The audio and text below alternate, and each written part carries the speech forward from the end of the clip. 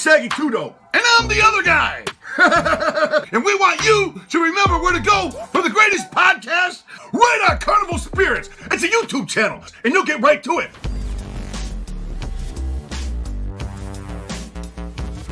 Hello, creeps. It's me, John Kassir, the voice of the Crypt Keeper. Sending a shout out to the BeastMasteR and the Juggalo family at Spirits of the Dark Carnival. And you can find them dead or alive at CarnivalSpirits. They're dying to see you there.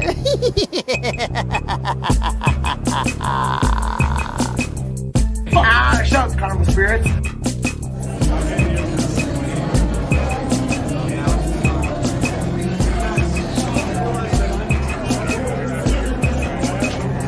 Go Green and Mr. 505. Yo, it's your boy Trey Pound.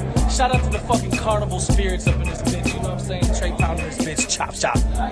The gathering was peaceful, although one marcher did engage in some extremely ugly hate speech against the Bureau.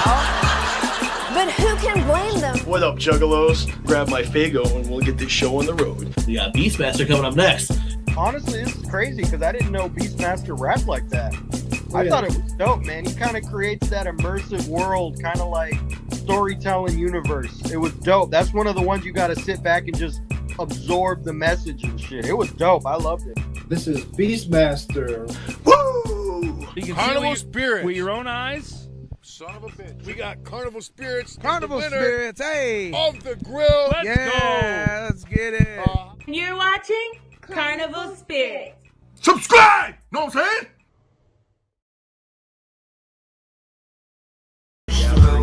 Nobody wanna catch fire. Calm me down. Frozen fire. Show me around. Candle wax drip like tears. All over 1,000 years.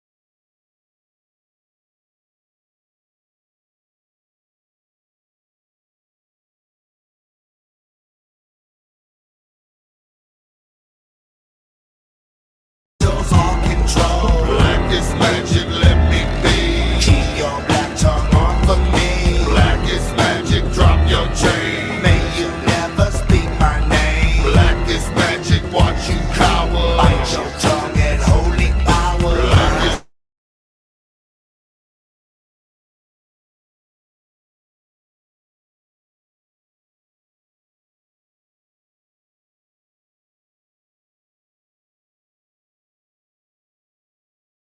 Piece of memorabilia from 2009. It was the Rock the Ink convention in Providence, Rhode Island that I was a part of. It was a 2-day event. You know, on Friday they had a bunch of people, but I was on the Saturday bill, August 22nd, and it's pretty cool, you know, playing the same night as Head PE, Mushroom Head. Some of the cats I know on this lineup are Joint Damage, Infinity, Dirty C, Hostile Figures, which is Reject and Mad Max, and there I am, BeastMasteR.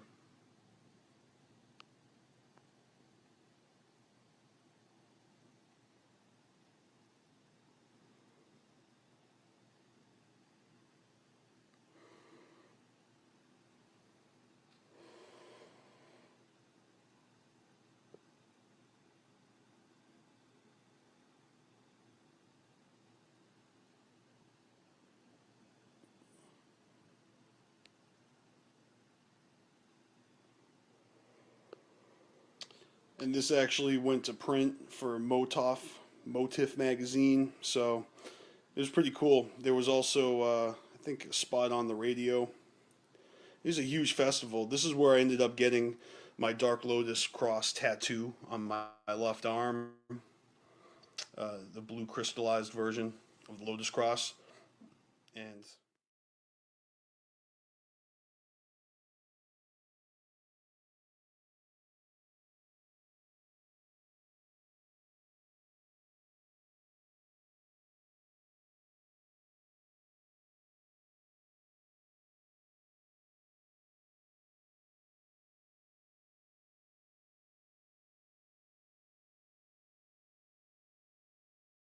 Carnival Spirits.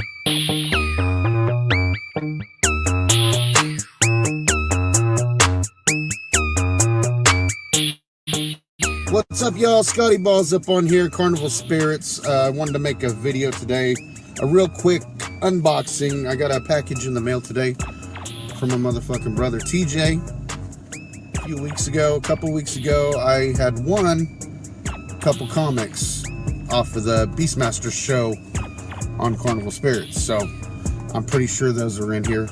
Maybe he's got a couple stickers or some shit, but I wanted to find out. So he did duct tape it, so it was very heavily packaged, very tight.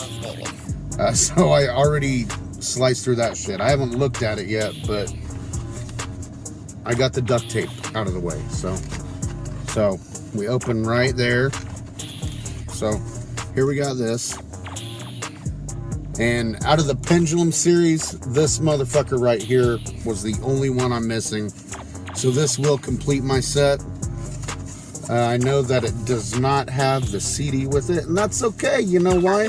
Because my entire fucking collection, none of those have the CD either.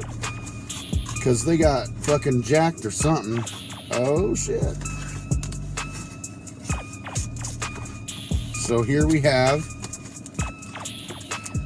Pendulum number 12, the one I was missing, and a beautiful crispy comic book sleeve, man. That's awesome. So glad. Got the full set now. That's exciting. Also included, The Amazing Jekyll Brothers number 2. I do have this one already. I thought I told him that, but he sent it anyway. So now I have 2 of these. Maybe I could give one away at some point. Maybe I'll just pass it along to my son when he's older. I don't know. This is fucking incredible. Holy shit. Now, I've been on him and on him and on him, telling him I want this, I want this. If you ever get rid of anything, or you want to get rid of this motherfucker, I want to be first in line for it. And he fucking stayed true to that. Holy shit. Holy shit. Limited edition 2 LP set. Only 1,000 copies pressed. It's the motherfucking Wraith Shangri-La vinyl. Holy shit, man. Very highly sought after in the Juggalo world, including by me. These are pretty outrageous prices on eBay, I think. I haven't really looked into this one, because this was always one of those I was like, I'm never going to be able to get that. Even if it's available on eBay, I would never be able to pay for those prices that they're fucking wanting for. You know, that's same with like Riddlebox. I know Riddlebox is really hard to find right now too. And Jekyll Brothers and Malenko, but fucking dope, man. Thank you so much, man. I don't even, was this one of the Waxworks? It's a fucking 1,000 copies pressed. So these are very limited. The fucking, one of my favorite ICP albums, Joker cards, whatever, man. This album was fucking amazing. I will probably never open it. And luckily my kids are all older and they know to leave my shit alone and not open my rare stuff. So I'm gonna have to find a fucking vinyl frame to throw this bad boy in that you don't have to take out of the seal to, you know, fucking frame it. That's fucking beautiful, man. I have recently started, it's probably been about 6 months, I started collecting psychopathic vinyl. Right now I have Carnival of Carnage and Ringmaster and Fred Fury and Dark Lotus Tales from the Lotus Pod Revisited. What else do I have? I really want to get Hell's Pit. I really want to get Death Pop, Bang Pow Boom, Tunnel of Love, Tunnel of Love, and Terror Wheel. The fucking picture disc is fucking awesome. Definitely want that shit. God damn, TJ, thank you so much, motherfucker.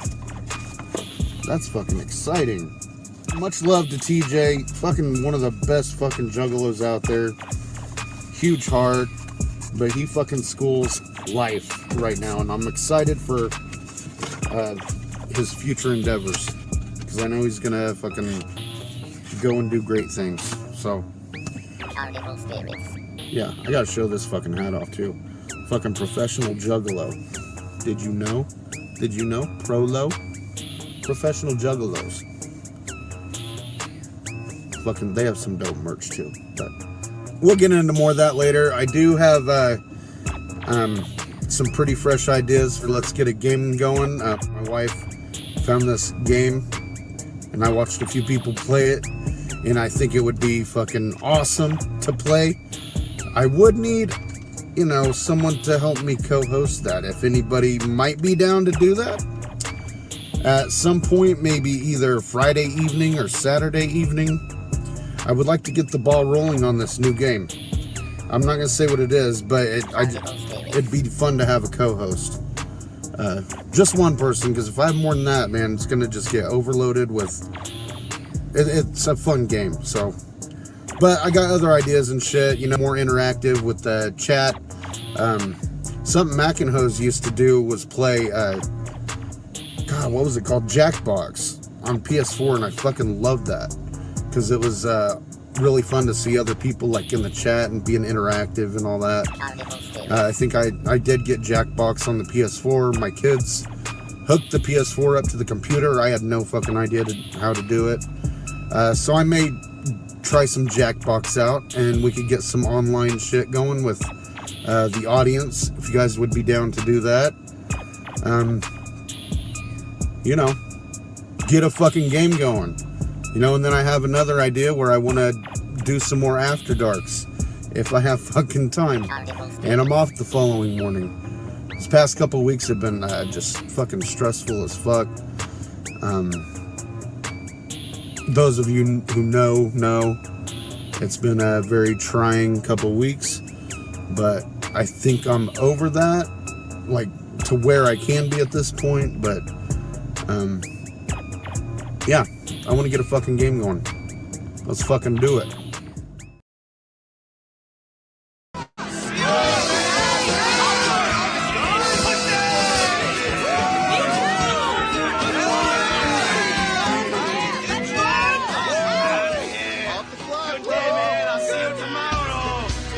Hey, Nathan. Yeah, Leah? Hear that? I think it's time. Looks like we're off the clock. Let's get this show started.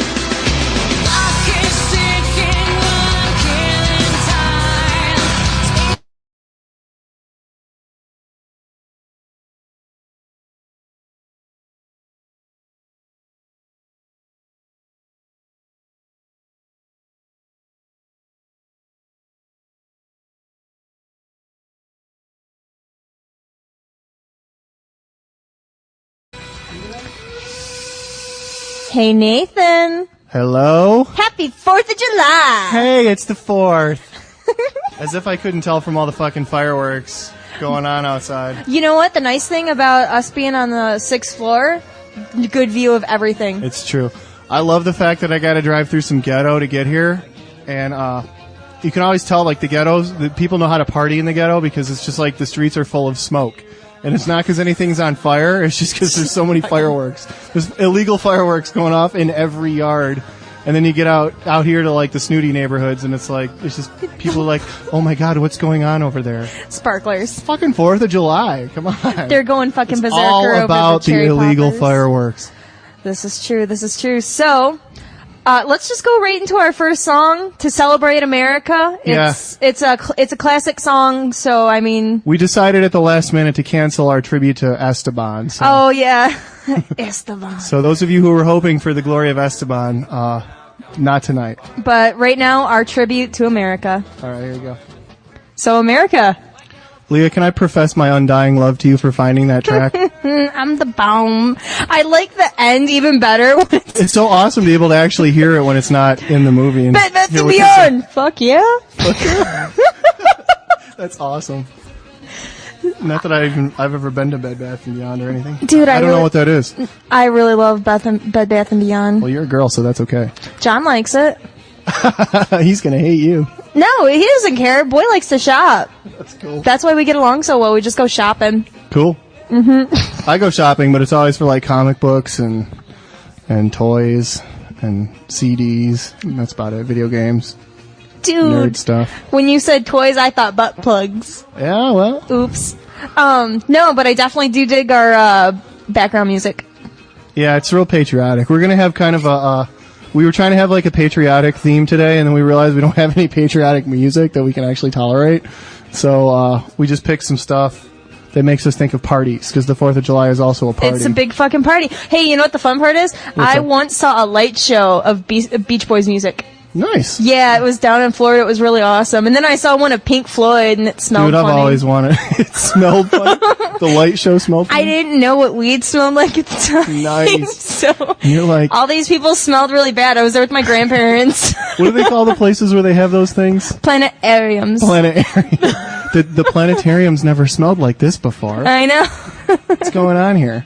So yeah, it was a very good light show. I love light shows. Yeah, I'm I went such to a one. nerd. I don't even remember. I think they took us to one in Cub Scouts, and it was probably something stupid. No, like when we went to, when I would see, like when I go to Florida, you know, like most people, they're like party, blah blah. I go there, I hang out with my grandparents. We go to the Moose Club and drink wine while watching the sunset, and then like we go to outlet stores, and then when we want to go really crazy, we go to play bingo. No, I play bingo here, but I've never played bingo in Florida. But, no, and then we go to, light shows. Nice. Yeah. So, okay, so we said party music. What kind of stuff do you got?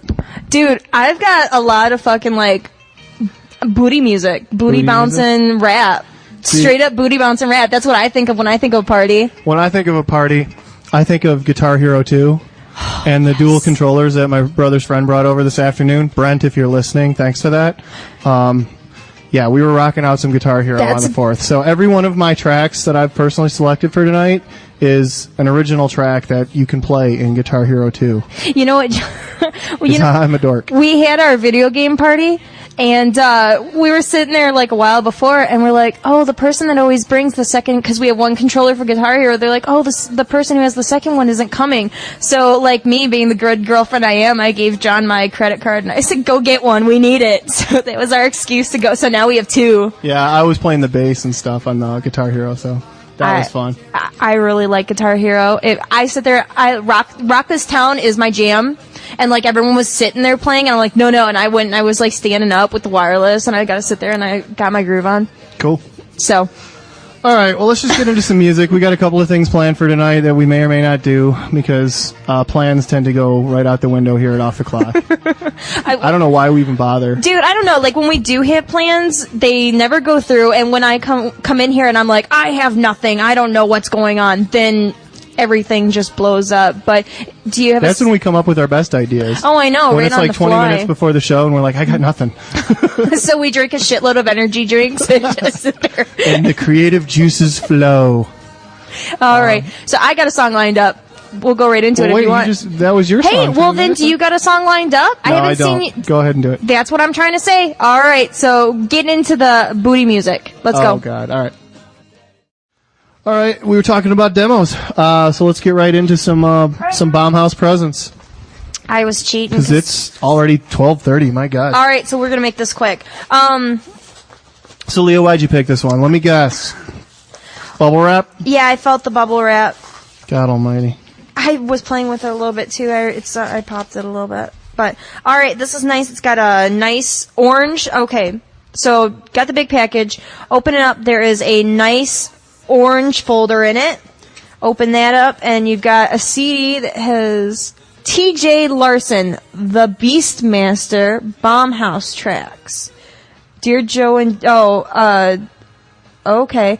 So it's got the track listings. 1 is Dear Joe and Joey, 2 is Just a Ninja, and 3 is Down the Acheron.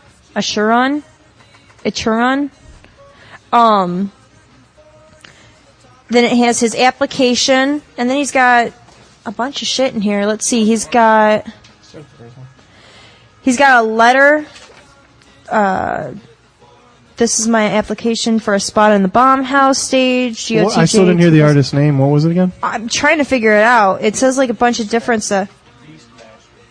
BeastMaster. The BeastMaster. This is kind of funny. Look, he's got this picture, and it's like of his MySpace jukebox. Oh, that's kind of neat. I'm kind of amused by that. Oh, and it's got... Oh, and oh my god! Okay, I've never seen this before. He actually printed out comments from his MySpace of what people said about his track. And he's got parts highlighted? Yeah, Is that what I'm looking at for me? Yeah, it's about this song. There's a song called Dear Joe and Joey. Yeah. And so like Who could that be? I don't know. But so it's like on May 5th, some white boy, he was like, man, that Joe and Joey track giving me flashbacks, dog. Sounds like my life story. And then someone else was like, much props with that Dear Joey song. And it has like tons of pages about... Is that his name on the cover there? Boston Juggalo BstMaster. Boston Juggalo BstMaster? His name's BstMaster. And his what is his MySpace is myspace.com/THBeastMaster. So instead of the BstMaster, it's the BstMaster. BstMaster. The BstMaster. Yeah, he's got like 8 pages of more than that. A lot of a dozen pages of just printed out comments from the MySpace board. That is kind of cool. I mean, I've never seen that. I've never seen people do that, like just print out straight up comments from, and it's not even like he just copied and pasted it. He actually has like it's in MySpace format, which kind of amuses me for some reason. Yeah, I mean, obviously, we can tell that this guy is probably doing all this himself. He obviously doesn't have a label or a manager or anybody putting this shit together for him, but it's a good effort. I mean, it's great. He printed it in color. He included all this stuff. The important parts are highlighted, so it shows us he put a lot of time into this. Yeah, it's nice looking. It's something, like I said, it's something different I haven't seen before. So, and then he's got the nice little cover letter type dealio. So. And it shows that it had 37,202 plays. Wow. That's impressive. That is impressive. He said it's for the last year and a half, it's been up for a year and a half. So that many plays in a year and a half, but that's still good. So, why don't we listen to this Dear Joe and Joey? Yeah, and this obviously shows that he's been doing something to promote himself for him to have that many hits. So, I mean, at the very least, it tells me this is something. It's got me curious to check it out. So, I would say this is an effective something to put in place of a press kit. Yeah, I mean, promotional material. Yeah, I like this. I mean, I would. Oh, and there's even. I mean, like. Actually, because I was just about to talk about a picture, but on the front of there, on his jukebox, there's actually a picture of him. So it shows a picture of him. So we do get a picture. So. Now, but he's just wearing Violent J paint, right? Yeah, I don't get that, but Yeah, I mean, obviously we know we're going to be getting a lot of submissions from Juggalos, and we know that they're fans and that they love ICP, and, obviously. Which is cool, that's fresh, that's awesome. So do we, that's fresh, but if you are an artist, we want to know more about you than you're a fan of ICP. Yeah. So I wish in this case, I mean, I'd rather see either just his face or something else. Yeah, like what does he look like when he puts on a show? Violent J Paint doesn't tell me anything other than he likes Violent J. Because does he does he wear the Violent J paint while he's doing the show? Plus, it kind of implies, when I see that, it's like, what is this guy doing that's different? Is he just an imitator? Is it just and his song is even called Joe and Joey. It's Dear Joe and Joey. So obviously it's an homage. But what I would want to know now that I'm curious about this guy, and I know that people are listening to his shit, I want to know: is he bringing something original? Is that all he has? Is raps about ICP? So I mean, it's putting questions in my head that not having that and having a better picture or something a little different would have accomplished. Right. So why don't we go? I would say just sending pictures of yourself with somebody else's look is just not.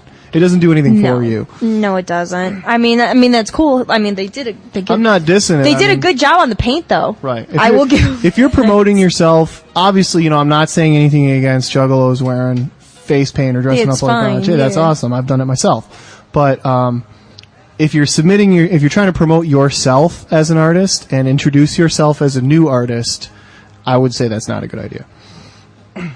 So is there anything else there? No, like I said, I mean, he kind of... phone number or anything? Yeah, he put it... name, address, phone number, website, All right, well, let's start email. playing his shit, and I will call him, see if we can get him on the line. Alrighty, then. Juggalos, can you hear me? Juggalo Gathering 2003. Dear Joe and Joey, and anybody else listening to this, may I have your attention for a few minutes? The BeastMasteR is my name. The North Shore Juggalo, Torleif James. Relax, this track has no strings attached. Compact disc with a list of side effects. Unless, of course, somehow it turns a profit, then you Hefner sure to sue me for it. Thoughts in my head needed a vehicle. Thoughts in my head barely conceivable. Needles and pins, it's all been a whirlwind. Don't know the ending, so where do I begin? Circa 78, conceived in the blizzard, as prophesized by a Norwegian wizard. 80s and 90s so desensitizing, seeing all these guys dropping like flies in the blink of an eye. I felt a change inside. I'm not gonna let this pass me by. I learned from experience, just trying to give a little back. So listen up or get bitch slapped. In 96, when I was 17, the Browse House Easter Sunday wrestling, Tommy B enthusiastically introduced me to a little something off the Riddle Box L. Curiosity cracked open Carnival doors when Malenko dropped in and out of record stores, but this was nothing in comparison to witnessing a clown show in person. Ninja's vision of heaven in 97. Paradise, that Boston venue, had no clue what we were getting into. Dead center front row and no barricade, and at the end of the show we ended up on the stage, and the clowns don't they go all over us. Walked out of there feeling like $1 million. That adrenaline rush you only know if you know, when you make that switch into a full-blown juggalo. Lupos, Avalon, Songus, Palladium.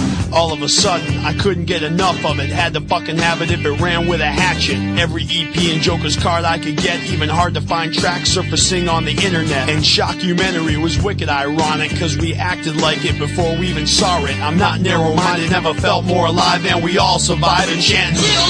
Props to Twisted, don't even get me started. Batman raps, that's a whole nother seminar. Kid inside of me, sick of reality. Individual with a juggalo family. Tommy B holding down the floor of the scene with the cut rate crew ripping, know what I mean?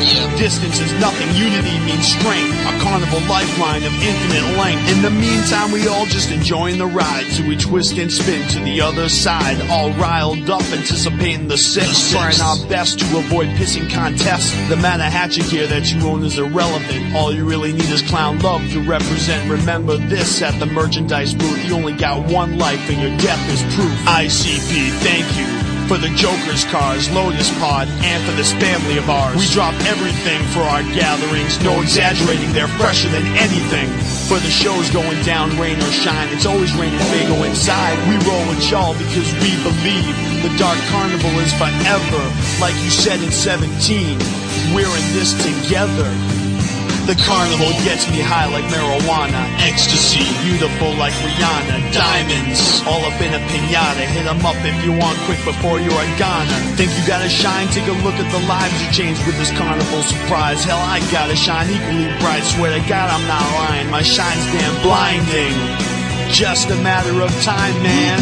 Hear the unveiling straight up gave us goosebumps. And brother, I promise, you didn't trick us. It's justified, 10 years in one song. Inside, I know I knew it all along. In this complex matrix of technology, I don't need my Joker's card spelled out for me. It's time we told you how great you are. Our carnival unity, always top priority. I'ma be down, down with the clown till I'm dead in the ground. Look in my crystal ball, it's alright. Sit back, evolve, and I'll be alright. I'm chillin', I'm illin', with my guts all over the ceiling.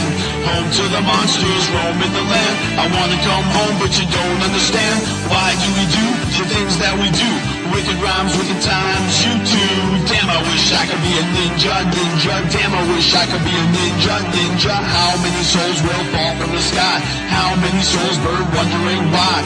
We know you ain't who we are, but even in Shangri-La. Wow. Wow. What did you say, Leah, while we were talking? That's why we do what we do. Yeah, you looked like you were almost in tears. That was a really good song. I know. You really look emotional right now. I know. I don't even. She's seriously on the verge of tears. Because you know what, you started off smiling ear to ear, and then I could see you literally getting sentimental. Yeah, it was amusing at first, because him just going through it, and then you could just really hear all the fucking heart and soul, and that's why, work is hard. You come in and it's stressful, and it's just like any other job coming in here, but that's why we do what we do. Yeah. That's straight up. That's the easiest way I can say it, is touching people like that, helping helping keeping this going, and helping people who I don't know. I'm blubbering now. No, you're right. That's why I brought that up, because watching your expression for me thoroughly encapsulated what I thought of that song. I think that's to his credit that I forget exactly how I put it when we were talking, but I think he's just it's a good story. He's a good storyteller. The rapping is, it's good. It's competent. It's easy to follow. It was very clear. Unlike some of the demos we've had where I'm really struggling to figure out what they're saying. Mm-hmm. I think I understood every word of that. I understood every single word. And most importantly, I felt every point he was making. It was very clear. It was very well thought out, and every part of it hit home very effectively. I liked at the end when he mixed all of the songs together. Yeah, he mixed everything together. You were counting the songs. He hit on so many different things. Like you were talking about our jobs. Like, part of my job is to sometimes come in here and put together something promotional, or like a press kit, and I'm trying to think about, how do we sell ICP to somebody who's never heard of them? How do I, what do I want to mention? And I always go for the big stuff. I always go for the platinum, the gold, the TV appearances. Mm-hmm. But he he skipped all that shit, and he just went right to the things that mean something to the juggalos, to the people that are listening to music. And that was a really good. I can totally understand why so many people commented the way they did. Yeah, and I really want to put this out here again. Because I'm sure there are so many people that want that song now. Yeah, it was a really good song. It's myspace.com/ it's TH, drop the E, and then BeastMaster. So THBeastMastер. The BeastMaster, but the without the E. Yeah. So make sure that you hit that up. And that song is Dear Joe and Joey. And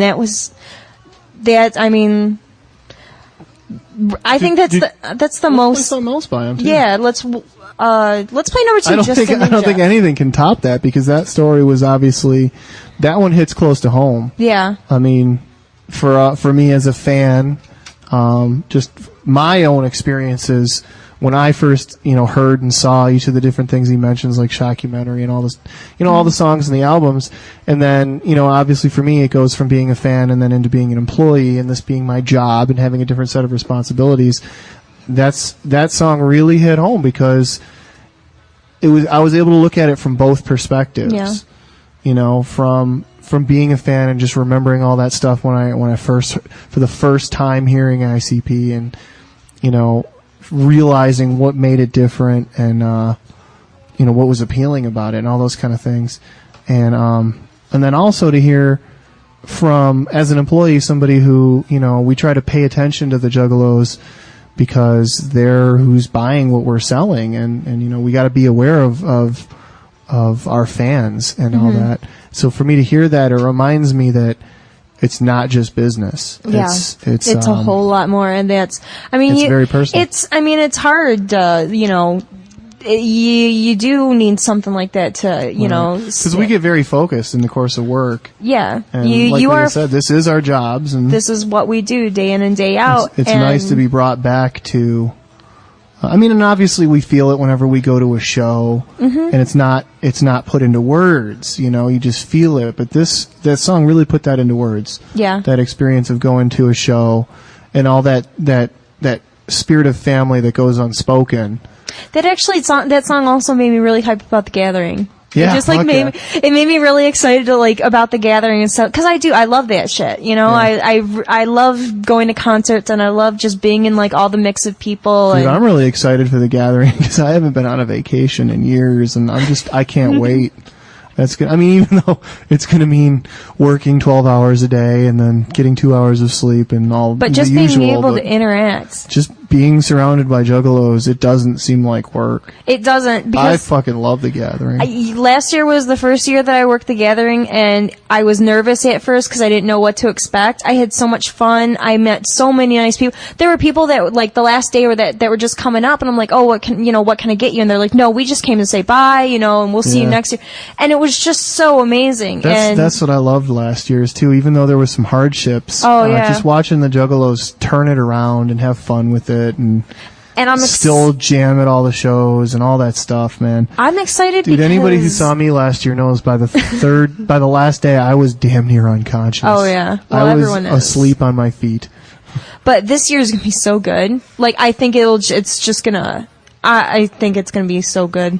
I think it's gonna be really great. And the lineup that we put out of bands that are playing, just so great, and Juggalos are so pumped about it. Everyone's been really digging everyone. And by the way, if you haven't seen that, go to juggalogathering.com and you can see the list of the bands that are going to be playing. And it's seriously just the tip of the iceberg. It really is. There's more to come.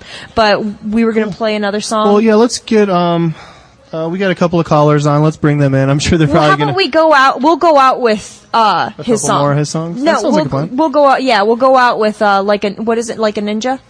We'll go out with like a ninja. So let's take some calls. Who do we got?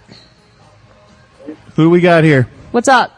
Hello. What's up? Man, are you there? We are here. Who's this? Wicked and Dave. I should have guessed. And our homeboy, Mace. Wait, a new one. What's your name? You're a trio now? Mace, yes. Nice. Nice. Are you guys literally passing a phone back between all three of your mouths? Yes. Make sure you clean it off. You might get scabies. Yeah, be careful of that. Hey, are you guys listening to the show right now? The computer's down.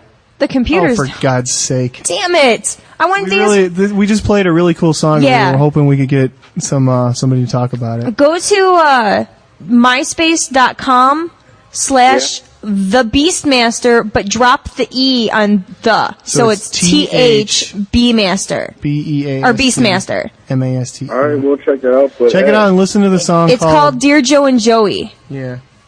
We've got some fresh-ass devastating news. You guys do? What's up? Yeah, we got a new song. You got a new song? Yeah, it's called The Hatchet-Born Killer. Hatchet-Born Killer? Yeah. Are you guys going to You've been talking about that for a long ass time. Hey, it takes work. You finally got it? Where's it at?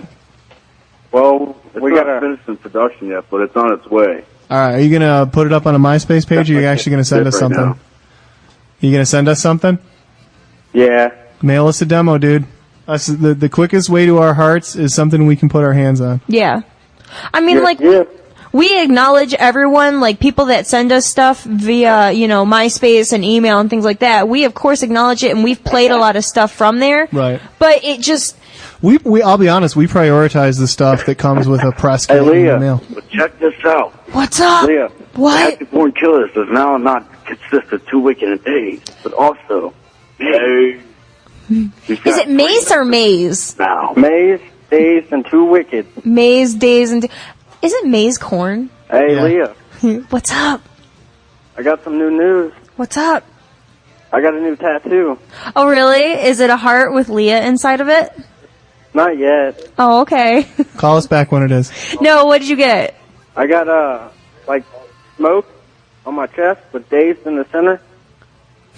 Oh, that's French. And you remember the, Buffy the Vampire Slayer, how it was wrote on the, beginning of the show? Yes. That's the, it's... I just started watching that on DVD. You got and a I'm Buffy logo, but it says dazed? Yeah. That's awesome. Nice. On my jacket. All right, well that's cool and all, but I really wanted to hear some reactions to that song, so we're gonna have to let you guys go. But we'll talk to you later. I'm really glad that your twosome became a threesome. In fact, since we decided already that it's too late to call this guy, we've got like 8 minutes left. Yeah. We're gonna probably talk some more about this song next week, and we'll probably try to call him. So Yeah. All right. I'm gonna let you guys go, but thanks for calling. And as soon as you got your shit, mail it in. Yes. And we'll send play it it. in to us. Talk to you later, guys. All right, Love peace. you guys. All right, what do we got? Oh, I turned it fucking off again. What's up? Who we got on the line? What's your name? Hello? Hey, Hello? what's your name? You gotta turn your computer off, or down at least. What's up? What's up? your name? Brady. Brady? Brady, since you had to turn down your radio, it means that you're listening, yes? What song? Yeah. Okay, what'd you think of that song? Man, I'll be honest with y'all, man. I ain't a juggalo. I just listen because I think Nathan's voice is sexy. Oh, God. But, man, I mean, I didn't like it per se, but, you know. Really? Really. Not at all the reaction I was expecting. Especially not someone saying my voice is sexy. Yeah. Well, I mean, you know, I just didn't personally like it, y'all. Okay. Really? Really. What was it you didn't like about it? Because it wasn't your voice. You know, I just can't fucking stand ICT, man. All right, let's get rid of this fucktard.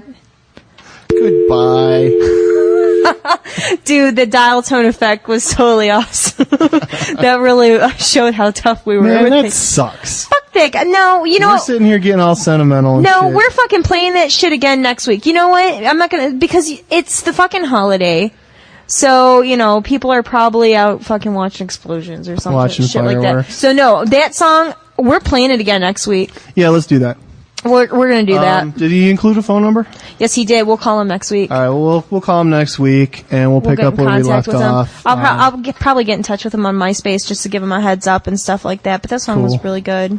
So Yeah, I mean, it was good, and I could tell it was a first-time effort. I mean, obviously the beat wasn't anything amazing, Yeah, the but you production know what? quality, but I liked the beat. it didn't went with matter it. because the the content and everything was so effective. Right. It didn't matter. Yeah. It basically means like I can tell that this guy's got skills. I really like the way he puts points together and the way he tells a story. Mhm. I thought it unfolded very well. See, beats are Because something. anybody can rap about this stuff and not necessarily make it hit home that well, whereas that Right. one just everything worked, I thought. So You can't teach portraying that emotion. You can't Right. teach that. You can't teach personality. You can't teach portraying the emotion. You can't you can kind of learn to be a storyteller, but when you're a fucking okay, but we got a caller who listened to the song.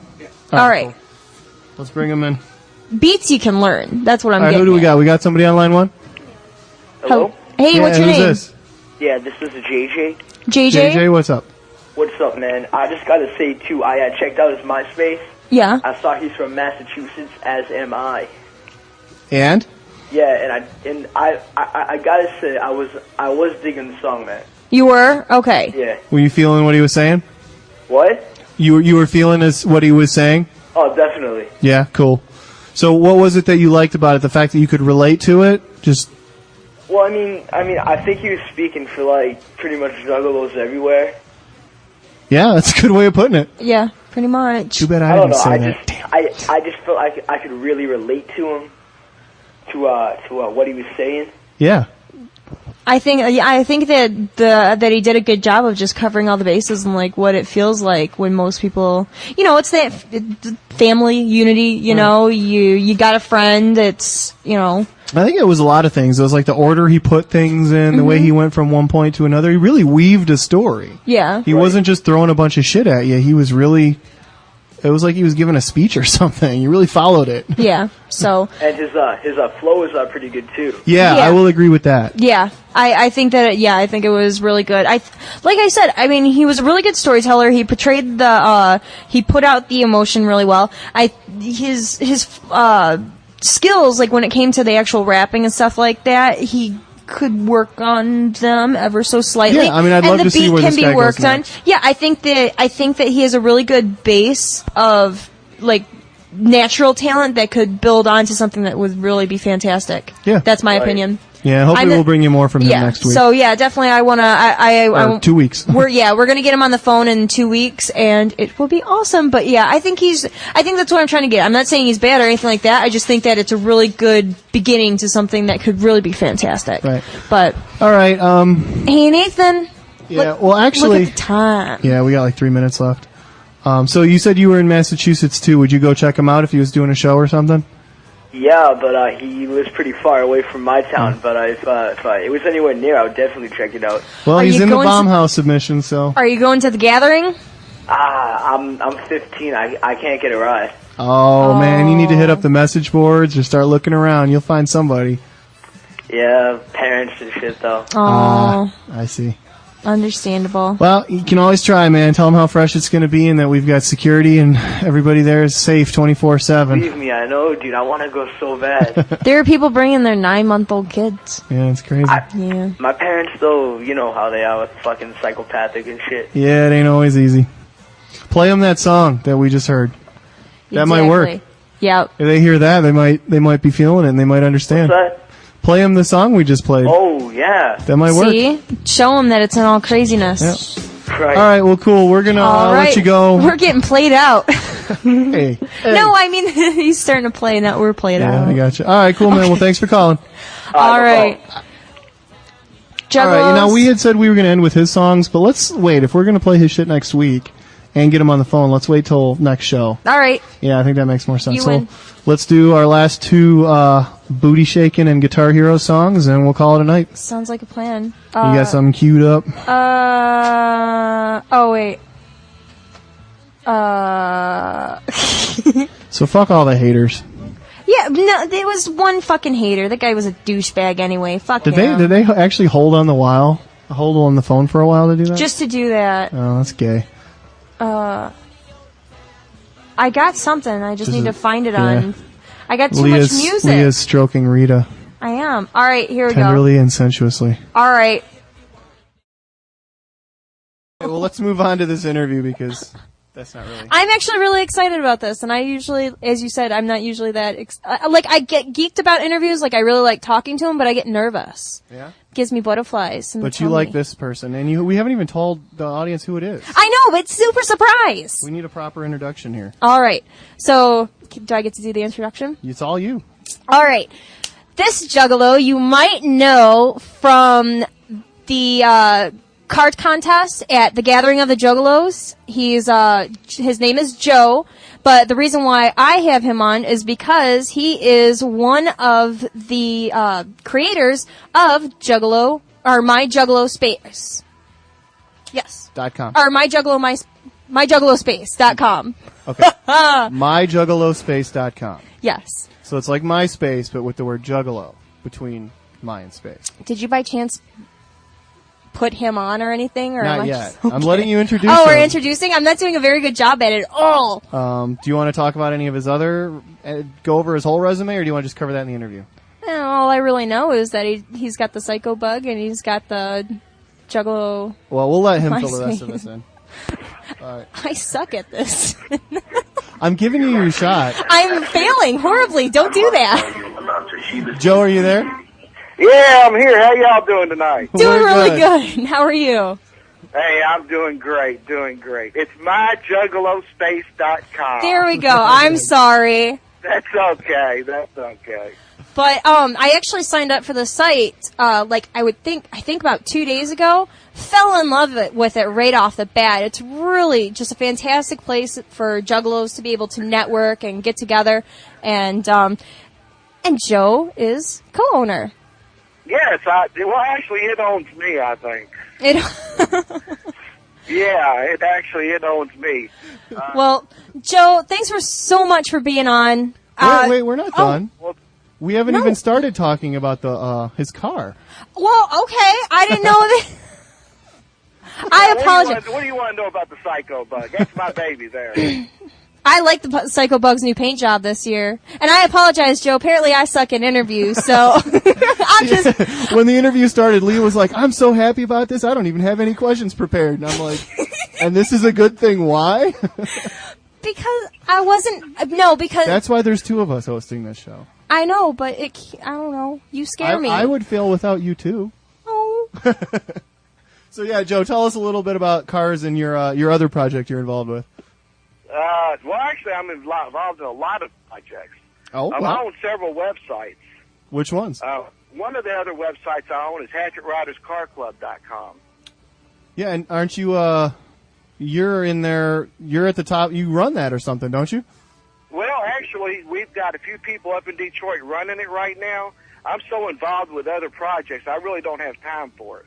Right. I rep the Hatchet Rider sticker on my car at all the car shows I go to. Do you have more cars than the Bug, or is it pretty much the Bug? Well, right now I've just got the Bug, and I just bought a hearse. Oh, hell yeah. He was telling me about that. I'm getting ready to do a really wild customized paint job on a hearse. I think that you need to make it pink, and then let me know about that. Make it pink. Yeah. Because remember... I always wanted a pink hearse. That's what I really wanted when I was a kid. But I thought about that. Where would we get a pink vinyl top, though? Actually, my dad knows a guy. We've got a 1973 Ford Maverick, and it used to have a vinyl top, but the previous owner basically peeled it off. And for years, we were like, well, we'll just paint over it, we'll be fine. And my dad actually found a guy who will make a custom vinyl top for a fucking 73 Maverick, so I'm sure he can hook you up. I'll get you his number. I'll send it to you via email. I'll set up my Juggalo Space profile, and I'll get that to you. I'm easy to find on there. Just look for Joe. All right. Are you now? The thing is that are you the first? Because when you sign up for MySpace, Tom is your first friend automatically. Are you everyone's first friend automatically? Yeah. Okay. I've got all kinds of friends. Yeah, because he was my first friend. I was all excited. I have no friends, so I'll look for both of you guys and Leah. Hey. Yeah. There you go. And that'll be more friends than I have anyway. So it'll be cool. What are you talking about, Nathan? You denied my friend request on MySpace. That's true. I'm a MySpace snob. How did you get anything out of that? They were both talking at once. I heard nothing. I heard BeastMaster. Oh, okay. I just don't know how to focus. He's in my left ear. Joe's in my right ear. Really? I don't know. Over the weekend, I was talking about how well I was focusing, and I was like, yeah, I'm just really focused. Oh, look, a hummingbird. Straight up. It was the most ridiculous shit ever. Hey, BeastMaster, did you have anything else you wanted to drop on us, or are we good? Oh, absolutely, I do. Uh-huh, go ahead. Well, yesterday, I didn't know that my Juggalo Space had, deleted my profile and everything, but I went and deleted my profile because Dear Joe and Joey had 50,000 plays last night. And I started from scratch. Was that on my Juggalo Space? No, that's on MySpace. 50,000, huh? Wow. Remember how we were talking about how his page got abducted by UFOs? Oh, yeah, you had that. That's right. You sent us a message to refriend you. I remember that. And that's right. So I got a new profile now, and it's myspace.com/BstMstR. That's BeastMaster without any vowels. Yeah, that's easier to remember than the other one you had, so that's good. Yeah, I think the other one was super long, and I can't remember much stuff. So what happened to your profile? I've been hearing a lot of people talk about weird things happening with their profiles. I know somebody here at the offices just got hacked. Like, what exactly happened? Describe some of these horrible circumstances. Well, no, he just said that he deleted it because it reached 50,000. I didn't get hacked. I deleted my profile. Yeah. Oh. It wasn't as cool as UFOs, but he's just said that once he reached 50,000, he was going to start all over.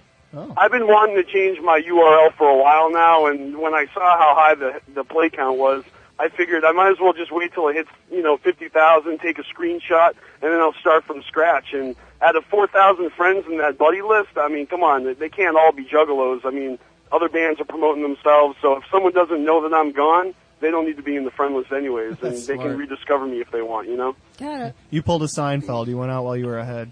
But he's still there and kicking. He Yeah. just came back. Well, that's cool.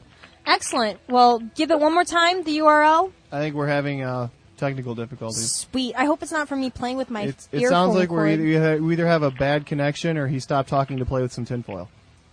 Hello? There you go. Are you having fun with tinfoil? No? All right. Anyway, so I think it's basically BeastMaster with no vowels. all right, excellent. So BstMstR.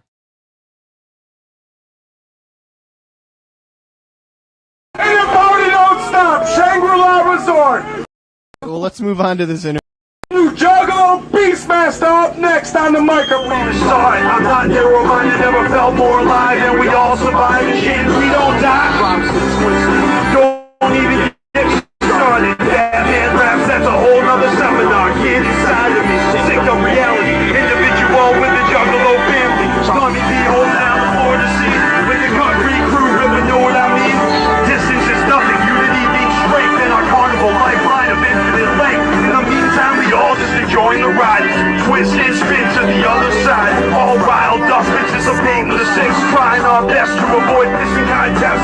And that hatchet gear that you own is irrelevant. All you really need is loud love to represent. Remember this at the merchandise booth. It's a hatchet man, we're all wearing it too. ICP, thank you. For the Joker's cause, Moses Pod, and this family of ours. We rock everything for our gatherings. No exaggerating, this is fresher than anything. When the show's going down, rain or shine, it's always ring the bingo inside. We roll with y'all because we believe the Dark Carnival is forever. Like we said in 17, we're in this together. The carnival gets me high like marijuana. Ecstasy, beautiful like Rihanna. Diamonds, all up in the pinata. Hit 'em up if you want, quick before you are gone. Surprise, hell I got a shiny bright. Swear to God I'm not lying. My shine's damn blind. Just a matter of time.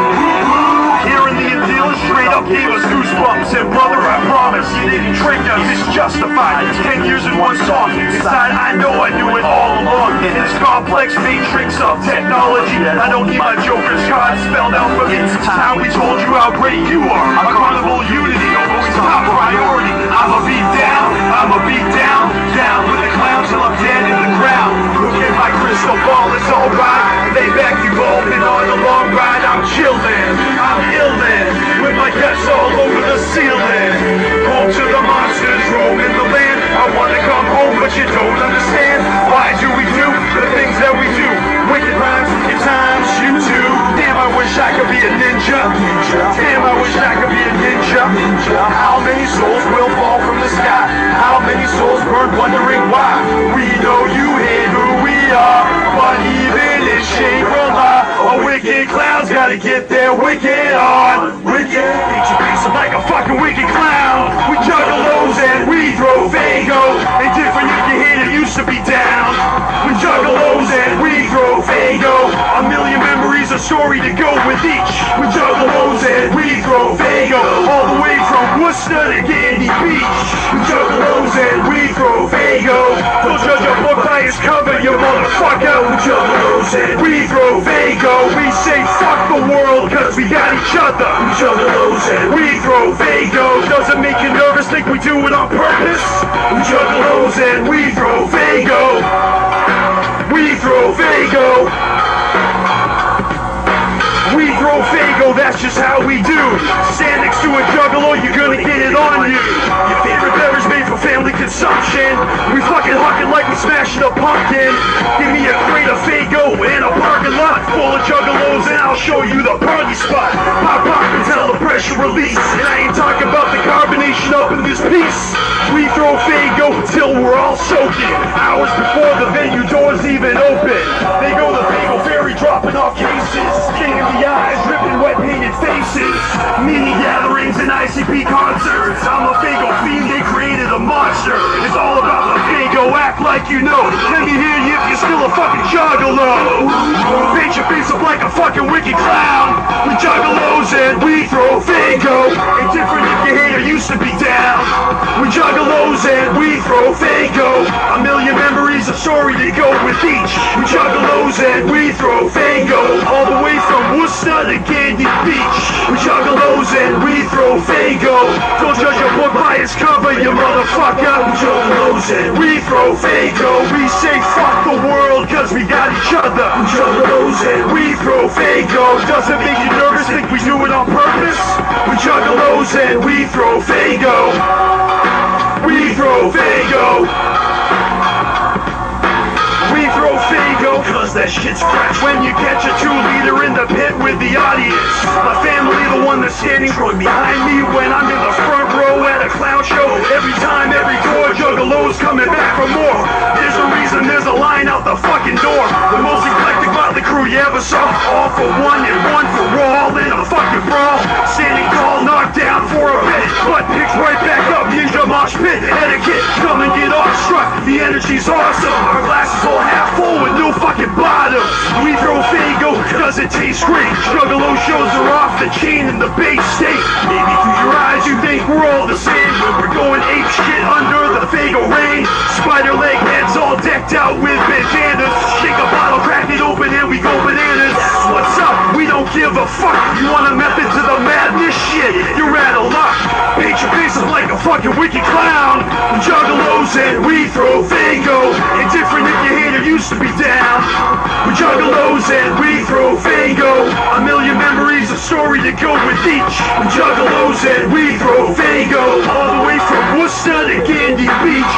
We juggalos and we throw Fago. Don't judge a book by its cover, you motherfucker. We juggalos and we throw Fago. We say fuck the world cause we got each other. We juggalos and we throw Fago. Doesn't make you nervous, think we do it on purpose?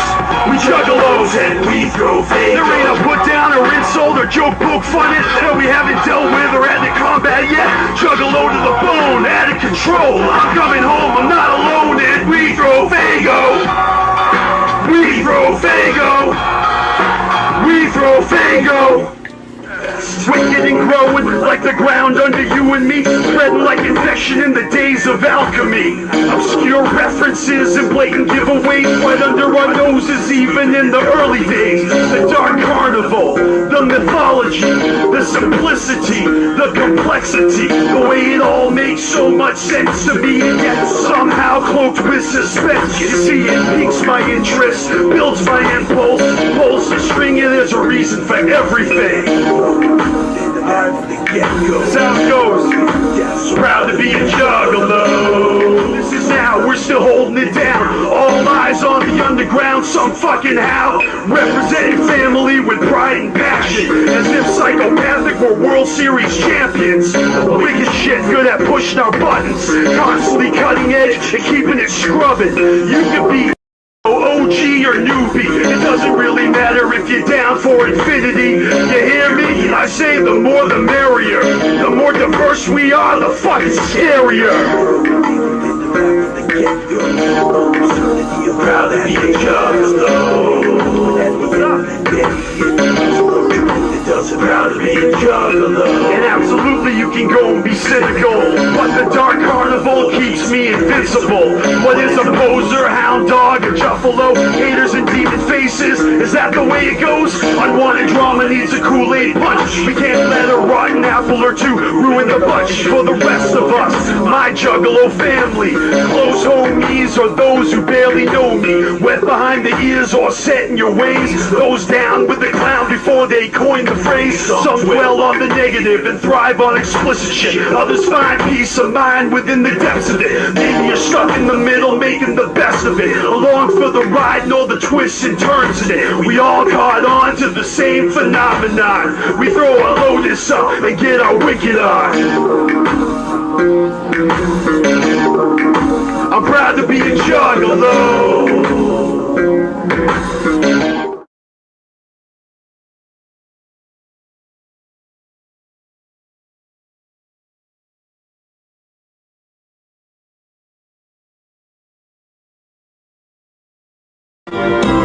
The BstMaster's back, it's been a long time coming, and I'm fucking wound up, so I'ma hit the ground running. Little controversy, breaking up the monotony of typical, predictable music in our society. We're fucking crazy, it's all in the name. Insane clown posse against the grain. Rapping about sex and depths and chicken necks at the edge of our seats, waiting for what's next. The whole Juggalo army, this for Juggalos only. Now I pass the axe to my homie. It's our entertainment with something else to it. You say you're down for life, we're gonna prove it. Living life every day like it's Halloween. And I got Juggalo posters from the floor to the ceiling. Each every tour is a seminal performance. The Carnival's karma is enormous. Hundreds of fatal bottles tossed in the crowd. When we clear out, not a single one to be found. Each one's caught, guzzled, and dumped over our nuggets. And we ride in the street, all wet and sticky from it. Gotta love it, but there's something larger than ourselves. And the reason behind it is the power inside it. They say I'm young, dumb, and full of cum, but Juggalos know where I'm coming from. We got a bad reputation of being illiterate, fanatical, getting a little belligerent. Juggalo, this cross-faced pain is the freshness. I give a fuck what society makes of it, and that's why Juggalos are misunderstood. Every city, the suburb, every G in the hood. You can lead a horse to water, but you can't make a drink. You can play the kid the music, but you can't make him think. I'm not the shit because I listen to ICP. I'm the shit because I'm me, BstMaster. You're not the shit just because you're a scrub. You're the shit because you got clown love. In our world, it's hard to differentiate between who's real or fake, even behind the paint. And for some, it's a phase and it's sad but true. Fucking fair weather fans, I got two words for you. Suck it. If you're down, be proud. Quit your bitching. Joe and Joey paid their dues, in my opinion, but opinions are like assholes. Everybody's got one, and everybody thinks everybody else's stinks. ICP never jumped the shark, making something out of nothing ain't a walk in the park. So if you lower your hatchet and try to save face, you never understood the Carnival in the first place. In the land of the brave, on the walls of the cave, look the wraith in the face and don't be afraid. Whether or not you act your age, whether or not you change, maybe you stay the same. Maybe you serve fast food, but you're stuck in a queue. You can't escape in the music that you're listening to. ICP and jokers can't help me, dealing with the hand that God dealt me. We need our wicked shit in our Juggalo humor. I know you wish you discovered it sooner. Now we're celebrating life well off in the future, together even if just through the computer. I said it once and I'll say it again. It's an adrenaline rush and God is adrenaline. I bet you thought I forgot the chorus, didn't ya? Fuck you, I'm just a ninja. Fuck you, I'm just a ninja. Fuck you, I'm just a ninja. Fuck you, I'm just a ninja. Once a ninja, always a ninja. Fuck you, I'm just a ninja. Fuck you, I'm just a ninja. Fuck you, I'm just a ninja. Once a ninja, always a ninja. Fuck you, I'm just a ninja. Fuck you, I'm just a ninja. Fuck you, I'm just a ninja. Once a ninja, always a ninja.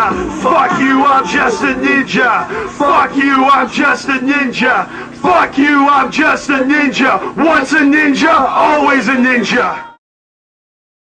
Side. Just want to wish everybody a happy 420, reminding everybody to stay high, be safe, and wear a mask. Wear a mask. Wear a mask. It's 420 and a mask, y'all.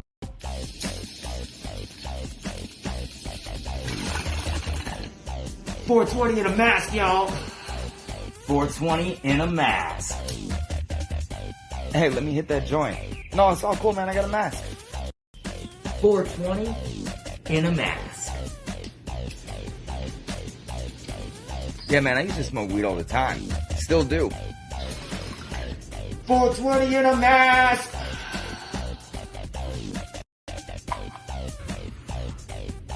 $420 in a mask.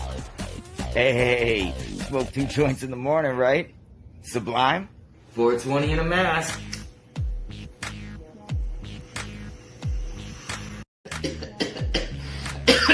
Stay safe. In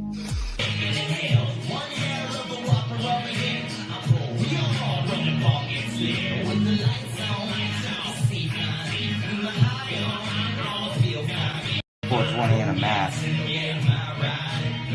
No, I got the medical card, man, so it's legal for me, bro.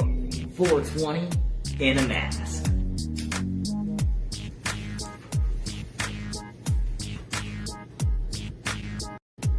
You good? No, you good?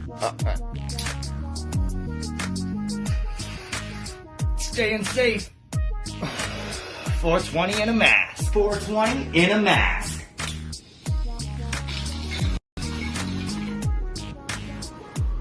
stay safe. Hey, thanks for smoking, dog. Be safe.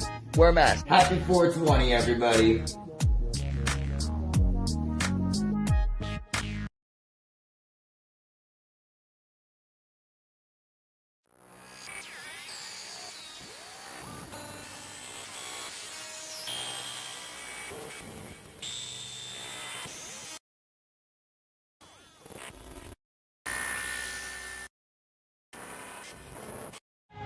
Hola, mi llamo BeastMaster. I just came here to Blazed and Confused, third annual event hosted by Hightown Records. This is my third year performing at Blazed and Confused. I had a hell of a time.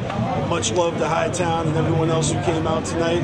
And I was especially excited to share with you my Alice in Wonderland theme with Chilling with the Caterpillars, featuring big motherfucking Gabe, and also much love to 50 Dead for rocking out with our song I'm an Animal. And other than that, I don't know, enjoy. Tripping through the looking glass, chilling with the caterpillars. Our gal, who you trying to bullshitter? The grass is never greener, the ice is always thinner. So break out the liquid lunch and the cheap liquor. We the bottom dwellers, chilling with the caterpillars. Defense mechanism kicking in like painkillers. Aromatic, homegrown like the native fauna. Those caterpillars just love smoking. I was denied a city when they were handing out childhood. Who knew the BstMsters trapped in the woods? Hardly ever crawled out from under my rock, except to dabble in magic. But I could never grow a beach sun high enough to climb over the trouble ahead. I'm cursed by graveyard dirt and anaconda shit. No yellow bricks on the road I'm taking. It's just a figment of your imagination. Tripping through the looking glass, chilling with the caterpillars. Our gal, who you trying to bullshitter? The grass is never greener, the ice is always thinner. So break out the liquid lunch and the cheap liquor. We the bottom dwellers, chilling with the caterpillars. Defense mechanism kicking in like painkillers. Aromatic, homegrown like the native fauna. Those caterpillars just love smoking. So there I go, BstMastering alone in the frigid winter, ready to take on an 800-pound gorilla or any predator that's trying to make me a sinner. Jabberwocky hiding in the jungle sarsaparilla, guilty of causing a disturbance at the monolith, riding on the back of Aloysius Snuffleupagus, battling a Bandersnatch. The last thing I expect, hookah smoking caterpillars chilling in the garbage bag. Tripping through the looking glass, chilling with the caterpillars. Our gal, who you trying to bullshitter? The grass is never greener, the ice is always thinner. So break out the liquid lunch and the cheap liquor. We the bottom dwellers, chilling with the caterpillars. Defense mechanism kicking in like painkillers.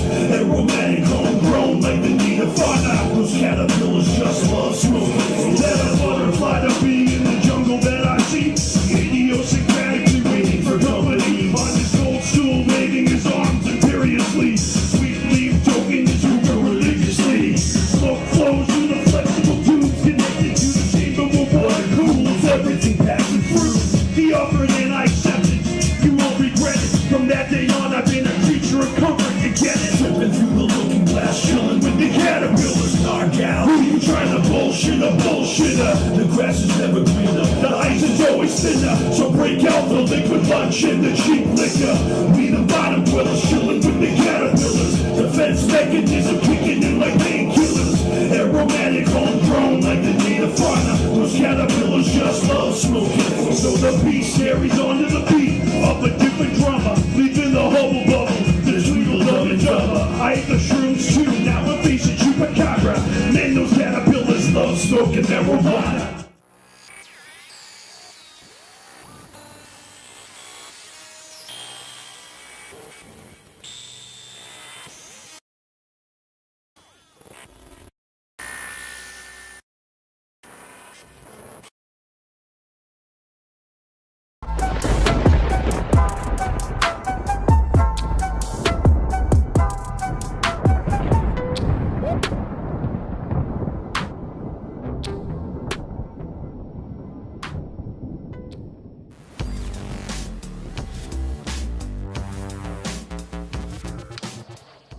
Hello! What is up, everyone? Callie Green here. Carnival Spirits, Ninjas in Action. And today, I'm going to be talking about the time I was on an episode of Who Wants to Be a Millionaire. Is it A, C, B, D, C, A, or D, B? Wait, I was never on Who Wants to Be a Millionaire. I was on Who Wants to Be a Superhero.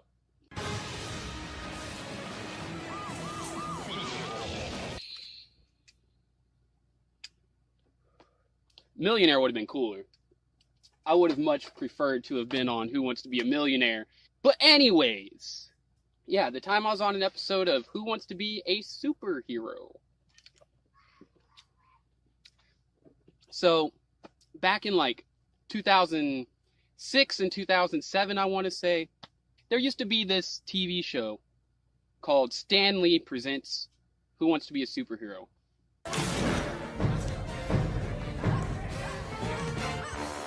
Hold it there! This is serious business!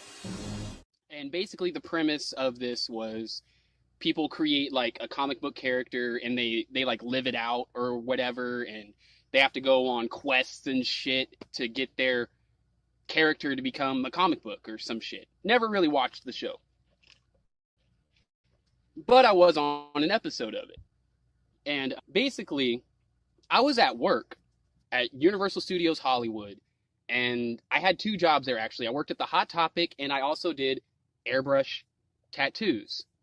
And I was at my airbrush job, and these superheroes are running around trying to collect articles of clothing. Would any of you have an extra pair of pants or an extra set of shoes, preferably size 8? No. No, thank you very much. Have a great day. Now, the stale part, the morning that this took place, I got evicted. Me and my wife, who was also with me, had gotten evicted that same day. Open the door! Good morning.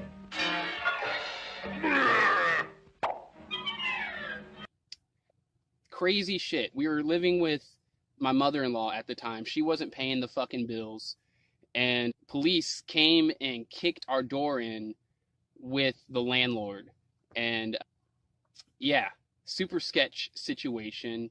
But I'm not going to go there. My mother-in-law is a whole nother fucking crazy-ass story.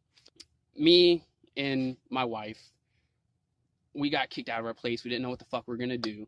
And I had to go to work. We packed a backpack of clothing and went to work. So I'm there doing my thing, and these superheroes are running around trying to collect articles of clothing. I was trying to be as polite as possible, but with urgency. Sir? Excuse me, sir?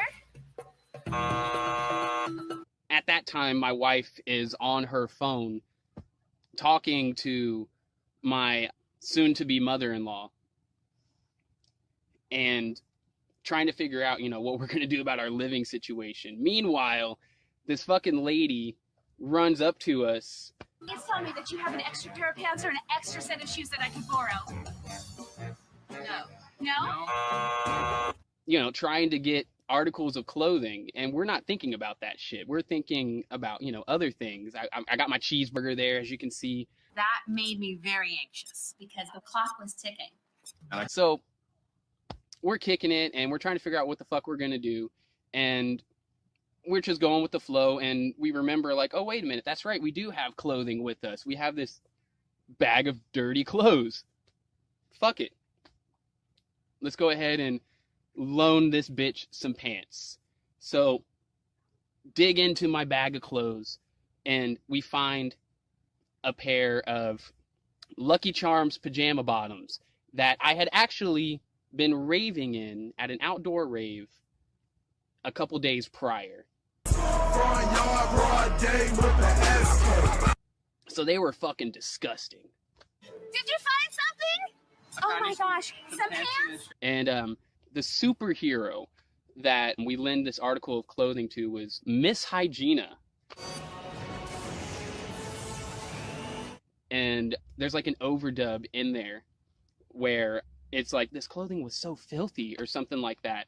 These clothes were filthy, and frankly, it was creeping me out. Thank you so much. Basically, my mother-in-law, whenever she saw this, she tried to get money out of that situation because of the way that they were portraying us. Crazy situation. But there you go, motherfuckers. That's the backstory behind me being on Who Wants to Be a Superhero. Yeah, that's really it.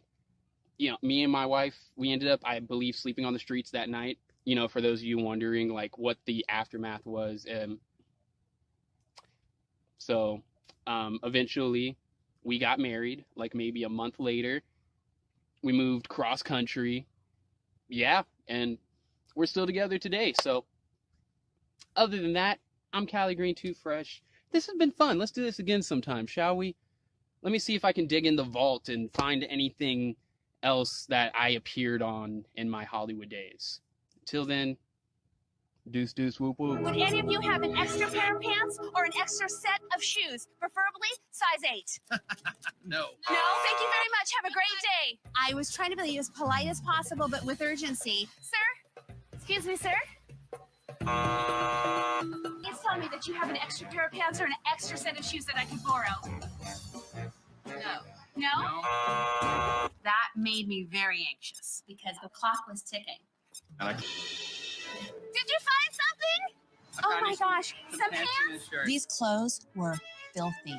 And frankly, it was creeping me out. Thank you so much.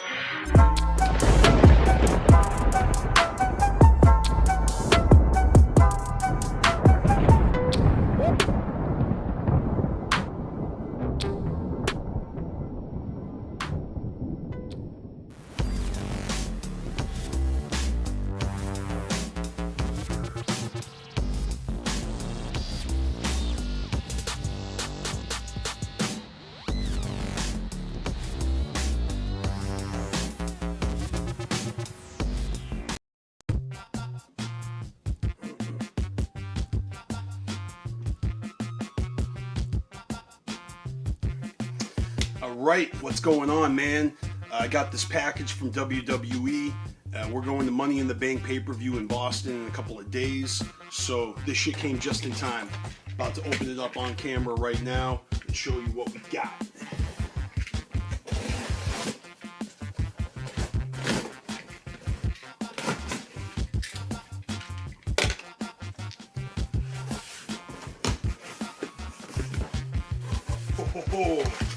What do we got here? Package worms. Holy shit. Interesting. Nice. It's all made out of paper, so good for the environment. Way to go, WWE. Yeah, look at that. That's some official shit right there.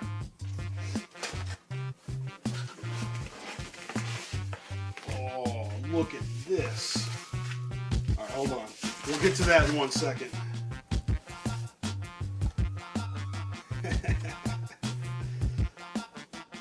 Look at this. Oh, this is beautiful.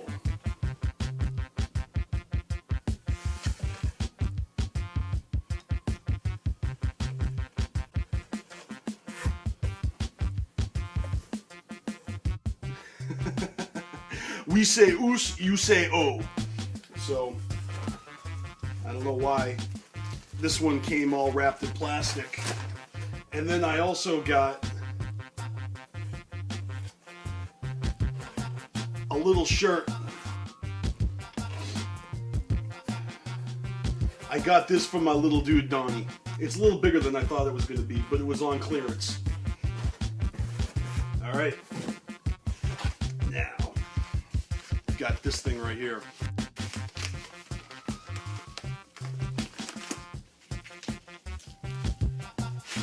What could it be?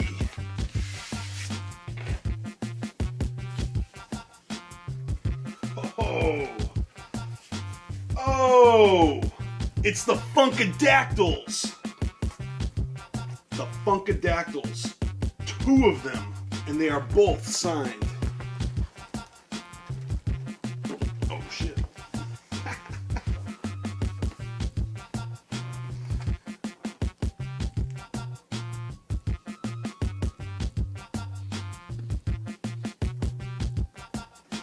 So there you have it.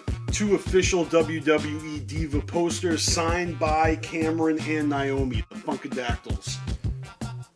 Eat your fucking hearts out. as well as my new Uso shirt.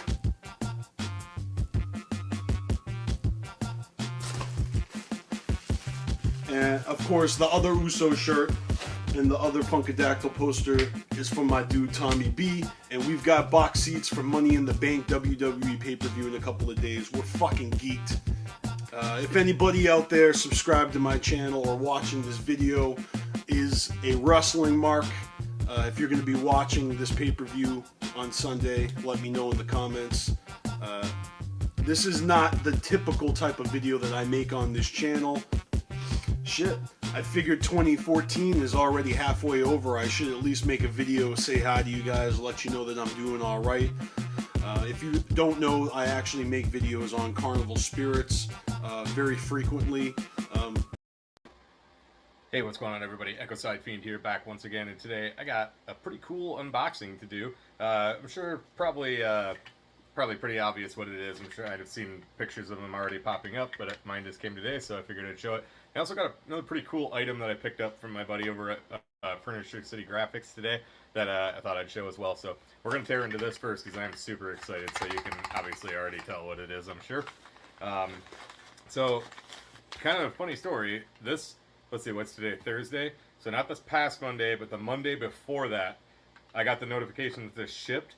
It just sat in pre-shipment until yesterday, and then it said it like moved to, you know, it's obviously just coming from Farmington Hills, but it moved to like the Farmington Hills Annex or whatever. And then when I got up this morning, it was in here in Wyoming, where I'm at, on the south of Grand Rapids, and like South Grand Rapids, Wyoming, and it was already at the Wyoming, or it was at the Grand Rapids Annex, on its way to the Wyoming post office, and a little bit later it was out for delivery. So I also have Twisted's, I'm sorry, I have the Eastside Ninjas, but coming from MNE store, from Twisted, I got the Eastside Ninjas Pact of 4 CD pre-ordered. It looked like that was going to be here today too, but it was in Grand Rapids late this afternoon, so it'll obviously be here tomorrow, so I'll do an unboxing for that as well. But alright, enough talk, let's tear into this, because I'm excited about this. So obviously this is the gift for the June live streams, so let's go ahead and take a look at the coin here. So there's the bag. Got a red bag this time. Last time it was purple. These are really cool, embroidered, really nice. So let's take a look at the coin. These I've not seen too close yet, so we'll show the Ultra Live Monster 5 logo there, and let's see if we can take a look at what the prom night. Yeah, that's pretty cool.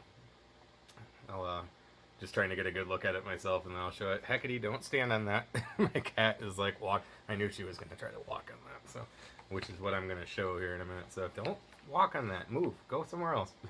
So, all right. So it is. I don't know if that's going to show up real well. Let's see if that focuses there. Yeah, you can see that. So it's like the cover of Tunnel of Love, or like the inside, not the cover, but the inside photos. And then it does say 25th anniversary class reunion. Okay, so across the top says Prom Night Massacre Show, ICP 25th anniversary class reunion, 4/30/2021, which I did attend that. You can see the review that I did here on my channel. So that was really cool. So I have a feeling this and the other coin that came before for the whatever it was for the first for the just the Hollow Wicked stream or whatever, October, I have a feeling that those two are going to be the only coins I get. We'll see where the Hoot Nanny Hoedown or whatever is going to be at, but I'm fairly certain I won't be making it to that. So alright, so here is the this is really cool. This is the Fearless Fred Furious edition. So that's the fresh artwork by Tom Wood. And turn it around. I'm glad it's in this type of case. I was really hoping it would be in this type of case. I even talked about it in a video. I'll flip the wrap. We'll go ahead and open it, because I like I said, I don't keep my stuff sealed, so I'm not selling it. It's just for me. So, but yeah, I like the case with the the plastic in between. I mentioned it, like, yeah, it's kind of like the nuclear edition. So that's what I was really hoping they'd do. And so this is going to be a really cool part of the collection. So. Alright, I'm going to try to be real careful when I'm opening this. I don't want to scratch it. So bear with me just a second here. I'm trying to find a spot. Here we go. Alright, so I'm curious if there's like a booklet or anything in here. Let's see what the CDs look like. So, okay, there is a booklet. We'll take a look through that. So you can get a close-up of that. That's really cool too. The Hatchet Man kind of split in two with Fearless Fred, and then of course Flip the Rat over there. So, alright, so there's the Fearless Fred Fury CD, different look. So we'll take a look through the booklet. It doesn't feel like there's too much to the booklet, but so here is the Flip the Rat, and then of course let's kind of turn that around so it's a little easier. So it's like Fearless Fred Fury and Flip the Rat kind of split in two. That must be the bonus CD. So, and then we'll go ahead and this is Flip the Rat. You can kind of see a kind of a silhouette of him behind it. So, and we'll go ahead and pop the other one off here and see what's back there. Probably the same thing. Yep, kind of same thing, but just with Fred Fury. So this is really cool. We put a lot of work into this. And we'll go ahead and take a look through the book. Yeah, nothing much. Just one fold.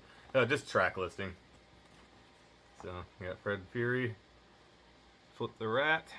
And we'll go ahead and read what's on the, so this will be the bonus disc here. So it is, so there's 16 tracks on here, nice. Okay, so we got Head Bust Brothers, Juggalo Love Cypher, Hair Up, I Can't, 7 Foot, 8 Foot, Bloody, Cuss Words, Peekaboo, Steve Meets Abu, 8 Ways to Die Cypher, that's fucking awesome, glad to have a copy of that. Mr. Clean, Techniques and Tactics featuring Project Born, Noited, Jelly and Heated, Dunno, Judgment Day 2018, and Best Friend. So, yeah, some of those, a lot of those I've recognized from other singles and bonus stuff and everything. And but I don't know if I have. I don't know if I got any of that stuff on CD. Well, yeah, obviously Judgment Day. Noited, Jelly, and Heated, I think that's on some stuff. And Mr. Clean, yeah, so there's some of these I got, but still, it's pretty cool to have them all collected on one CD. That's pretty good. I wasn't expecting 16 tracks on there, so yeah, they went all out of this, man. So this is a really cool package. So I'm really glad to have this. So looks really cool too. That'll look good in the collection. I'll probably like set this out kind of on display, like on the top of the tower there. So really cool. Definitely glad to have this, and glad to have the second coin. Like I said, pretty sure these are the only coins I'm going to be getting. So, so that's pretty much that. But real quick, I just wanted to show. I stopped by my buddy's shop today. So I just needed some new Hatchet Man vinyl stickers. Because the ones on the back, the one that I had on the back of my car was starting to crack, and so I wrote him the other day. And I was like, "Hey, can you make me a few more?" So he made me like 8 of them. So, and so or more. Was there? Yeah, just 4 strips with 2 on each. So. Gonna put another one of those on my whip, but that's why I was going to pick it up. And he was like, "Hey, I made you this too. Check this out. It's fucking awesome." So this is one of the 2 Hollow Wicked shirts that I bought, and so from the last for 2020, the ones they just put up for sale. And I took a picture of it and sent it to him. I was wondering if it was something he could print into a poster. And he's like, "Yeah, I could probably do that." And I kind of forgot about it. Never really said much more about it. And so when I got there today, he's like, "Hey, did you forget about this? I made this for you." And I was like, "Oh, no shit." And it's on like, that kind of that foam board, it's not card. Well, I mean, I don't know if it's cardboard, but anyway, it's thick though. I mean, you can see it's not like paper. And yeah, so he was just like, "Yeah, I printed that up for him." I'm like, "Oh, cool." And I was like, "How much?" And he goes, "Take it." And he's like, "You've bought plenty of stuff for me," so it just gave me the stickers and this. So I'm gonna have to get a frame for this. With it being a little thicker, I'm gonna have to probably specifically pick something up. But yeah, it's fucking awesome. So we'll kind of show it a little closer there so you can kind of see it. So yeah, it's just the oh, and this is kind of funny right here. So you can kind of see the E. That's actually the way it is on my shirt. Like they must have it would be, I think it was the E here must have been still a little bit wet when they folded it, and so it kind of left like a little remnant of an E there. But he probably didn't even notice it. So, but so this is obviously the cover of, and actually I didn't even plan that, the Creep Show. This is the Creep Show series, but from the original Creep Show graphic novel, I believe. So, and it obviously said Creep Show, and then I think so. This is Jolting Tales of Horror. I forget if it said, I think maybe it did say Jolting Tales of Horror or whatever. But so this is all a mock-up of that. So had a kid sitting in bed, and there was posters on the wall and everything. So, but I've got that around here somewhere too. The Creep Show graphic novel, but I bought it a couple years back. But so anyway, so yep, he printed that up for me. So shout out to Furniture City Graphics for taking care of that for me. So like I said, I sent that to him a while ago, and he was just like, "Hey, did you forget about this? I made it for you." I was like, "Oh, cool." So it was really, really nice of him. So happy to have that. And like I said, I'm going to get a frame for it and hang that up. So, well, anyway, that's all I got here. So if anybody is out there waiting on their gift bag for the Furious Edition, obviously they're sent out. I know in one of DC's videos he said that his was in pre-transit a few days ago too. So assuming that they kind of all moved at once, his is probably on the way if he didn't get it already. So, and anyone else out there, I'm sure they're on the way if you haven't got them yet. So, not sure if they've announced anything for the June live streams. I am subscribing to it. I've been doing every one of them. And I did watch, I listened to the Jam Exam on my route today. I'm going to do it a little closer, but I did really enjoy it. So, and I'm still curious if they were doing something for February gift, or if they were kind of like, because this is a pretty good collection. I wonder if maybe this counted as both of them. So either way, like I said, I'd support them anyway. I don't really care if there's a free gift or not. So, but anyway. So yeah, that's pretty much all I got. So I am going to upload this on CarnivalSpirits as well as my own channel. So if you're watching this on CarnivalSpirits and are not subscribed to me, make sure you do. And if you're watching this on my channel and somehow aren't subscribed to CarnivalSpirits, make sure you fix that as well. So that's pretty much all I got. So as always, guys, thank you so much for watching. Thank you for supporting. This is Ecoside Fiend, and I will catch you in the next one. Too sweet.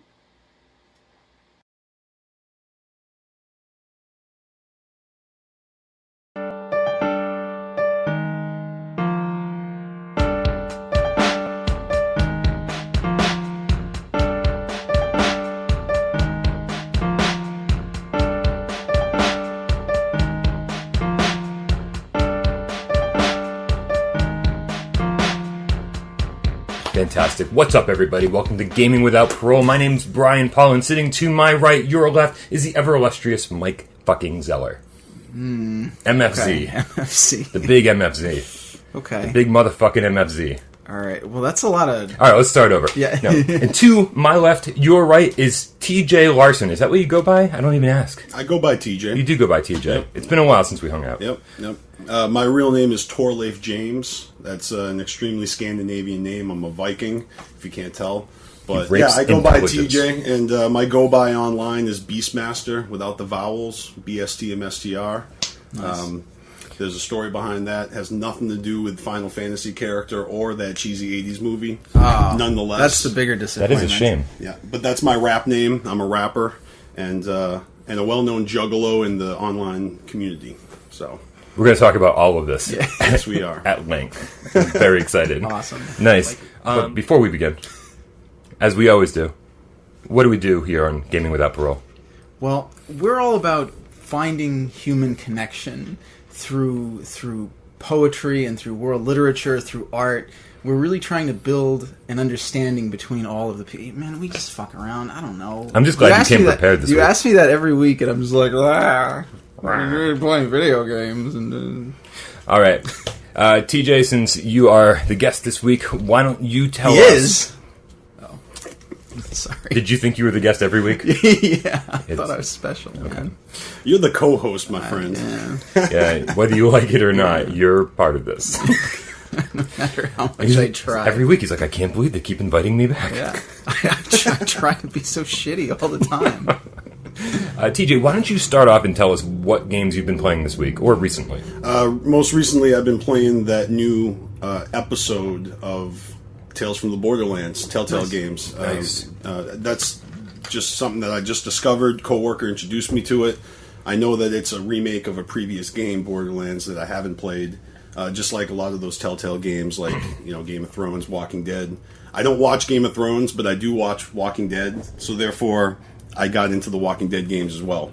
And since we have to wait for the episodes to come out for Tales from the Borderlands, that's what I'm going to be playing is more Walking Dead, because there's like 10, episodes. Nice. I'm only on number 4 right now. 4 of season 1. Right, because it was just the past couple of months that I actually, got my Steam account, download these 2 games, and that's what I've been. So you're doing it all on PC then?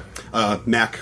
Mac, okay. Yep. Awesome. Yep. Nice. Yeah, I played through all of The Walking Dead season 1. Okay. And I did that on like PS3, I think, and like the frame rates were garbage and like it stuttered a lot. And I was like, this game shouldn't be pushing the system to its limits. But it's one of those things that came out on everything. It came out on iOS, came out on PC, it came out on Mac, it came out on every system known to man. And then I played season 2 on PS4, and it's beautiful. Nice. Like it goes off without a hitch. And I can't wait to get there. And I don't have any connectivity problems. Every once in a while, there's like a freeze that it's not a problem. It just catches up. Awesome. Yep.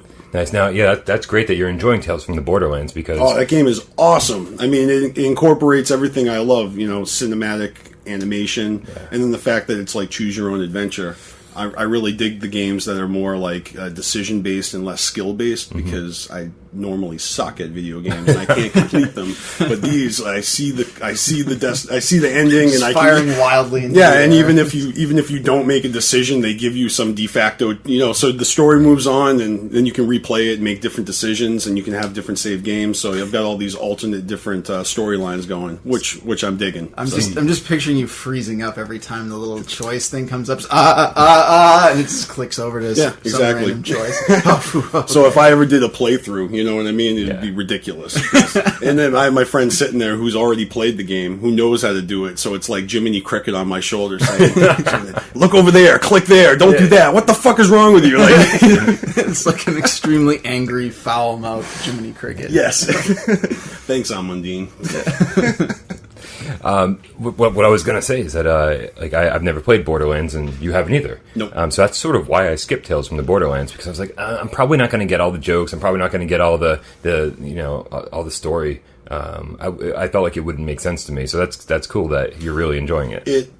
A lot of stuff doesn't make sense to me, but what I've been told is that it's just some of these characters are returning characters, and if you play these previous games, you get to know these other characters' stories, but this game starts off, it jumps you right in the middle of a situation. There's little narrations in the beginning that catch you. It tells a story that you don't need to know anything. You can go right into it, and as long as you can retain information. I have to play a couple of times, and every time I play it, I pick up on something else. I'm like, wait a minute, Handsome Jack's face is a mask. What the fuck? Spoilers. I don't know.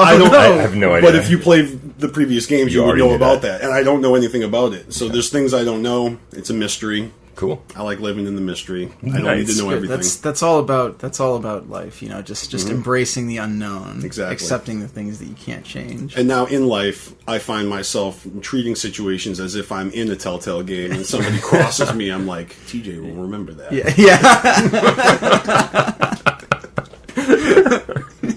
That's great. So is that primarily what you've been playing this week? Anything else cross your path? This is what I've been playing this week, but besides the Steam games, I've been playing. I have an Xbox 360, and I've been playing Sonic and All Stars Transformers. I've been playing That's a surprisingly good racing game. Yes, I've been playing on the Vita a little bit. Gives me all those nostalgia feel goods from playing original Sonic on Sega, which I never owned. It was just my friend who had it. Yeah. And but I went down memory lane thinking about all the different consoles, all the different games I've played, and it's just been a huge part of my life, even though I haven't technically been a huge gamer for the majority of my adult life. It's something that I always go back to. I always revisit games, and even though I don't usually don't finish them, I just enjoy the shit out of them while I'm playing. Yeah. What's let's sidetrack for a bit. Let's hear about your gaming past. Okay. Where did you start? I made a short list. You came prepared. I came prepared. Something we've never done. Wow. Not in a long time. Thanks for bringing some organization to this podcast. I watched this show, and I love every guest that you guys have had on. Yeah. I'll start off by saying... Starting here. No, but I have to say my favorite guest you guys have had on so far is Allison. Okay, not because she's the only chick you've had on the show. This but, is true. It's a very male-oriented I actually show. felt like I learned stuff on that episode. Yeah, so I just want to give a shout out to her. I hope you have her back on again because that was a good episode. Me too. Me too. We like Allison quite a bit. Absolutely. But not taking away from you, Jobby. I'm just saying you were good too on camera.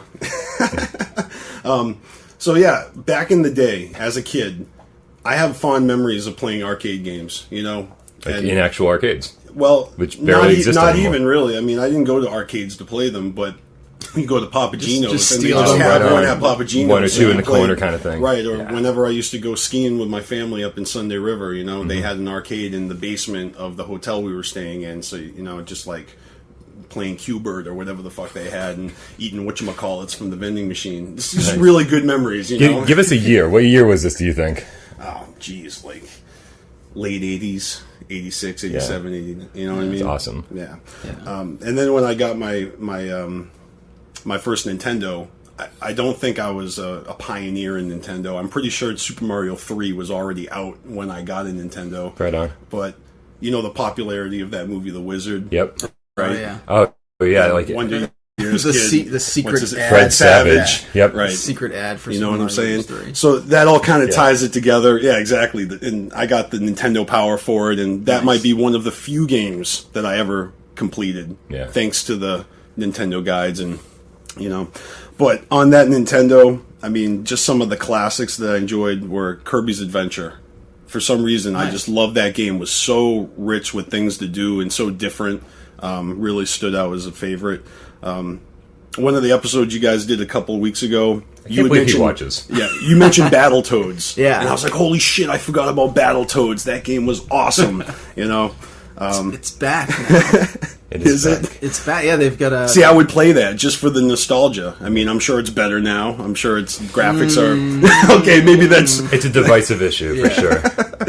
Right. It's definitely a classic, though. I think everybody had a friend that played that had Battletoads back then. But some of my favorites, obviously, Contra. Yep. Contra is just like one of those games. You get the code and you play from beginning to end. Definitely finished that a ton. You remember Fester's Quest? Oh, yeah. Based off Addams Family. Absolutely. I don't even remember gameplay, but I remember I played it a lot. I liked it. I want to sidetrack on our sidetrack for a minute. When we met in college, yes, we actually met because when I went to college, I was the youngest person in my class. I was 17 for at least the first couple months of college. That explains a lot. Does it? I'm a fuck up. And I was like, who's 18 who can buy me a pack of cigarettes? And TJ's like, I'm 18, we're making a cigarette run, let's go. And I hopped in the car and we were like buddies for 4 years. Friends in Vice. And I was wearing a peanut around my neck. It was like a peanut necklace. It has had one plastic peanut on it, and he called me Peanut for the fucking next 4 years. Because there is a guy in the band 311 whose name is P-Nut. And I'm like, you're wearing a peanut. Your name is Peanut now. That's great. It's I like think you only wore that peanut for like a week. Probably. Right? The name stuck I throughout can't college. get stuck with this name. Too late. I was okay with it. Too late. If I ever heard somebody in the hallway going, Peanut, beat that thing, I knew TJ was on his way down. Yeah. That's right. Yeah. Time to jump out the window and run. So now, before I went to college, I've told this story, I'm sure, a million times on the podcast. Before I went to college, I went down to our favorite used comic book video game store, That's Entertainment. And at that time, in like 97, God, you're so old. seriously, NES games original Nintendo were like super cheap. You could buy pretty much any game in existence for $3, $2.99. So I bought a used NES system for probably $20, and I bought probably about 100 NES games. Wow. Over the course of the whole summer, just kept going back and buying more and more and more until I had like this huge freaking cardboard box full of NES games. Then I meet TJ, and I get a knock at the door every morning. Especially Sunday morning when I just wanted to sleep in, and he'd be like, hey, can I borrow a Nintendo game? Like 8 o'clock in the morning, he's like flipping through the box. I'm like, dude, just take the whole thing. Or sitting at the end of my bed playing Parappa the Rapper on the PlayStation while I was sleeping. He's like, can I play PlayStation? Can I play Parappa? I'm like trying to lay in bed, and all I hear is kick, punch. Yeah. It's all in the mouth. If you want to test me, I'm sure you'll find it. And of course he's screwing it up, so it's like I'm like, dude, if you're gonna play while I'm sleeping, do better.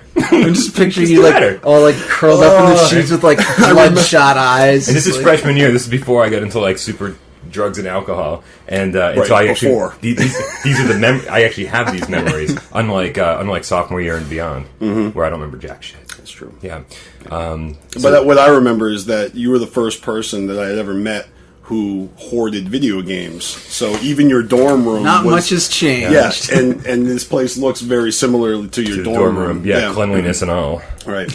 and you were obsessed with Shut the fuck up. Resident Evil was your jam.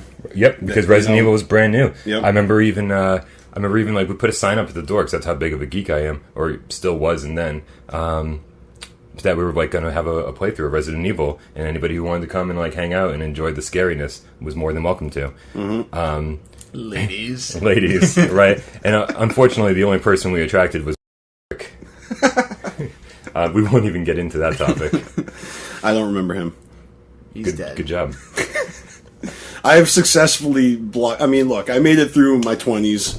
I'm now in the midst of my dirty 30s, and yeah, let's just say college was a blur. Yeah. As it should be, kids. It was a good time. Study, get to college, and then So let you it go. can party for 4 years. Five. Study hard. 5 years. However long it takes.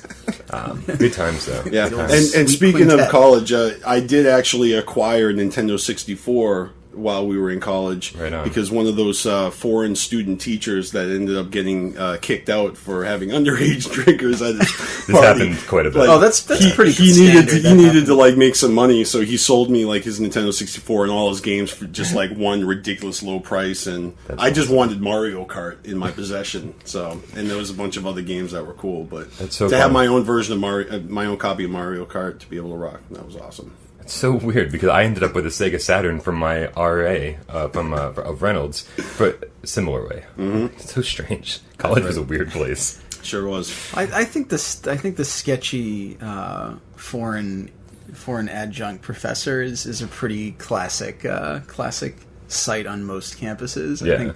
I think they all have. I think every college has a couple of those. And the fact that we European ran in guys his circles, that, you know, yeah. right? we're guilty by association. All right, before this turns into a simple trip down memory lane, let's continue with your gaming past. Gaming past, you know, I mean, there's just tons of NES classics. Obviously, Commando, and Batman was a good one. Sunsoft. The first Final Fantasy, just the first one. Yep. I really liked it, you know, and I didn't play any more Final Fantasies until 7 on PlayStation. Okay. Which was actually stolen out of the jewel case when I was living in Salem. You know, I remember moving out, like just gathering all my things. I'm like, oh, it's empty. Maybe it's in a different case. No, it was gone. just gone. That sucks because it's not like it's that hard to take the jewel case too. Right? Just take the fucking jewel case. Don't leave me with that. Yeah. Because then the second disc is like the audio, all the music. Yeah. So I got the music, or I mean, I don't have any of it anymore, but that was kind of a bummer. Yeah. Like I said, I never had a Sega. But you remember Echo, that dolphin game? Of course. That was so fun. Yeah. And of course, I think my friends that played games really gave the appeal to the games. You know, I was turned on to a lot of games by friends. I had the original Game Boy. Awesome. And I was psyched when you did a backlog on a game I've actually played, which is Gargoyle's Quest. Yeah, that game was my jam. I played that all the time. But on that game's hard as fuck. Yeah, of course I never finished it. I hardly finished any games, you know, but... Joby and I were actually just talking about Game Boy recently, about how difficult it would be to, like, you're riding in the back seat of, like, your parents' car. Oh my god, and then you have to use the street lights every, 5 seconds to, like, people can't see you. You have to turn it around. Down, press start. All the different mechanisms Or to light up your someone's screen driving or behind blow up the... putting mirrors and magnifying glasses attached to it. Right, all these add-ons the and shit. monster, right? Yeah. And it's all top-heavy. And We should probably say Joby's behind the camera today. He's back after, like, a 3-week hiatus. Yeah. So thanks for And joining by us. hiatus, you mean Bender. Well, Joby now lives in his own apartment, so he doesn't need us anymore. Oh. Yep. Thanks a bunch. No problem. they grow up so fast. Feel free to turn the camera around when you talk, because people miss you. Yep. He's got the whole cat thing going on today. Yeah. Like cotton candy ears that glow in the dark. Happy Independence Day! Awesome. And we're back. All right. So PC games. I don't know if you guys will talk about them, but those early games, like there was this one that was a haunted house called The Seventh Guest. Oh, that yeah. I really liked. Yep. Of course, I needed the manual to get through it because some of those puzzles were just, it is a little choppy as well. So those are the days where you had to deal with your PC lagging in your game, and I think you still have to deal with that.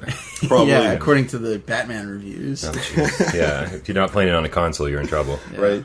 But the classics, Wolfenstein, Doom. Oh yeah.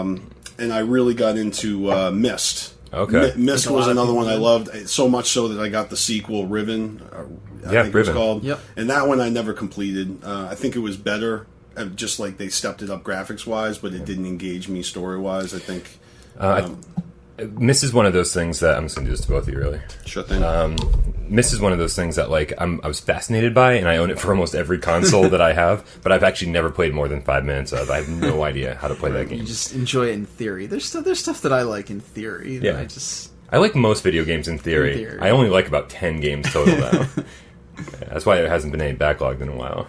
Yeah, don't give up on those. I like them a lot. They're fun. They take a lot of work. I'm sure they do. It's like 3 full days of it's like a 40-hour work week all condensed into 3 days, and then like 20 people watch it. And I don't know how you do it. I mean, I do videos as well. In fact, I'm more into podcasts, video casts, YouTubers. Why don't you plug something right here while people are watching? Sure. I mean, you want to find me on YouTube. My name is BeastMasteR, BstMstR. That's my handle on all social media. What kind of stuff do you do? I'm a rapper. So I rap. I do. That's it. I rap. That's all. I mean, I also do art. I obviously went to school for art, but as a starving artist, I am not putting out anything right now. Also known as an artist. Yes. So as an artist, I don't have anything to share, but I do have music online to share. And I'm very much an amateur rapper, so I have an album that I spent 3 years on, paid to make it everything that it could be. It's the best shit I ever put out 3 years ago. And so can we find that on? Yeah, it's called Rhinoglyphics. Rhinoglyphics. If you want to listen to it just on SoundCloud, Reverb Nation, it's also all on YouTube. And my group channel that I'm a part of that I should really plug is called CarnivalSpirits. And this is a Juggalo channel. There's like a dozen of us on there. We're all over the world, actually. We got a dude from New Zealand on the channel, down in Mexico, all the way out in Oregon, Kansas, it's all the same. Colorado, California. I'm here on the East Coast. So, Juggalo shit. If you have no interest, don't worry about it. But if you're curious, check out Carnival Spirits. We have about 1,500 subscribers. Our ratio of views to likes is extremely high. I mean, for our niche, we're pretty well received. Nice. But it's all determined on current events. When something's happening and we speak on it, people want to know what the fuck is going on. They come to us, but we hold it down all year long. So we do video casts. We use Google Hangouts. You're like the Daily Show for Juggalos. Pretty much, yeah. But we don't hold the monopoly. There's other Juggalo YouTubers out there, and I mean, if you don't know what the Juggalo subculture is, just picture it like a mental institution. You know what I'm saying? We all have padded rooms. We all have our own problems. We all like stem out on different stuff. But it's like we have that passion for horror, music, comedy. Most of us are perverts. A lot of us come from broken homes. So it's just kind of like that freak show. Like everyone points and laughs at you. So, and then of course you got juggalos that just can't help but point and laugh at you. So there's a lot of in-house fighting and scuffling and, ego bashing. But at the end of the day, for me, it's all about the music. So, we focus on the underground in general and all the music that is under the same, under the same umbrella as ICP, which is the wicked shit. I feel like juggalos, like, they take a lot of shit from society. It's like oh, like they I don't know. The FBI labeled us as like a hybrid gang or some shit. Right. Well, but you take that kind of shit, but like all I've ever heard is like nothing but positivity. Like it's such a positive group. Well, the group itself came out, put their albums out in the serialized fashion. They called them Joker's cards. Mm-hmm. So they really promoted it with like wrestling tactics. They're wrestlers as well. They've wrestled on. I've seen that. Yeah, I mean they have their own wrestling federation. Not professionally, just like on the street. Actually, it is professional. Juggalo professional, Championship Wrestling is right up there. holding it down, doing their own shows, doing their own DVDs, and I actually watch or listen to podcasts. The Kevin Gill Show. This dude not only is into wrestling, he's also into music. He was in a punk or hardcore band back in the day, and video games is his passion. So his podcast is all about music, wrestling, and video games. Awesome. And he actually developed video games, used to work for some company, and that was the reason why I bought my first Xbox, because there was a game called Backyard Wrestling came out featuring ICP, and Kevin Gill helped develop that game, and there's 2 of them. So I don't have an original Xbox to play that anymore. Yeah. I threw out all my Xbox games except for those. Yeah. I shed a little tear every time that happens. Yeah, I know the company I'm keeping right now. But as far as like the Xbox backwards compatibility, that thing that they just announced, that's good news. Because, Absolutely. I play Xbox, and Force Unleashed 1 and 2 is probably my favorite that I play on that system. Right on. Besides Sonic and All-Stars Transformers, because that game is fun too. It's just, you can just play forever, and eventually I level up, and yeah.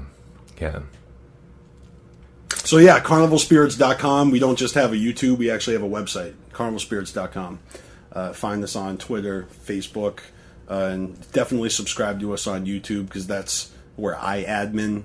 Everything we do goes to Twitter, of course, but that's where you can find me online. Cool. BeastMasteR, Carnival Spirits, and other than that, I definitely want to give a shout out to all the juggalos that are going to come watch this channel. Hope you guys subscribe. That's why I'm here, to drive in some foot traffic and also to fuck up your show. Yeah, no, we're really glad you're here. So it's going to be a train wreck. Just wait. Yep. It's early. Yeah, no, just on a personal level, like I'm thrilled that you're here, man, because like we were such good friends in college, and as that goes, like you just lose track of people left and right. It's easy to do that. And I was saying, like when he showed up, some of us do it deliberately. No, absolutely, it's true. But when he showed up today, I was like, I literally said to him, I was like, this is the first time I've intentionally seen you in 12 years. Because we've run into each other on the street when you're at shows at the Palladium or something like that, and you're like, "Oh, hey, what's up, Peanut?" And I'm like, oh, "Here we go." But then he just starts wrestling. Yeah. So for 12 years, I've been intentionally meaning for this to happen. Excellent. So I'm glad you made it. It's our reunion special episode. It is indeed. That's right. So moving on in the history of tour life. Well, let's see, Nintendo 64. I mean, PlayStation, right? I had the first PlayStation. I had 2 PlayStations. And one of them, I remember you helped me buy some sort of chip I was supposed to weld into it to make it play games that were burnt. And after I got that chip, I didn't know how to solder shit, so that was a big waste of money. I had the chip and the Xbox that was all unopened. Just like putting it on top, like taking some gum and just see if this works. Yeah, so you just nail it in. There we go, perfect.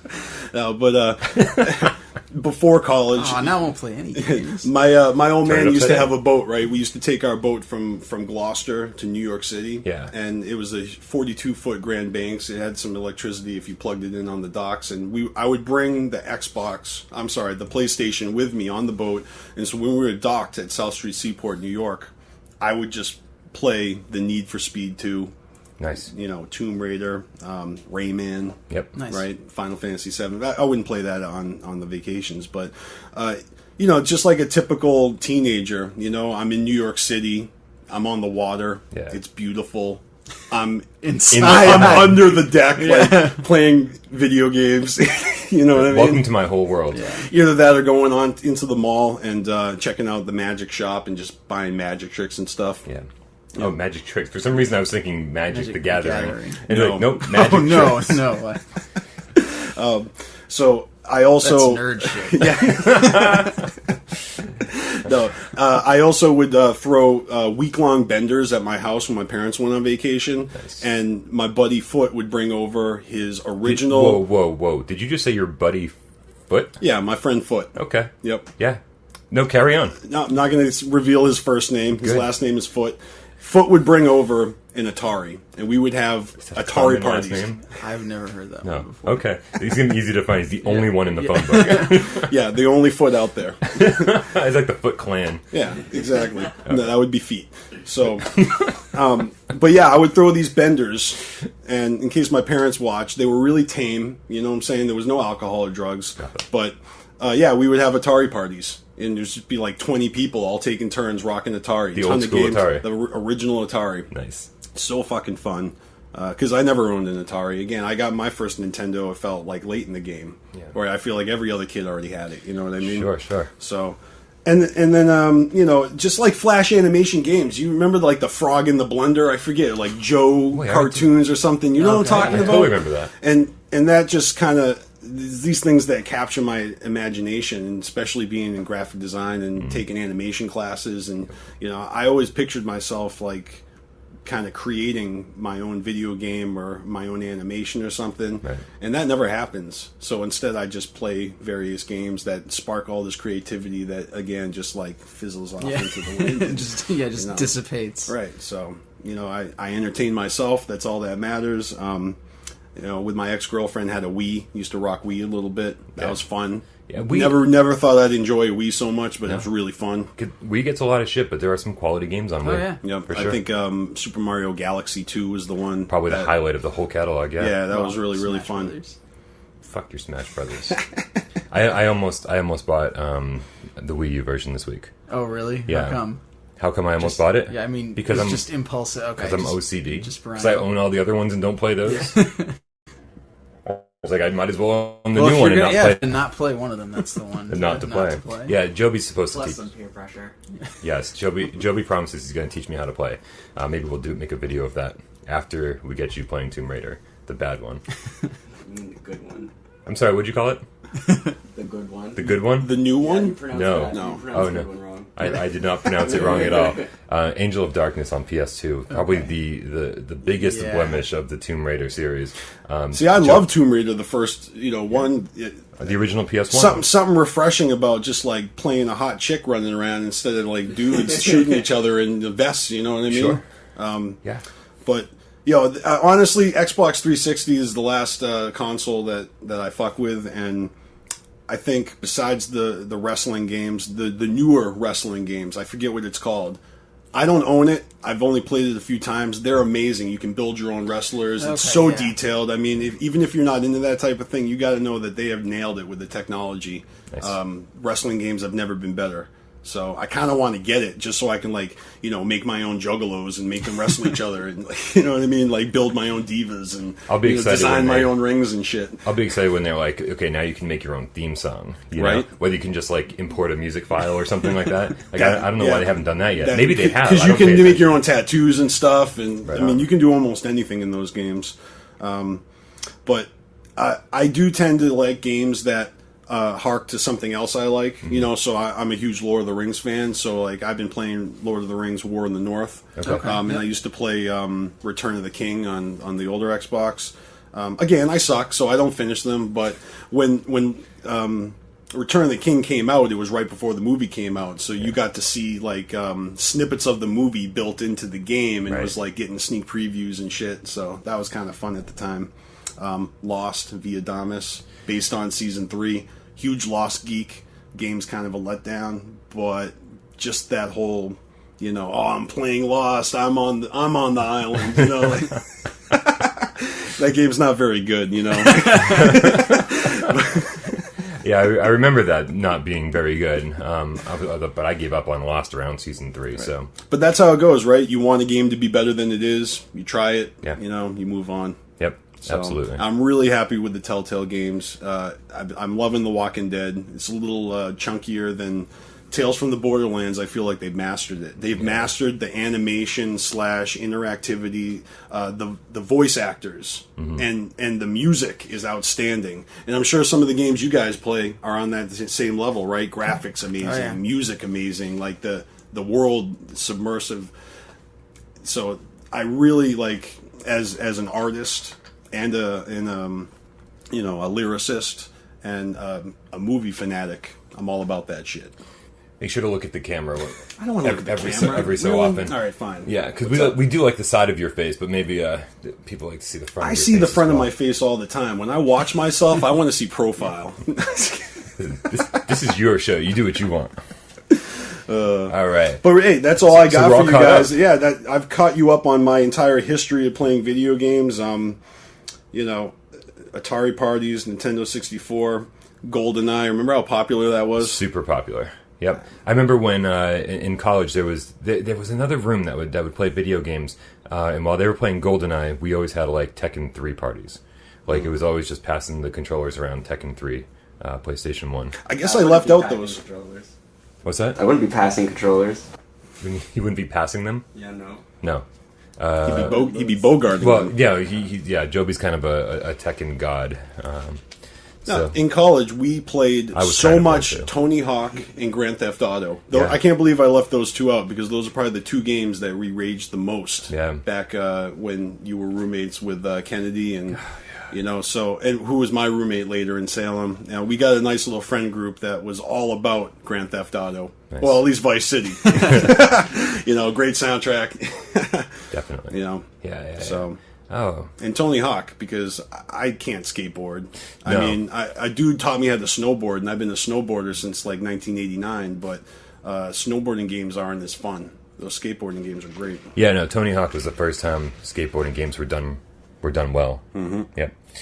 Igarashi, known for Castlevania, Yeah. and now he's doing Bloodstained. Yeah. Inafune is known for Mega Man, and now he's doing basically Mighty Number 9, which is 2D Mega Man. He's doing Red Ash, which is 3D Mega Man. Yeah. I appreciate what these guys are doing. They're carrying on like the torch when their parent companies, Yeah. the people they worked for, are no longer willing to do this. But don't you feel like these guys are coming across as sort of one-trick ponies? They're like, this is what we're good at, and this is what we're going to stick with, and we don't have an artistic vision outside of what we've been doing for the last 25 years. Well, I mean, I can see where you're coming from, because I guess the thought has occurred to me. Yeah. But I guess I tend to give them a pass because no one else is really doing that kind of stuff now outside of like real niche indies. Yeah. And it's also something that people really want, and it's not like it's bad schlock either, Right. I mean, these are solid games. These have decent mechanics to them. It's more. It feels more like they're just following their their passions. Yeah. No. I mean, nobody said to like Picasso like, "Oh, you're still painting, huh? You haven't moved on to sculpture yet." I mean, that was his thing. Like and this is Inafune and Igarashi's things. They like making really intense 2D games. All right. That works for me. I mean, it's literally just giving the fans what they want. Yeah. And that's like I said, if Konami and Capcom are unwilling to do that, then these are the two guys that, I mean, above and beyond anybody else, are able to do that. Yeah. Oh, yeah. I mean, and they're good at it. It's not like we're all sick of this shit. Yeah. Absolutely.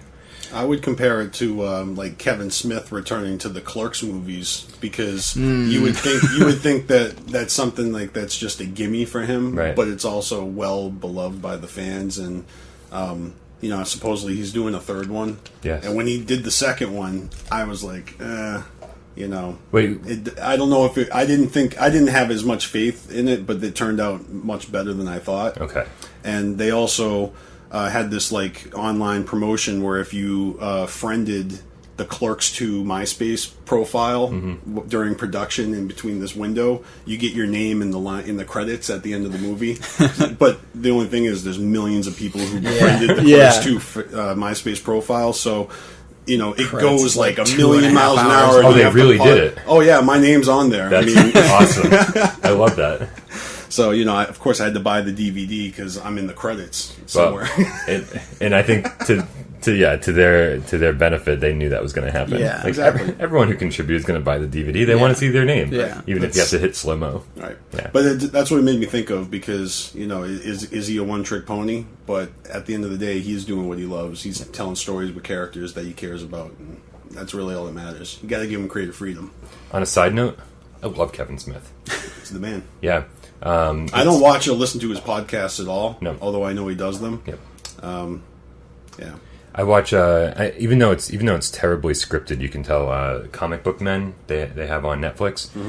It's sort of, do you know what I'm talking about? Yeah, I think so. I know of it. It's basically like Pawn Stars, Yeah. except placed in Kevin Smith's comic book store. So it's like, hey, what happens in the comic book store? All these different people come in. Oh, Stan Lee dropped by this week. Like that wasn't planned. Yeah, if it was a real comic book store, it would be like, 2 hours of people that smell terrible and like one or two guys that just like really uncomfortably hit on the female employees at length. But the foundation, like the structure of the show is they basically Kevin Smith drops by the shop with all of his coworkers and they basically sit down. They do a podcast about what happened in the comic book store that week. And he's a great podcaster. Okay. And then they break off into like flashbacks about what happened, and it's really good. It's good. It's fun to watch. Last note on that: have you seen Tusk? I have not. I've been wanting to watch it. It's on. I believe it's on Netflix. It may be now. It's because he actually kind of took the character as a podcaster. Okay. And it's just interesting because you see podcasting pop up in like major motion picture plots now, Yeah. you know, and it makes sense because that's the world we live in. Whereas like 20 years ago, what's a podcast? Exactly. Like even 10 years ago, people weren't doing. Oh this yeah, that much. I mean, I'm just throwing a number out there. Sure. Everything's 20 years ago because I'm so old. Like, get off my fucking lawn, kids. You know. I can identify. But yo, Tusk is so fucked up. I can't even say I liked it. I don't think I ever want to watch it again.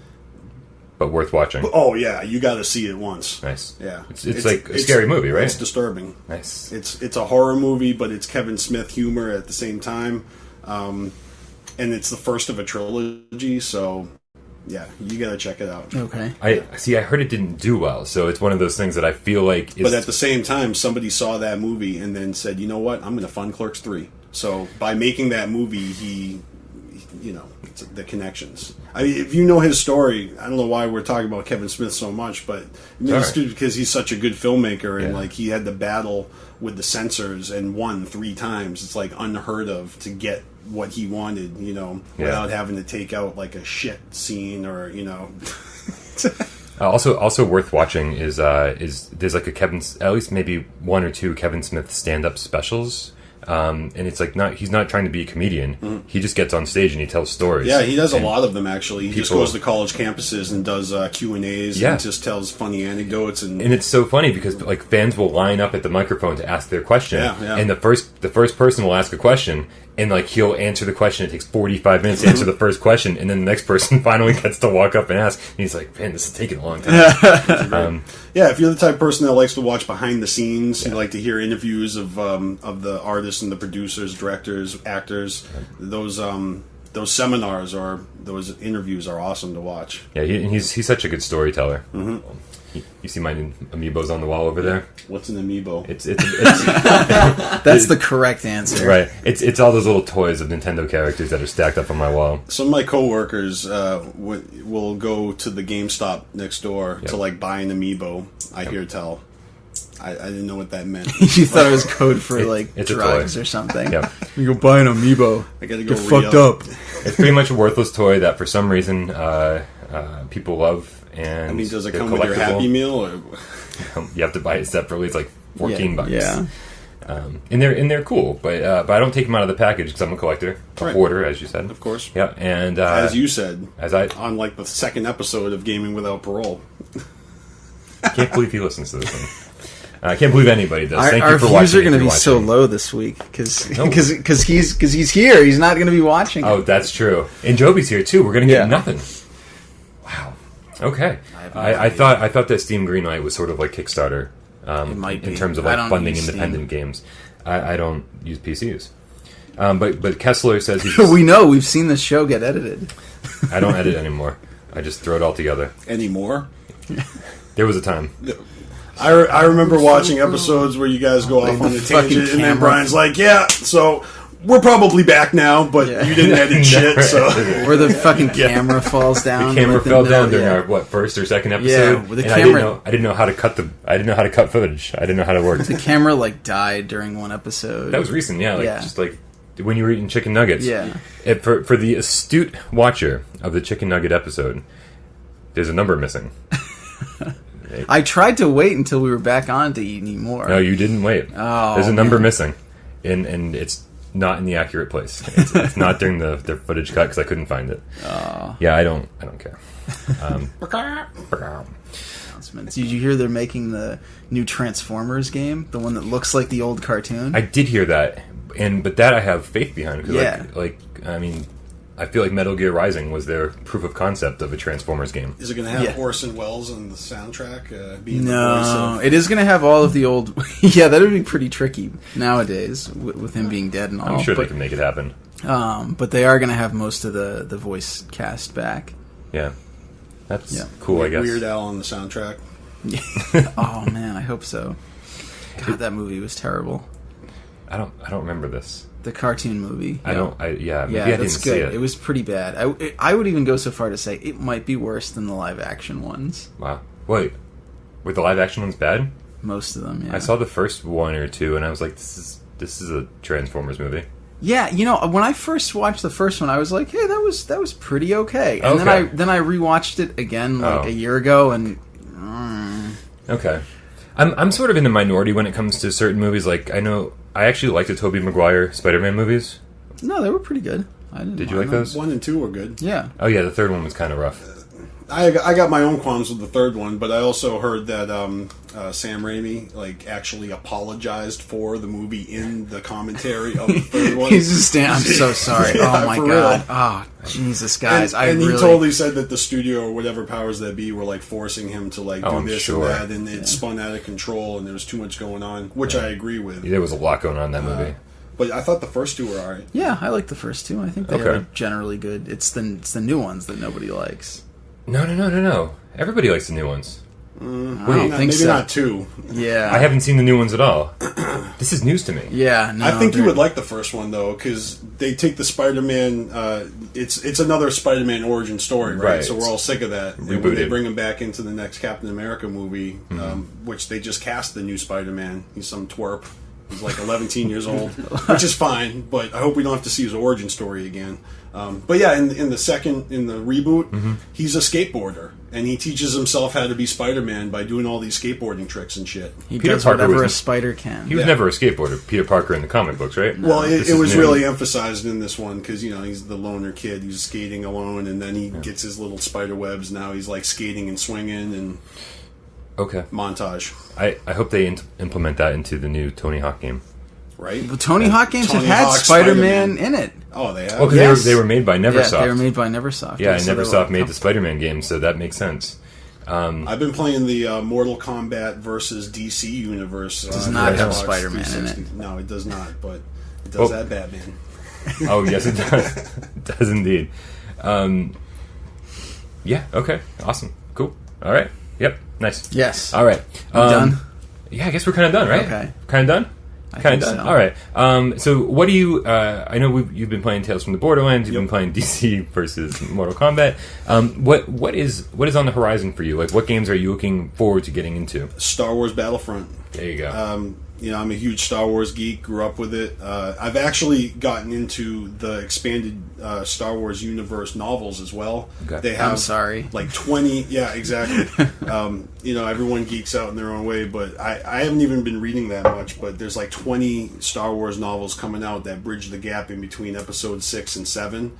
So this Christmas, when Episode 7 comes back, and J.J. Abrams is, got it, Disney's got it. Yep. There's going to be a Star Wars theme park, just like Harry Potter, down in Florida. So all this is in the future, and to get submersed into that world, the novels and that fucking video game. Yeah. And the trailer for that video game was the first indication that Boba Fett is actually still alive. He didn't die in the Sarlacc pit in Return of the Jedi, which was always oh, did he, but it's official. He's alive. He may even have his own spin-off movie, because not only do we have 3 new Star Wars movies, we have 3 new anthology films. So every year we have a Star Wars movie coming out for the next 6 years. And are you totally stoked about this? Yeah, it's a reason to live. Yeah. Awesome. You used to live on Joker's cards that come out, and I need to stay alive long enough to hear the new ICP album. Now it's Star Wars movies again, just like it was in 1999. Yeah. Even though I wanted to kill myself after Phantom Menace. No, I'm just kidding. I actually like that shit. I sort of remember you liking that. Yeah. Yeah, and I remember Kennedy's VHS copy of it. I would watch every day, and he was getting pissed. Started to wear it out. Yeah. I didn't have my own copy. That's awesome. Yeah, you had my Indiana Jones and the Last Crusade VHS tape for like years, and I finally like reconfiscated it. I got somebody else's later. I bet you did. You got the whole trilogy. That's awesome. Yeah, Star Wars is going to be great. I'm sure, like, even as somebody like me who's not into Star Wars that much, This new iteration is going to be dope. Yeah. There's no qualms about it. Old school fans are happy. New school fans, they just ingest whatever's given to them. Mindless. You're going to like it. Whether you like it or not, you're going to love it. Yeah. So yeah, I've already said I'm going to be knee deep in Batman Arkham Knight, and with any luck, by next week at this time, I will have I'll have that game completed to my satisfaction. Batman, it's everywhere. Everywhere, it's all gooky and stuff. Yeah, it's take like a shower. The slime came down from. You can't do that on television. Yeah. It is all Batman guts. Yeah. Oh man, it's a long way to go for that joke. Yeah. Arkham Slime. Arkham Slime. That's the next one in the new trilogy. Yeah. Yep. Batman Arkham Slime. TJ, before we call it quits for the day, is there anything you want to add to the people watching at home? The person watching at home. There's really nothing I have to add. I hope this isn't my last time appearing on your show. I hope so too. No need to. Again, if you want to check out more of my videos, check out CarnivalSpirits on YouTube. We do a lot of video blogs, video casts. We do like topics of the week where somebody comes up with a topic and we try to get a video out every day. Nice. But we also do artist interviews. We do album reviews. We do a lot of stuff. So, and it's always changing, and it's not just me. We got a dedicated crew of people. So awesome. And I'm going to try to, get you guys some more subscribers. So everyone from the Carnival Spirits camp, you know what I mean? Make sure you hit the subscribe button and fucking harass these guys right there in the comments. Or right there. You know what I'm saying? Somewhere. Leave some comments. No one leaves comments for us either. That's the worst part about being a YouTuber is trying to engage the audience. So working in a vacuum. And I thought about it. I'm like, should I come on here and just like, just fucking vent and be like, fuck my community. Like, seriously, you guys suck. You don't give me any love now. Actually, I love you guys. And, I love being a YouTuber. So and when I found out that you were joining the YouTube game, that's why I watch. We're still late to the game. But thanks for watching. You've given us a lot of feedback, a lot of help. So I appreciate that. Nice. You guys should have a Facebook page. Probably should do that. Yeah, I'm kind of lazy. Yeah, no doubt you are. We'll make it happen. All right, that's it, right? Yeah, I think we're done. All right, Joby, thank you so much for being our cameraman and contributing so much this week. You can turn the camera around now and say goodbye to everybody. Bye. Bye. All right, so for Gaming Without Parole, my name's Brian Paul. TJ Larson, happy Independence Day. I'm Mike Zeller. And we'll see you next week.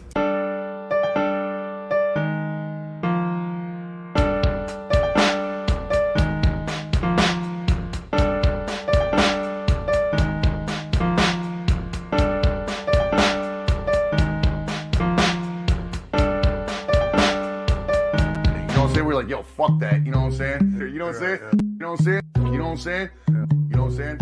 You know what I'm saying? You know what I'm saying? You know what I'm saying? You know what I'm saying? I got much clown love for the CarnivalSpirits crew. You know what I'm saying? I got low love for BeastMasteR. You know what I'm saying? I got much clown love for the CarnivalSpirits crew. You know what I'm saying? I got low love for Scotty 2 Ball. You know what I'm saying? I got much clown love for the CarnivalSpirits crew. You know what I'm saying? I got low love for Roxy Riddlebox. You know what I'm saying? I got much clown love for the CarnivalSpirits crew.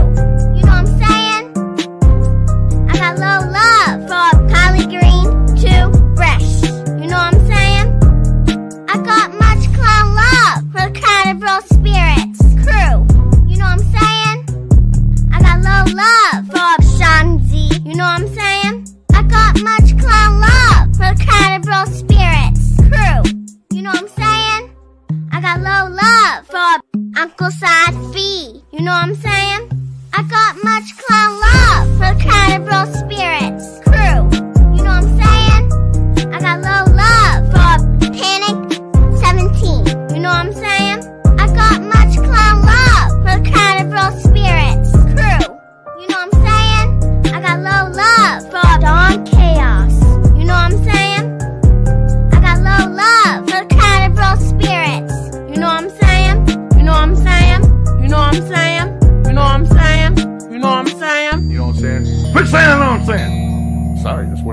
Stop. Can't help it. It's fucking unconscious thing. 2020 podcast / radio show of the year. This one's always controversial. And coming in at number 1, we got Hours of Chaos with Don Chaos. Ooh, look at that. Ooh, there. Congratulations, man. Don Chaos, Hours of Chaos.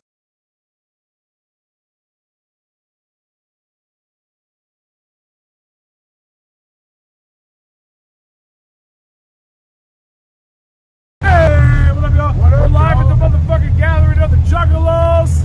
We got Replicon Radio Awards we're giving away. Motherfucking Don Chaos right here. Podcast of the year. Chaos. Chaos. That's for you, brother, right there. Well, wait, there's more. You do have more. We always do a certificate as well as a trophy. Oh.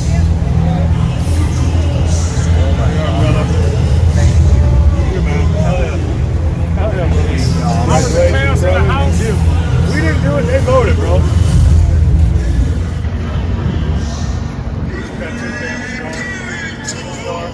Replicon Radio Awards 2020, baby. And I am going to say it one last time. This is Mr. D to the O to the N to the C to the H to the A to the O to the S. Your friendly neighborhood JUGGALO and Karma Millionaire. If you don't know, now you know. Hard work pays off, y'all. Don't ever think it doesn't. I'm outie. Yeah!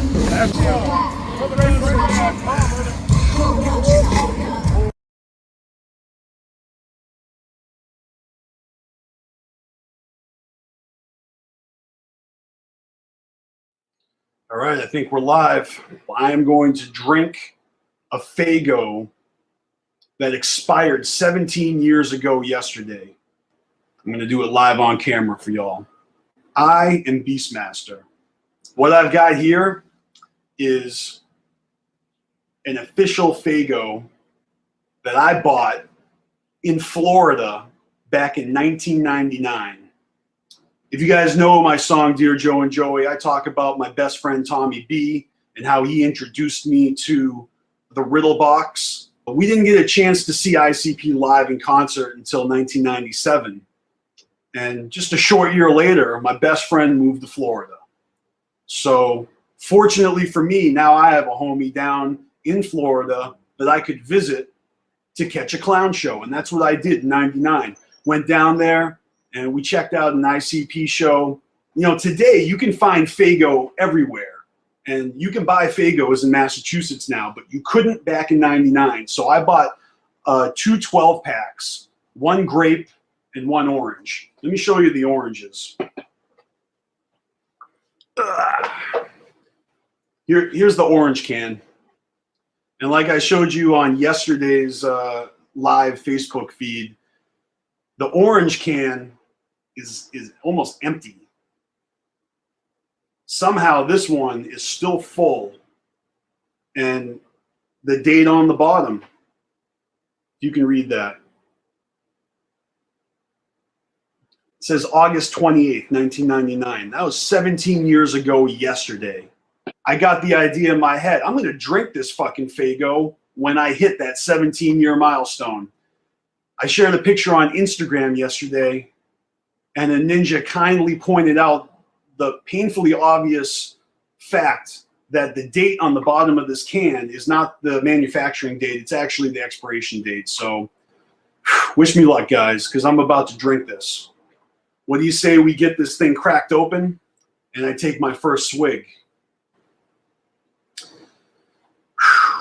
And yes, I've got a puke bucket, all right, in case anything goes wrong. Let's do this.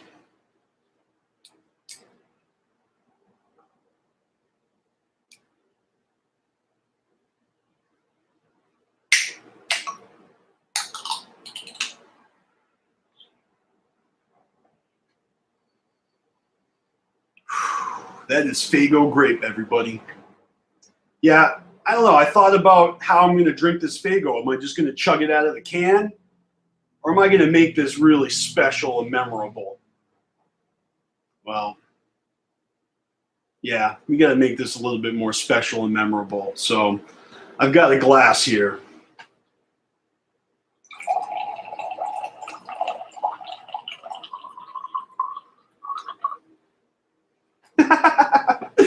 Holy shit.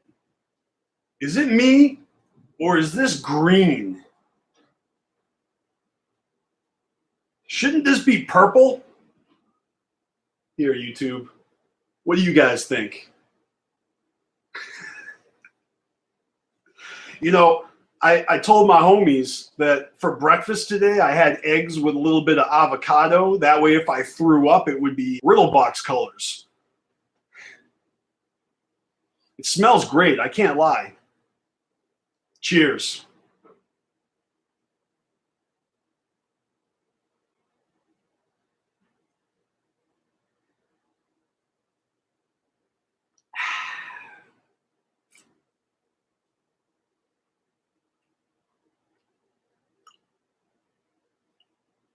I don't know. That wasn't so bad, guys. I'm going to go for round 2.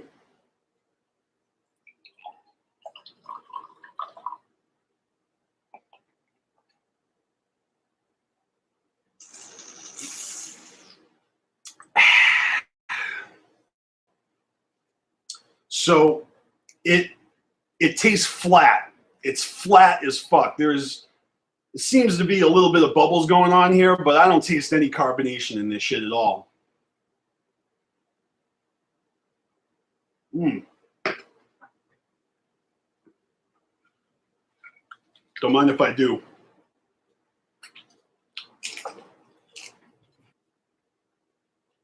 I was worried that I wasn't going to be able to handle this, but I'm starting to feel a little bit of liquid courage now, if you know what I mean. Let's take another shot, shall we?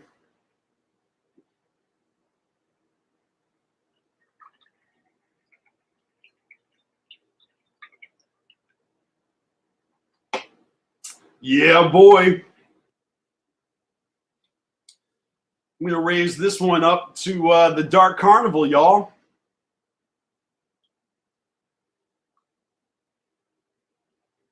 Got a little Hatchet Man shot glass here. Down the fucking hatch.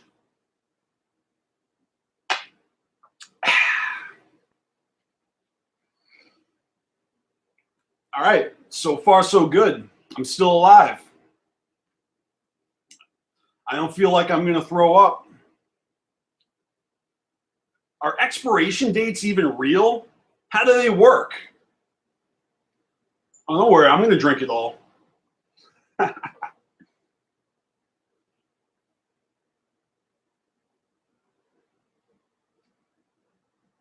We're halfway there right now, guys. Do you remember this logo? All you kids out there, you probably haven't seen it in person. You probably only seen it in the Big Money Hustlers movie, right? I fucking love this logo. I love it. Is it making my teeth green? I don't know. I'm not gonna lie, I feel something in my stomach. I don't know if it's butterflies. It can't be carbonation because there ain't none in this can. I'm not gonna lick that residue. Fuck you. Take another shot though.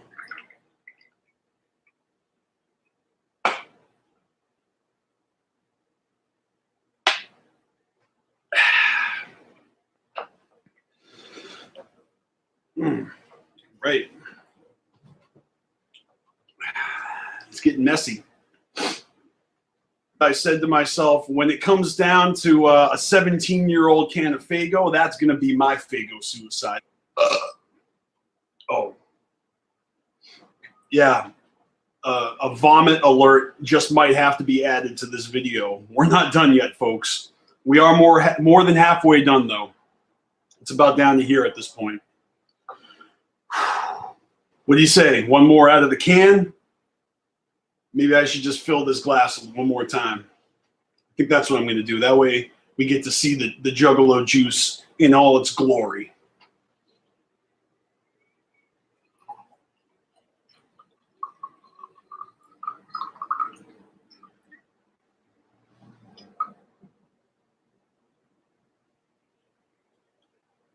It's all liquid, folks. No sludge.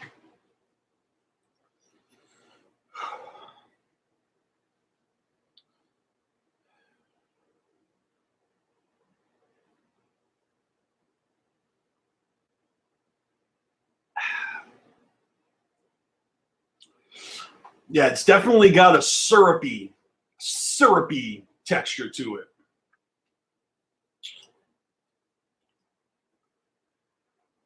You know what I mean? My teeth feel like they got some kind of a film. My lips feel like I just put some lip balm on them.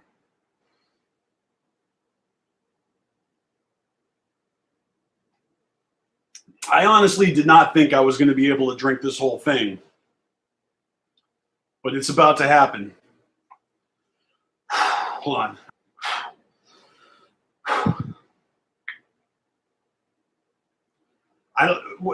I feel a little jittery here, and I don't even feel nervous. I think this is the sugar, or maybe it's the poison. I don't know.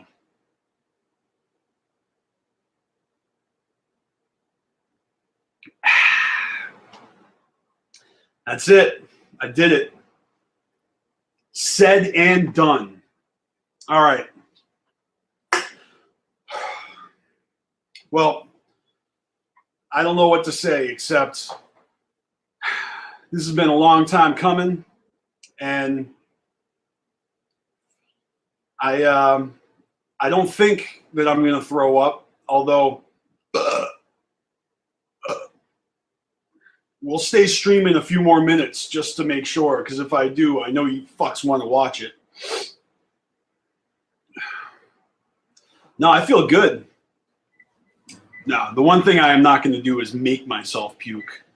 I just want to say thank you guys for joining me. I'm BeastMasteR. You guys are awesome. Make sure you check out CarnivalSpirits.com, our official website. And we're proud as fuck of that thing. And you'll be seeing a lot more about our mixtape, about our website progression. Yeah, that's all she wrote. See you.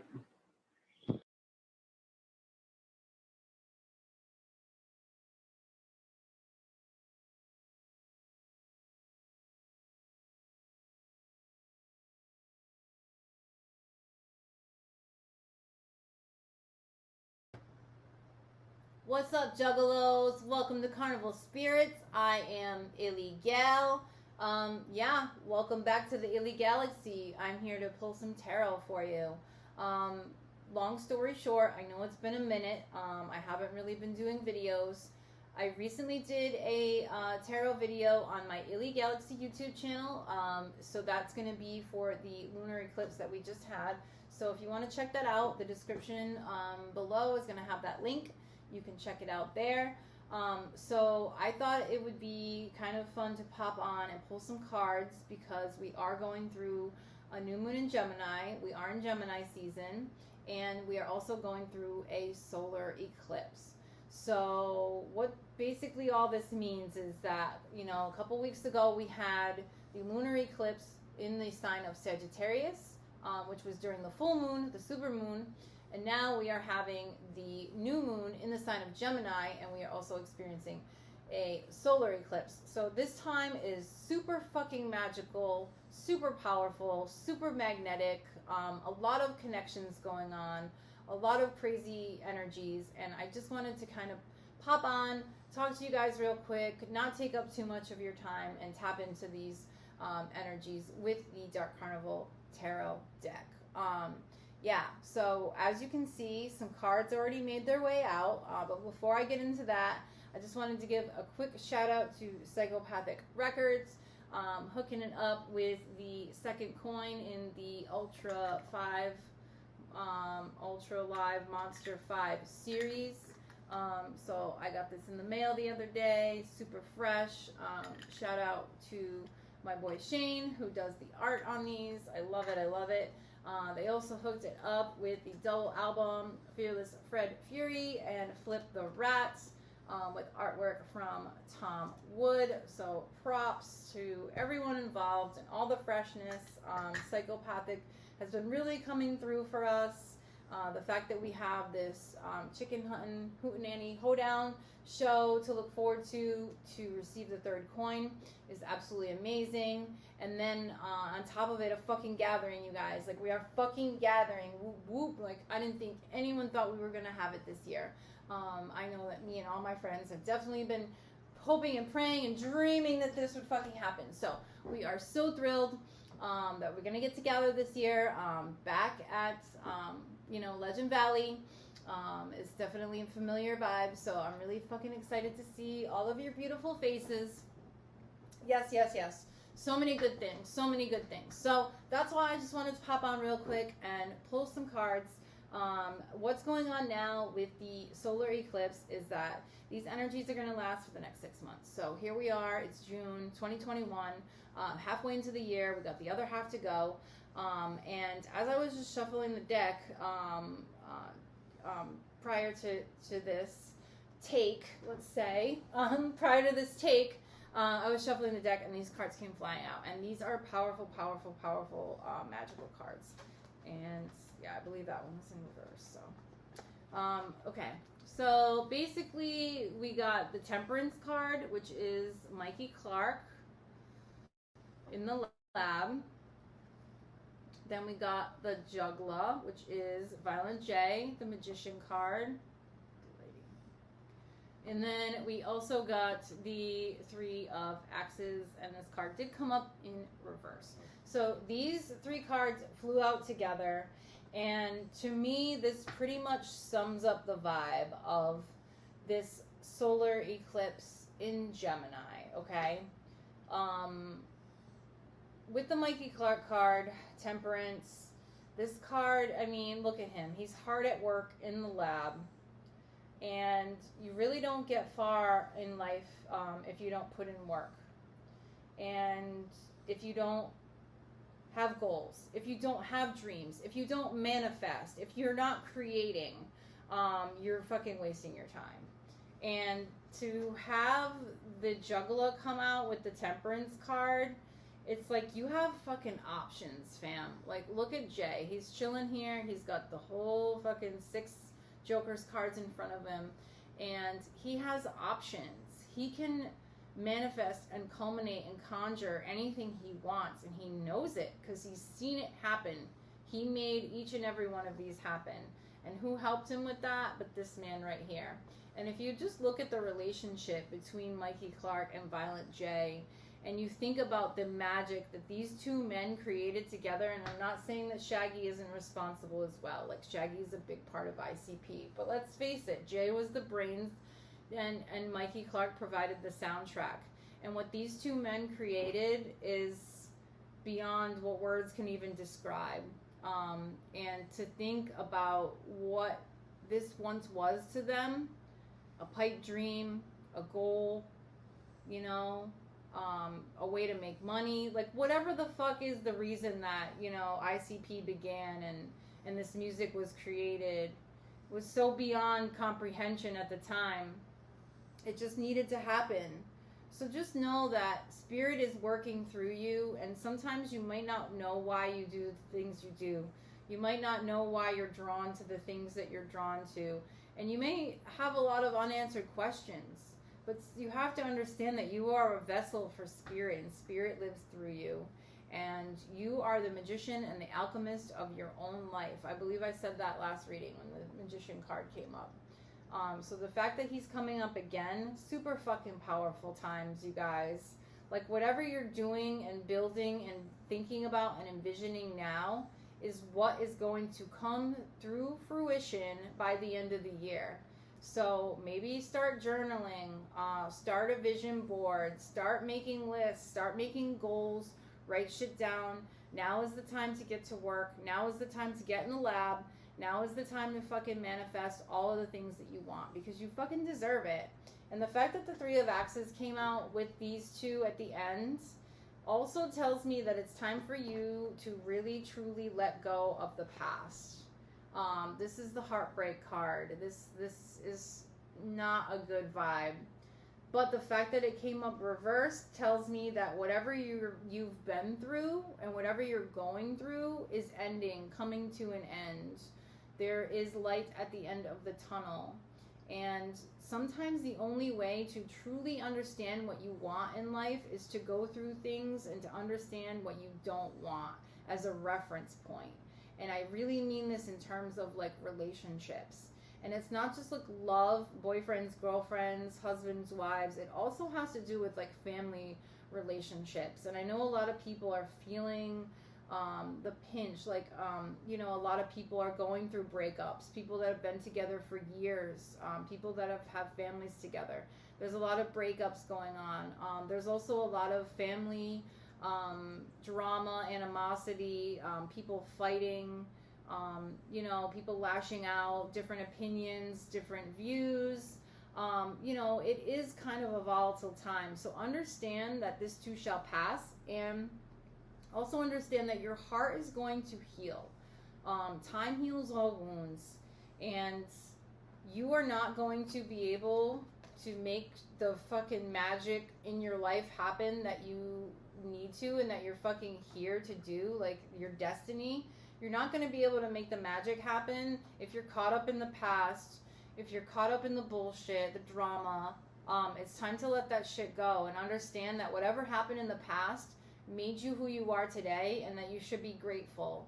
And yeah, it may be a lonely path sometimes, and yeah, your heart may ache and even bleed for people or past situations, but you do have to trust yourself. That I truly believe, fam, that like our best days are ahead of us. And I know that sounds crazy, and I know it's hard to comprehend, but like the best days in our lives are yet to come. So trust me on that. I had to get some water. Really big important thing during the solar eclipse week is to really stay hydrated, take care of yourself, get rest. You know, even tonight I kind of contemplated even doing this reading because I felt somewhat tired and I didn't know if I should, but I'm glad I did, because I really feel like these 3 cards had to come out as some sort of message for some of you out there. You know, it's really, really important that you don't sell yourself short right now. You know, it's time we lick our wounds and pull up our big boy pants and move the fuck on. You know, because life is really too short to get caught up in the drama. And let's face it, we all deal with drama. We all deal with breakup. We all deal with death. We all deal with the things in life. None of us are immune to this life. And with that said, you know, I'm going to shuffle the deck and see if any other messages want to come out. But I think I just want to keep it short and sweet, you know. Time to let go and move on. So hopefully within the next 6 months, you can grow and learn and heal and provide enough self-care and TLC for yourself where you know, you can truly move on.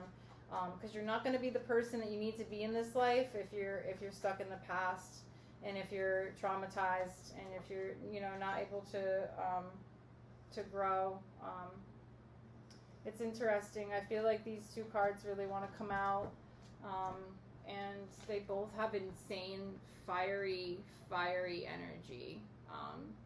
You know, like it's like the solar flare, but we've also been experiencing a lot of solar flashes too. If you follow the Schumann resonance, I know I speak on it, but basically it's the study of space weather and you know, solar flares and coronal mass ejections that basically shoot out. It's like a fiery blast that shoot out from the sun, and it can be measured, and you can see where it goes and the impact it has on the planets, and it's pretty interesting. But these 2 cards definitely want to come out. Here we have the Warrior of Ducats, which is the Rude Boy card, and then we have the Joker of Gats, which is the One Less G card, Blaze You Dead Homie. And this is like some fucking, like, you need a break. This tells me that you are working way too hard, and that you're killing yourself, either with your physical work. You know, Rude Boy, he's always fucking holding it down. He's a badass, but this is like a physical labor. You know, maybe you're working too hard. Maybe you need to give yourself a rest and a break, because, like, there's new beginnings on the horizon. That's what this card is saying, is like there are new beginnings, but there almost aren't new beginnings without goodbyes, you know, without endings. And that's an overall vibe for this reading and for you guys tuning in for the next 6 months. Like, do what you have to do to heal those wounds, whether they be from your childhood, whether they be from past relationships, grief, trauma, abuse, whatever the fuck you've been through, fam. It's really time to let it go. You know, maybe write down some things on some actual paper and burn them in a fire, you know? Maybe make some lists about some things that you want and charge them under crystals under the new moon. You know, there's so many different things that you can do to get yourself in a better mindset. Listen to your favorite music, dance, sing, laugh, be silly. Find the child inside of you and let them play. Do not live this uptight, FOMO, like, you know, just like, don't go there. Life is too short. It's too amazing. This physical experience was meant for so much more than so many of us get to live. And I really think it's time that we let the past be the past. We wrap everything up in a nice, tight little bow, and we send it off with love. And it doesn't mean that we don't think about these people or these situations or experiences from our past, but it does mean that we do not let them affect our emotional state. We do not let them affect our current life, and we do not let them affect our fucking future, unless it's for the better, and unless it was like a huge lesson learned. And I think from 2020, a lot of us were faced with a lot of things, and a lot of us have learned a lot of lessons. But hopefully you are feeling confident. Hopefully you are feeling complete. Hopefully you are feeling connected. Hopefully you are feeling ready to get your ass in the fucking lab and create the life of your dreams. Because it's really just right in front of you. You know what I mean? Like, there's always going to be heartache. There's always going to be hard work. There's always going to be second guessing yourself. This is life, fam. These things are never going to change. But what needs to change is you and your mindset, and knowing that you have the ability to fucking create and manifest anything you want, the life of your dreams. And I'm going to leave it at that. Because I fucking love you guys. I promise, I'll try to be back more often and do readings. I really appreciate you taking the time to listen and tune in and like and subscribe and share and all that good shit. I fucking love you guys. I hope to see you at some point this summer. Holler at your girl. Much love. Whoop whoop. Peace. Got another funky rhyme. Got another funky rhyme. Got another funky rhyme. Another funky rhyme. Another funky rhyme. Oh shit, dude. That's the ICP. Got another funky and this is my jam. Got another They were my psychedelic. I looked at me. Will I let the gate up so I bail? It's been 6 months, pick me up from the county jail. With a smart mouth I paid my dues. Still toilet worn blankets and rubber shoes. But I ain't nagging. Here comes the fellas, I can hear the muffler dragging. Ain't been in the car long, and the Fago is almost gone. My nuts are kinda hot, so I need a mate. My homeboy's cousin set me up with a blind date. She said, pick me up at 3. Can't check the bus, don't ride you straight. We're gonna eat at Mexican Village. Take a cab and I'll pay the tab. And when she showed up, well, I'll be damned. Left my wallet at home on the TV stand. Having to pay for dinner too. The knot in my sock, it don't fit you. She all prettied up for nothing. I smell like shit and my chin is scruffing. I'm chewing on my food like a pit bull. Cause I won't front calico. Stuck my face in the bowl of soup and just sucked it all up through my missing tooth. The witch jumped up with a broom. I have to fix my and order up 52 vintage wine. Hey Louie, bring a fucking steak with that. Motherfuckers in jail say, fuck crack. She's back now, and her hair ain't fixed. Probably took a long powder puff and a sniff. I ain't saying nothing though. I ain't saying nothing about a fucking bro. What's that shit? I'm ready to break. How long can one single chick take? Quit stalling and pay these saps. Gotta double back and watch two paps. So Joe, what is that you do for a living? Pops. I ain't selling pop rocks in Vernon, Springfield. I got sugar for everyone in the kitchen. Your dad's really cool, sweetheart. I mean him letting me use his car. And he slipped me a 50. Now I got 5 C's. If you double back, I will slip in the window past ghosts and pretend hoes. Dad, I'm locking up the door to the bedroom. Take your ass to the bar, don't come home soon. The Ripper knows to spit whack pose, but I need the shit till I switch to the Mac mode. Oh, baby. You know I love you. What? Why don't you just let me wahoo you? Come on. I know you little freak. Give you a little kiss on your cheek.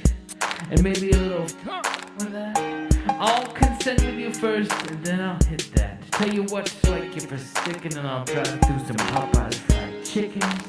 Little sewer skank and sewer shank, and a nasty little ass piping over sucker. So as that was said, little smooth talking, we were on our back. And I'm fine with sticking hella smooth vibes, and the chicken is. You never guess what?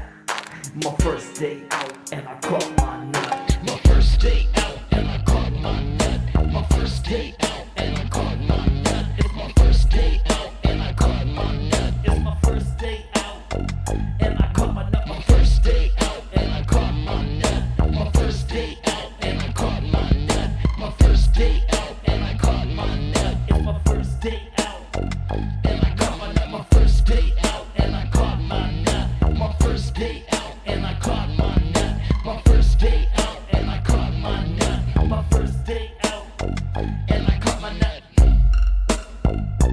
Caught my nut.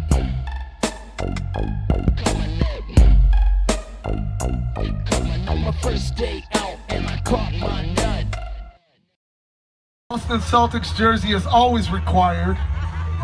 And his opponents weighing in at 192 pounds, all the way from Melbourne. Give it up for the ninja extraordinaire, Noah! Oh, man. Noah is ready, man. I'm going to go ahead and say that this is a match I would like to have seen in the final round. I agree. I love his technique. He'll go to the ground. He'll roll around. Both of these opponents are faces. Yes. They're both crowd favorites. Yes. Neither one of them would we really want to see eliminated here. Is this fair to say?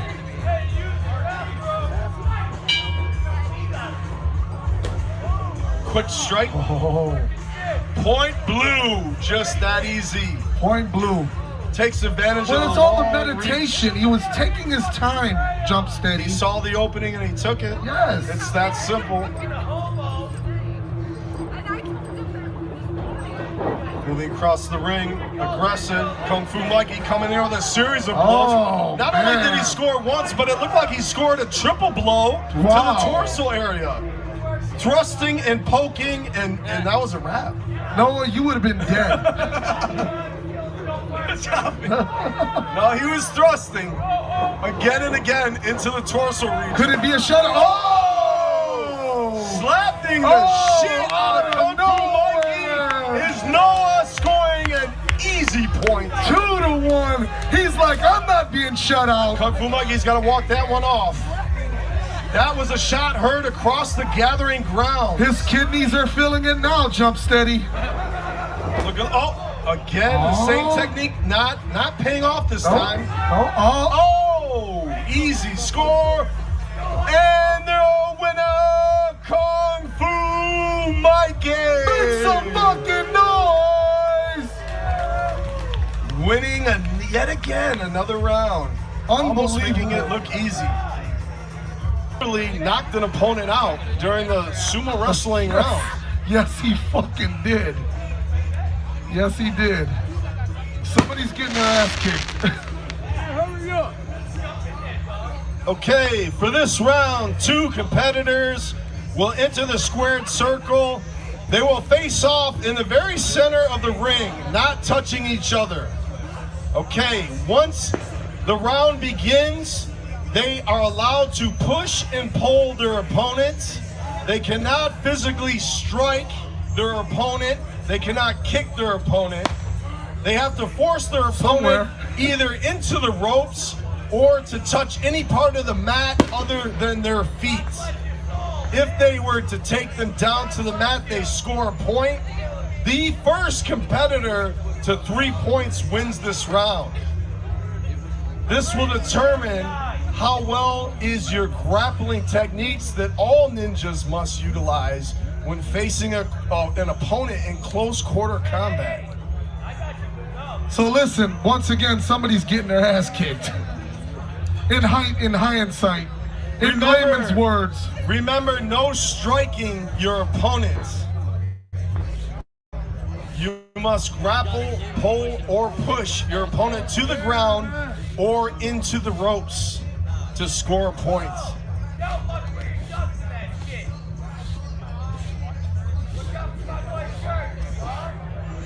We'd like to thank our officials for making sure that the combatants are going to be nice and clean. That's right. Please utilize safety. You are, after all, fighting a family member. Do not try to kill or maim or paralyze or cripple your opponents. But with that being said, somebody kick some ass. All hell's gonna break loose. Yes. All right, it's true. Will the drunken style of the dead ninja pay off in the sumo wrestling round?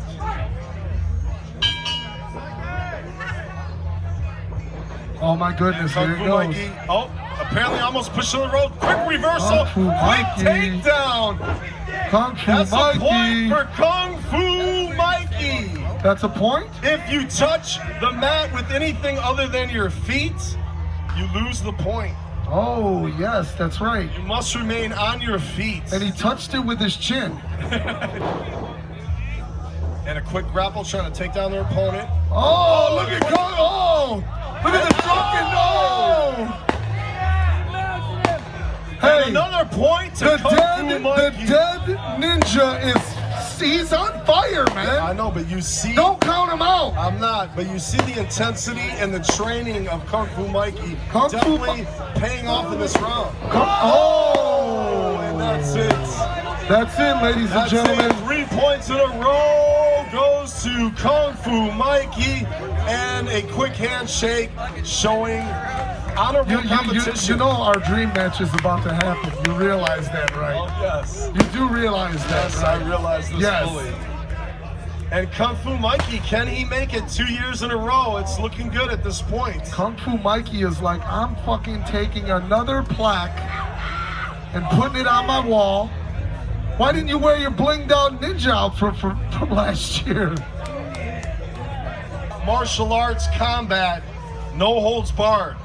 The only way to score a point is a blow to the torso. Nothing else matters. Yeah, get the stretcher ready. You've called it right. Absolutely. Now, wait, Jump Steady. I gotta know from the juggalos in the house, who is with Kung Fu Mikey? Make some noise! And who is with the Mountain of a Ninja, showing quick speed and agility and an abundance of confidence and incredible ease? Juggalo Trip!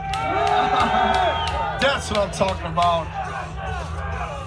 But he is going up against an already proven Ninja Master, last year's winner of the Ninja Olympics, trying to make it 2-2, thus being undefeated. 2-0, being undefeated. He's going for undefeatedness tonight. Are you guys ready? Come on, make some fucking noise. I said, are you ready? Well, they ain't. You know, if he wins 2 in a row. Not only is he a ninja master, he is going to become a ninja legend. He will be a legend, especially going 2-0 at the 17th annual gathering of the Juggalos. Let me tell you something. God himself, the creator, couldn't have written a better story than this one gonna happen tonight, right here at the gathering of the Juggalos. Make some noise. That is a lot of hype. But I'm loving it right now. Hey, that's what we do, man. That's what we do. We put it on thick, but it's true. This is, to be honest with you, this is one of our favorite events. It's true. Indeed it is. Ninja Yes. Olympics is a thing that we love dearly. So much. It's something that we did as kids. Yes. We had a whole series of competitions just like this Yes. growing up, and It's thus so we have true. brought it to the gathering. It's so true. You just don't know how many things that we brought from our childhood to you guys. Influenced by Bruce Lee movies, nonetheless. Absolutely, man. The great Bruce Lee. All right. Could you make some noise for Bruce Lee? The great Bruce Lee? I didn't say Bruce Leroy, I said Bruce Lee.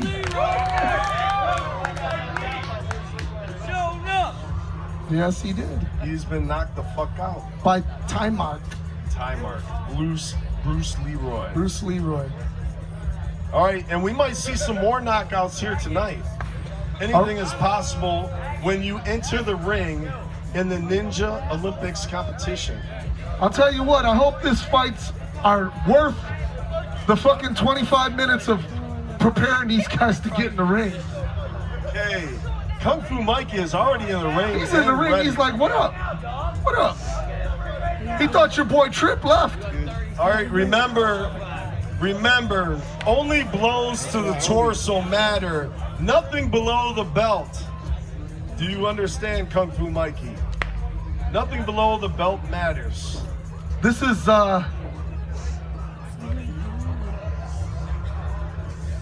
Yep, you can kick. Oh you yeah, punch. you can. Yes, you can. Keep it to the center mass, please. Do not try to kill your opponent. Right. Hurting them is optional.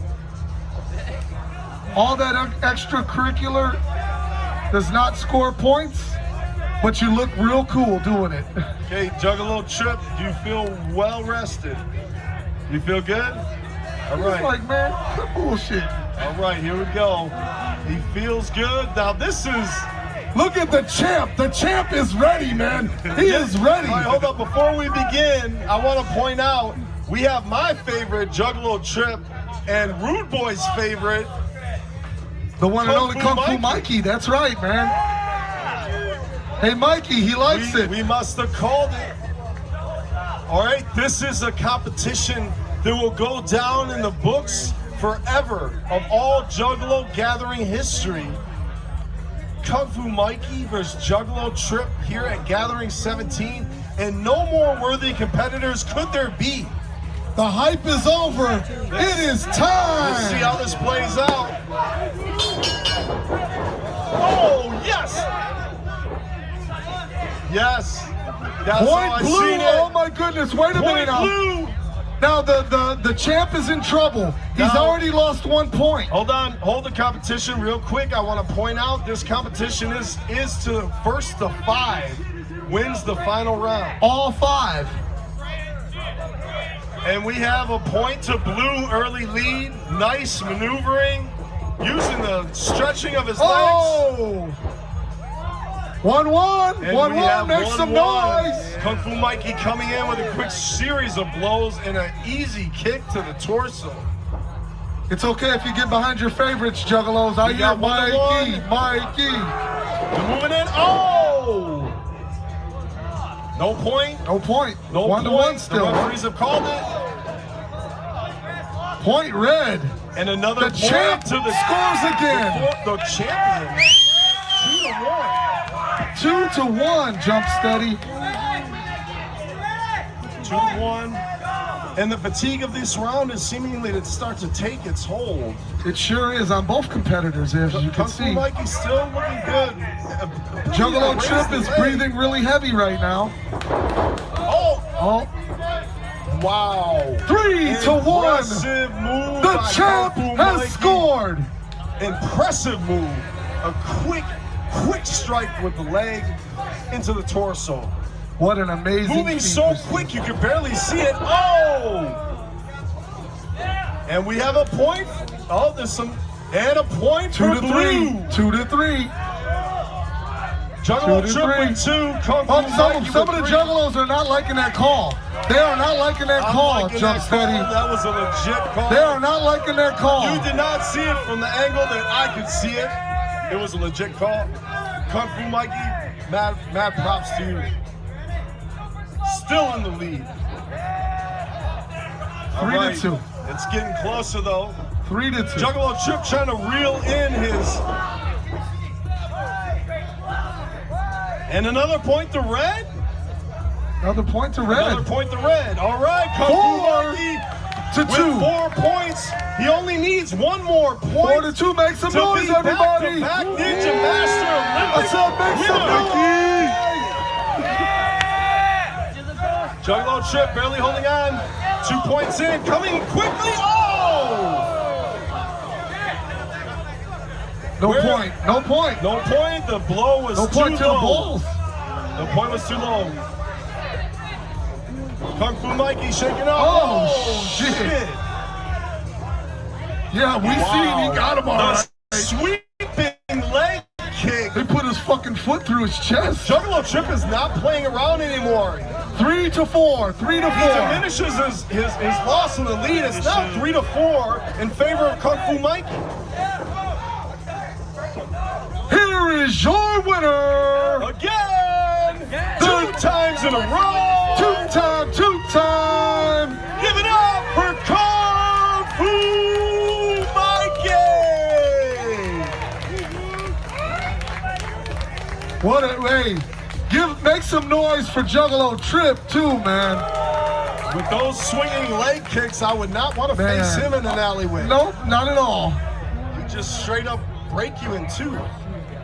Well, now we will present the award and the prize to the reigning, defending, and the guy putting away all of the equipment. Give it up, y'all, one more time for your true Ninja Olympic master and reigning champion, undefeated in the sport, Kung Fu Mikey!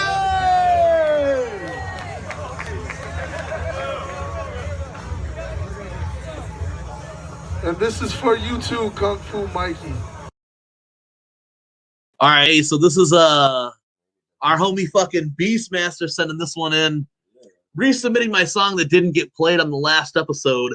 Fuck you, Team MUJ. I hate you guys forever. That's not what it says. Is that what it says at all? I fucking... yeah. I fucking... No. We blew the email. I'm like, what? No, for sure. It's our homie BeastMaster of CarnivalSpirits. They say just resubmitting a song that didn't get played in the last episode. BeastMaster, Internet Addict. It's produced by Ra the Sun God and sampled from a karaoke instrumental of Eric Clapton's Cocaine. Yeah. Nice. Okay. Video includes internet meme sideshow made by BeastMaster. And he sent another track in case he makes it to the second round because BeastMaster is the shit. But here you guys go. Yeah. You guys know Carnival Spirits. You guys fuck with BeastMaster. The BeastMaster show airs every Saturday afternoon. I was on there about 2 weeks ago. Jiggy Fresh and Matt Murderous will be taking their solo trips onto the BeastMaster show real soon. So you guys stay tuned and check that shit out. And here goes my guy, TJ the Rhino BeastMaster of Carnival Spirits. Here you go live on W333. WMUJ. W333 live and direct. I fucking love BeastMaster though, dude. That shit just tends to happen too much because you guys are super critical. But check out BeastMaster every Saturday afternoon on the Carnival Spirits channel. Much love to Carnival Spirits. Always showing us love all the fucking time. BeastMaster, a good guy. You know what I'm saying? Carnival Spirits, you guys know that already. Hell yeah. So shout out to them and shout out BeastMaster still always sending the shit in. What we got next? All right, next track. Did Shade submit anything? BeastMaster. We got BeastMaster coming up next. Yeah, retroactive, I believe. All right. It's hard to listen to this one, too. You know, it's the guy, BeastMaster, always looking out for Team MUJ. So we're going to play right now here. We got 2 of the 3. Just do the retroactive. All right, this is BeastMaster, retroactive. Drop those emojis. Trash. Yeah, we want to hear y'all on this one. Y'all gotta sound off. Sound off in this motherfucker. You know what I'm saying? 3 trash cans. We turn it off. This shit don't work without y'all. You know what I'm saying? So let's do it. And so far, Will Gates is in the lead with 7 fires. So y'all gotta either tie or get 8 fires. All right, let's do this shit right now. We got BeastMaster retroactive. All right, we got 4 trash bins. But we got 4 fires. That was Rod the God on the hook, produced by Zeppo, a.k.a. Instrumentals, and our guy BeastMaster over there from CarnivalSpirits. Right now, BeastMaster is in 2nd place. So yeah, what you guys think, Jiggy? Hey, Magic Man ain't even like that one, dog. You know what I'm saying? Yeah, no, that's surprised. Hey, but no, that beat was fire, dude. I like the hook and shit. BeastMaster came with that raspy flow on that one, though. That shit was, I liked it. I fucks with it, man. Had that scum type flow. Yeah, he had that scum, the raspy flow with it. What you think, Dev? Man, I didn't know BeastMaster rap like that. That's kind of fresh, man. Bro, he's got some other tracks that are super fire too, man. I gotta check that shit out. I like that track, man. You know what? Too on that is dope that he added someone to do the chorus on it. Yeah, bro. Melody is everything, bro. Yeah, that melody was nice on it too. Yeah, you know what I'm saying? To get your head bobbing. I like that one. That one was dope as fuck. It was Rod the God on the hook. Dope. That's what he sent that information. I mean, you guys really don't know us. Need us to talk up BeastMaster, CarnivalSpirits. Shout out to them. We show him love. But hey, he's in 2nd place right now, right? 2nd place. Yeah. Did retroactive. Yeah, we did that one. Who we got next? Bobby Blaze. All right, so we got BeastMaster, his 2nd track. All right. This one's called what is it? The Monolith. The Monolith. All right, we get it queued up for y'all. All right, yeah, BeastMaster again, CarnivalSpirits, the motherfucking homie. He's got a show that premieres, I think, like every Saturday afternoon on the CarnivalSpirits page. So you guys make sure you go check that out. Much love to CarnivalSpirits. Oh, yeah, I'm going to pop on that show real soon. So, all right, here we go. Duel with the devil for the Ark of the Covenant. Next level. Yeah. He reminds me a little bit about Prozac and Scum. Like if they had a baby. Yeah. All right, Deborah, what'd you think? That was dope, man. This is crazy because I didn't know BeastMaster rapped like that. I thought it was dope, man. He kind of creates that immersive world, kind of like storytelling universe. It was dope. That's one of the ones you got to sit back and just absorb the message and shit. It was dope. I loved it, man. Yeah, I like the slow, grimy fucking flow to it. Yep. Yeah, he's got a lot of shit like that too, where it's some like cool, like some of the cryptic juggalo shit he's put out. He's been putting out music for a long time too, so it's out the box. Yeah, it's really good shit. So Dev, I mean, if you haven't checked it out, check it out. He's got some pretty decent shit. Most definitely.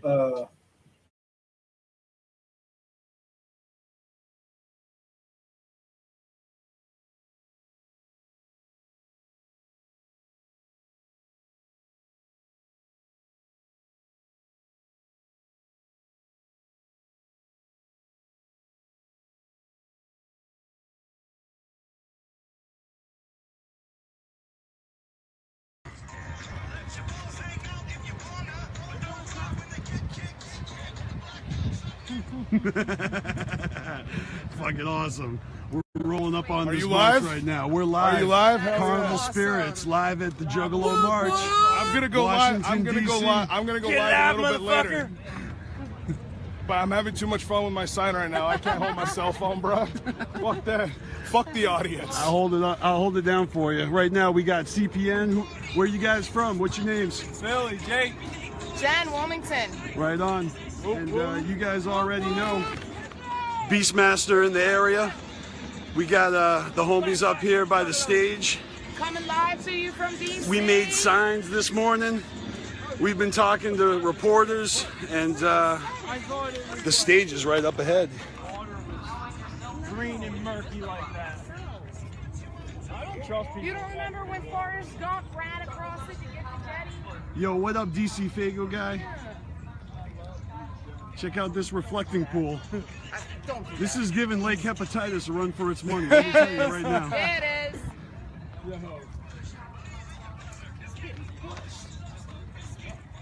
All right. Yeah, we got our own soundtrack and everything. There we go. Hell yeah.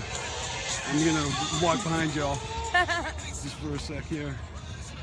Yeah, we kind of got split up. Some of the fellas had to take a break because we're rolling deep with water bottles. I think I hear some whoop whooping and some giving it up, and I hear some Nobody's asking to have their butthole shown, though. That's all right, we gotta turn the KG up soundtrack there. up so we can hear it live. Are we not showing buttholes in DC? No buttholes in DC. No buttholes in DC. Get arrested for that.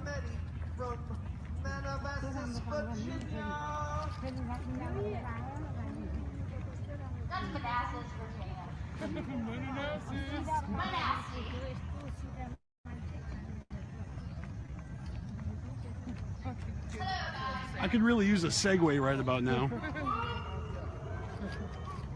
That was weak. I was a proud probation parole officer for the Commonwealth of Sounds like the first speech is starting right now. District 29 in Fairfax. So we're just for about 4 years on time. State. Prior to that, with the Department of Juvenile Justice, and everything went fine there. Went to D29 for adult probation, and about a year into it, I was called into the chief's office and cut loose, pretty much right there on the spot, for I guess an investigation was done on me. And I always knew that there was this hoopla, some phony game label. I mean, I followed the research, I read the reports, I followed the court statements. I never really thought that it even existed, much less I personally tied to that. I don't really know too many people that listen to ICP. I mean, it's people ask me who my favorite band is, and it's they just drop their jaw and they're like, who? If they even know who it is. If they do know them, they know that they're supposed to hate them. What the fuck is that? They're supposed to hate ICP? Okay? So, March 11th, 2016, I was formally terminated from my employment. And I have said, yeah, fuck that shit. Whoop whoop. So instead of going to work every day and helping people that have fallen on hard times, that are stuck in the criminal justice system, I sit home and do nothing at all, because no one will hire me. No one! That's super fucked up.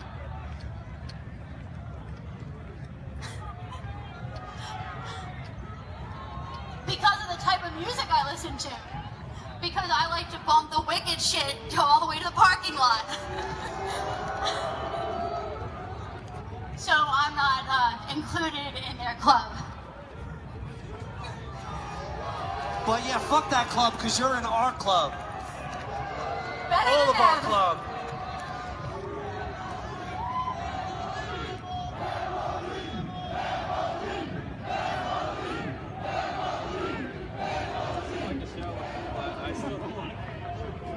So what I'm so perplexed about is this has gone on over and over and over in our history. It's been with every small subculture. Whoop whoop. Persecuted all the hippies. Hey man. Celestial darkness, right? BeastMasteR, Spirits of the Dark Carnival. We're live on. We're streaming live right now. What up, homie? I'm gonna see myself later then. Yes, you will, dude. I'll be around. Pittsburgh. Yeah, where you guys from? I drove in from Pittsburgh, man. Southern Maryland. Yeah, what's up? Southern Maryland. What are you live on right now? Yeah, Facebook? that's right. That's Yeah, right. what- Spirits of the Dark Carnival. At the end of the day, we all live in this country together, and they can't just criminalize a group of people that listen to a type of music. If horrorcore is so scary, why isn't Stephen King in jail? Ooh, What good about the point. guy that's made all the Saw movies? That's fucked up. Where's he at? Yeah, Stephen King in his whole life has bodied more people than anybody, and he's free. What? So, that's all I want to say. That's my many points, exclamation off. They're not. Hell yeah. I see Whoop, whoop. Is this the hatchet? What's Hey, up, sign man? my shirt, bro. In a minute. I got my hands full. I'll find you later. What you got? You got waters? Yes. You You want me to hand some out? Yes, please. You take those? That's what they're for. For all the brave All right. juggalos that Miss shared their Jinx. stories today. The legend himself. What up? Miss Jinx and BeastMaster holding it down in Washington, D.C. Fuck yeah. We did it. We goddamn did it. I'm going to go up to the stage a little bit.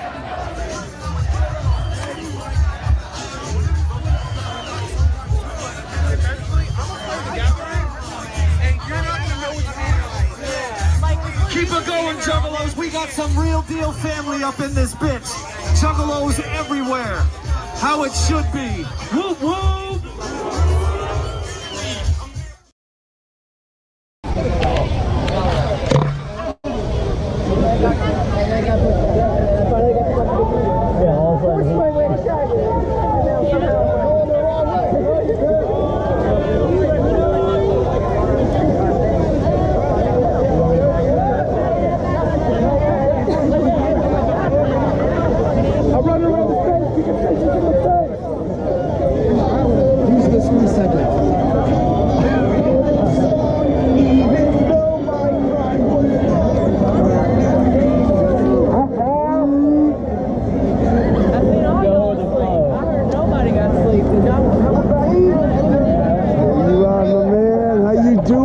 Reverend Last Right. What's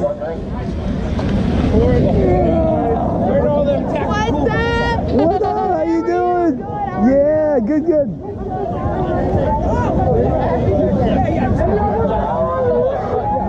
What's up, massholes? What's up? Yeah, what's up? How you doing, brother? I'm doing great. Nice. Yeah, the homie DJ is just walking with everyone right over here. I'm turning this camera around. Hold on. Get it, dude. He's here, right? Hold up. He might be. I mean, he was literally like right fucking here, dude. He was literally just walking. It's kind of crazy to try to capture him. Hell yeah, man. I gotta catch up with my homie. I'll be up there. I'll see you soon.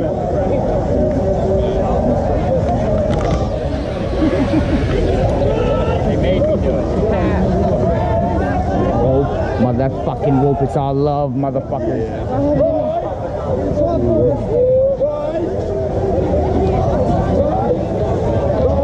Oh yeah. I was raised up with that shit. That's how I die. That's how I live. I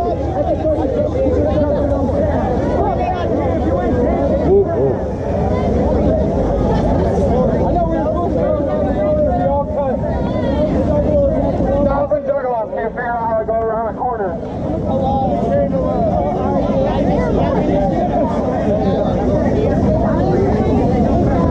Not enough, man. I let my boyfriend go.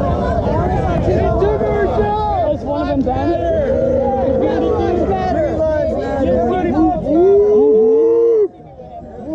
You'll get butthole pictures then. I promise. Yeah, what's up, guys? Yeah. Yeah, what's up, Ninja?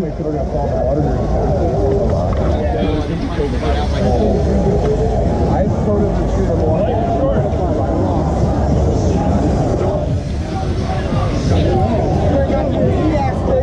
Yeah, whoop whoop.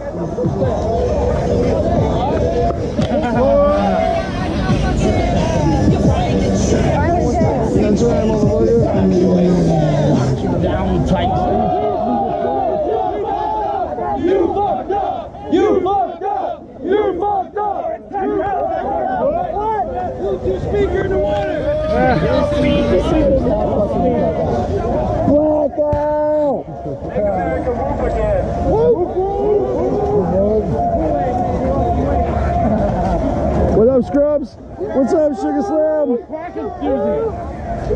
much crack did you? Well, I only smoked the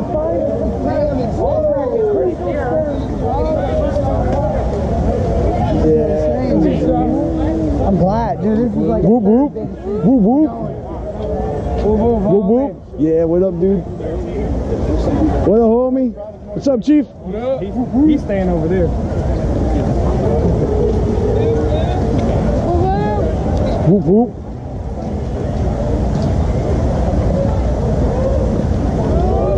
What's up, my man? I know you don't know me, but I feel as if I know you. My name's BeastMaster, the North Shore Juggalo, Torlife James. Bro, I know. I've seen so much of your shit. Yeah, what up, man? Hit me up. Chucky boy. No doubt. Yeah, dude. What is up, my man? Dude, are you who I think you are? Yeah. Dude, Vinny the ICP kid? Come on, man. I'm BeastMaster, the dude that made that review on your interview with Fago Lovers a couple years ago. Remember that shit? Yeah. Dude, it's good to meet you, man. Same here. Hell Same yeah, here. hell yeah. Much love, Joe. Yo, I'm filming for CarnivalSpirits. Nice. Spirits of the Dark Carnival. Dude, all good. I love you, man. Keep Love you doing too. what you do. I'll see you around. Be good.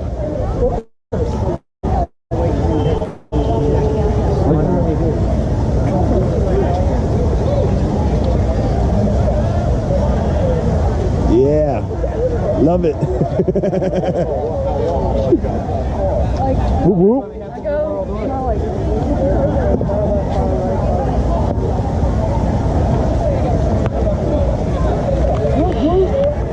Whoop whoop.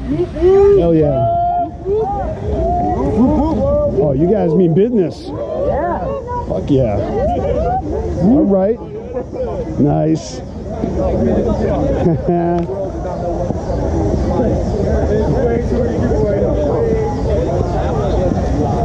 Fago and Roses. I don't have any problems with my well, peace. That's right. Peace out. Whoop whoop. I just made him. What, cheese balls? Cheese balls. Cheese balls here. Don't be a bitch. Popo the Clown. What up, motherfucking massholes in the house? Massachusetts, Worcester. Yeah. Wanna fuck with us? You can't. No, Fuck you off. cannot. TJ, motherfucker. You're not scary. That's what you say in the daylight.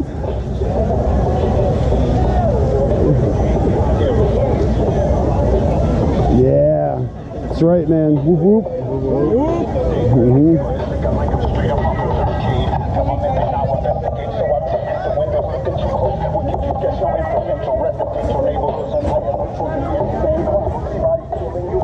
Nice. Captain Spaulding action. Oh shit. Look at that gimp. Yeah. Whoop whoop. Whoop whoop whoop whoop.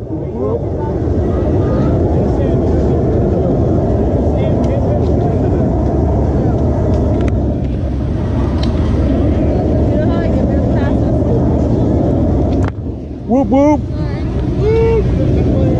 Whoop whoop. Oh shit, Miss Jinx, how you doing? Great. Excellent. Fantastic. Yo, this has been one hell of a day. We've only gotten started. I'm going to turn this off for a second, and we'll be back with some more flavor. Carnival Spirits, Ninjas in Action. 2 whoops.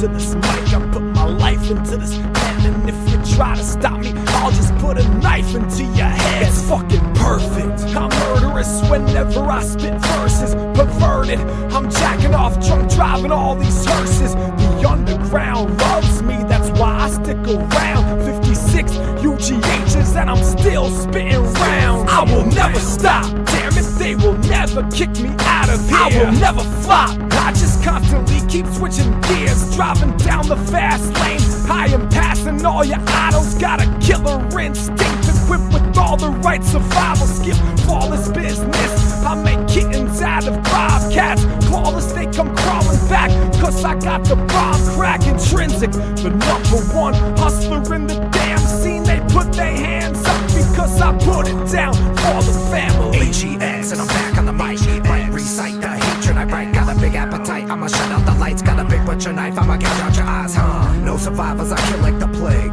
Crowd divers when I hit the stage. Yo, I can't feel my face, killing game in a way. Suicide is great, put yourself in a grave. Go shit, lyrical ballistics, hatred, sentence relentless. Sadist, take this blade by the inches. Raps like a matrix, full of punk bitches. Go, go, go, go, get up out of here. You don't wanna be around these motherfuckers and you end up in another snuff film. Hello everybody, I'm F Dukes. Tryna run a bitch, thought you knew. Tour with the clowns back in 07. Send a hater to a trip right to heaven. Bustin' my ass and give me where I'm at. I got a call from Joe Bruce, where you at? You put me on, said that they like my song. Well fuck that, did it by myself on my own. I work hard, but I party harder. I walk with an accent, I look for a slaughter. Came from the deep, but I moved down south. Murder mitten, keep my name out your mouth. I rock with the best, but I'm underground. Speed bang, let the thunder sound. Don't fuck with the kid unless you wanna get killed. 6 feet deep, what your grave get filled, bitch. They call me Razakiel, the wickedest bitch alive. Come closer, fuck with me, I guarantee you won't survive. I got my enemies fearing me, screaming, shaking, addicted to the death and sex and the sound of necks breaking. No mistaking, I'm better, I'm sicker than all of the rest. I'm passing with flying colors while you're failing all of the tests. For so long I was hated, underestimated. Now my name is everywhere, now I'm appreciated. And I ain't gotta suck no dick, join no cliques. I'm a lone wolf, tearing the cattle up, leading the sheep, nobody looked. What a surprise, I still stand while they all fall. Keep sleeping, it's just a matter of time before I kill you all. I'm dangerous, murderous, I'll hunt your dreams. Like Freddy Krueger, nightmare on Elm Street. You think you got me figured out, but you're all wrong. I'm wrecking shit, killing them like a terrorist dropping bombs. Politicized, and I'm coming with the damn pain. A damn shame, waiting for my glass of champagne. The bloodstained membranes, killing every sociopath, including motherfucking Ed Gaines. Has-been rappers, they're talking like they're relevant. Kill you motherfuckers even if you were the president. Trump ass cracker, I'ma spit it like it's evident. Put them gloves on, beat your ass at your residence. Motherfuckers hoes act tough for days, but your bitch ass punk just bags with AIDS. Abort that shit, man, getting me bored. Chump that bitch with umbilical cords. Wham, wham, like a crying baby. Slice my ex, that whore was crazy. White is American, brown and black is not. Red, yellow, that's what we are taught. Fuck that, put a bullet in your brain. They don't celebrate the holidays, never the same. St. Nicholas and a drink for Patrick. No Eid Mubarak, man, that's fantastic. Spit it like a classic, thinking I match it. I'm real life and I like cutting with hatchets. Spit it like a classic, thinking I match it. I'm real life and I like cutting with hatchets. Faggot, who are you to talk shit? Redneck with a dead neck, stop attack. Not his fault, you a bitch that whines. Spit it like a Tech 9 rhyme, a fight bout. Pissing in your motherfucking face to fight trap. Me, I'm like a death letter, calling suicide. You a Paul Walker, dead in the ride.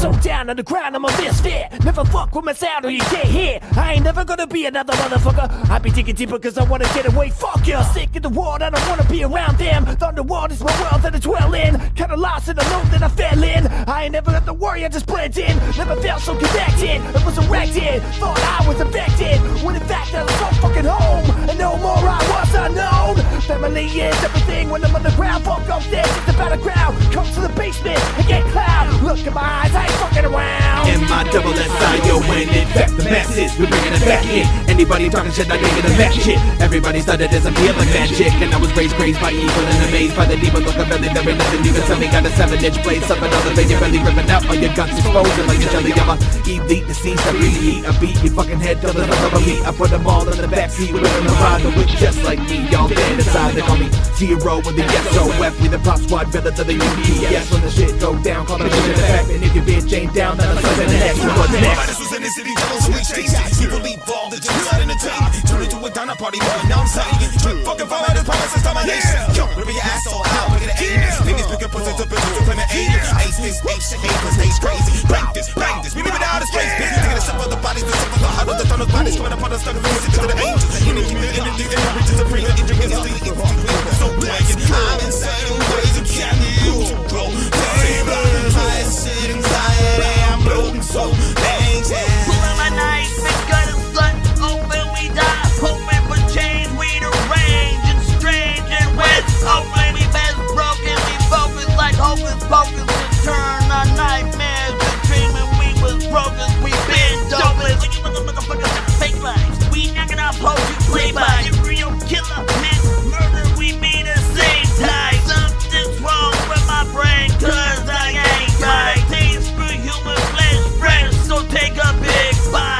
Talking shit will leave you looking at the bottom of a coffin lid. Smoking rock, doing awful shit. Got a 38 slug, pull it out when it calls for it. When I'm off my shit, I keep dirty ass sluts on my balls and dick. I keep flirting with love, but that's all I get. I keep trolling the block for some hookers in head. They keep blowing my cock while they look at me dead. I'm like, oh god, she needs a heroin fix. And at 5 a blowjob, a barrel of dicks. Standing at the bus stop staring at chicks. Straight dots at the truck stop cracking a fifth. Never been a pimp, but no for macking a bitch. Growing up knowing is what a scavenger is. Growing up knowing how to get savage like this. Growing up knowing your fucking chances are shit.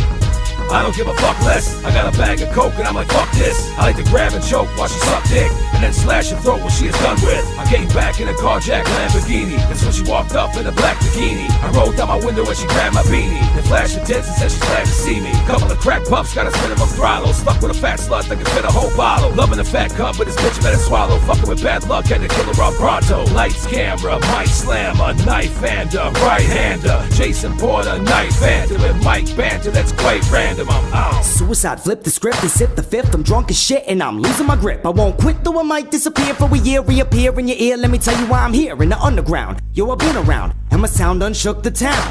Nobody had a clue what the fuck it was though, they all just looking around. Not really, but you know I keep it silly and my peers all wicked as hell. They all love me though, I won't paint my face, but I'm in the race and I kill it still. I'm a juggalo, rapper, own it. Some of y'all act like you just loan it. Don't nobody owe you shit, so don't think you're slick and get hit by a worthy opponent. Know this, the moment fleets, so every time you speak you better make it worth it. What is the point of trying to do something if you ain't been trying to make something perfect? Discouraged, fuck that, courageous. Continue regardless of hatred. Stand up and yell in they faces, sick of this shit and you ain't gonna take it. I ain't even trying to listen to the bullshit. I don't really have time for it lately.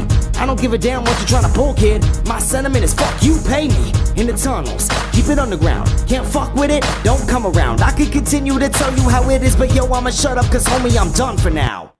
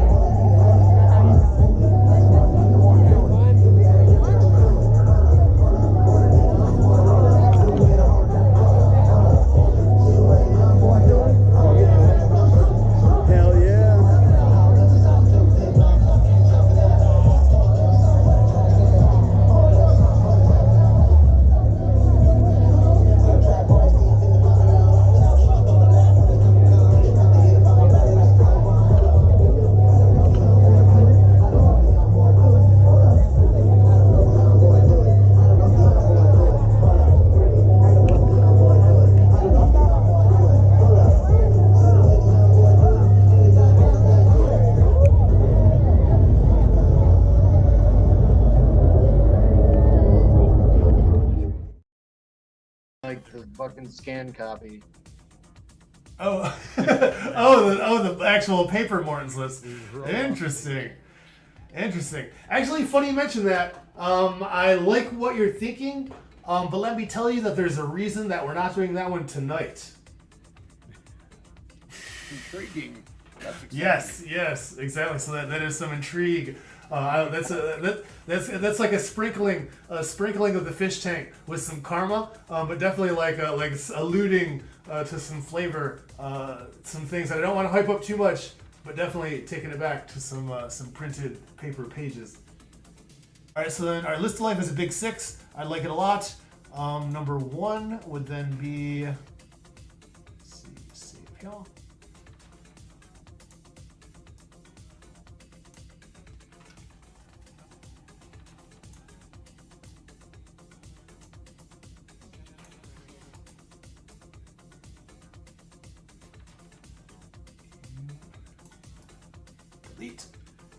Delete.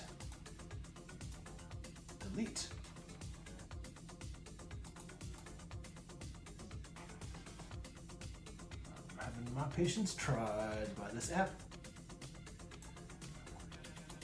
It worked great in the test, I swear. It did exactly what it was supposed to.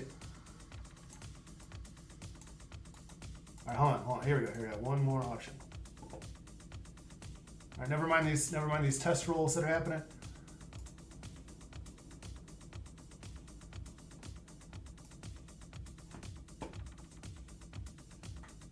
Go. Where is? There we go. There we go. All right. One more flavor. All right, finally figured that out.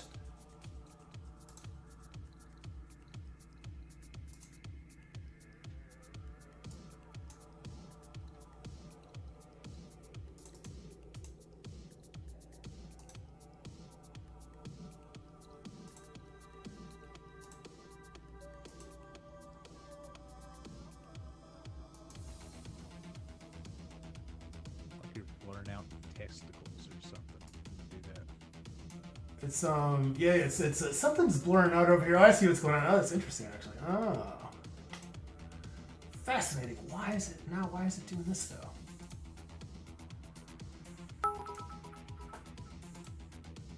All right, hold on. We're closer to reality. Here we go. It's starting to emerge.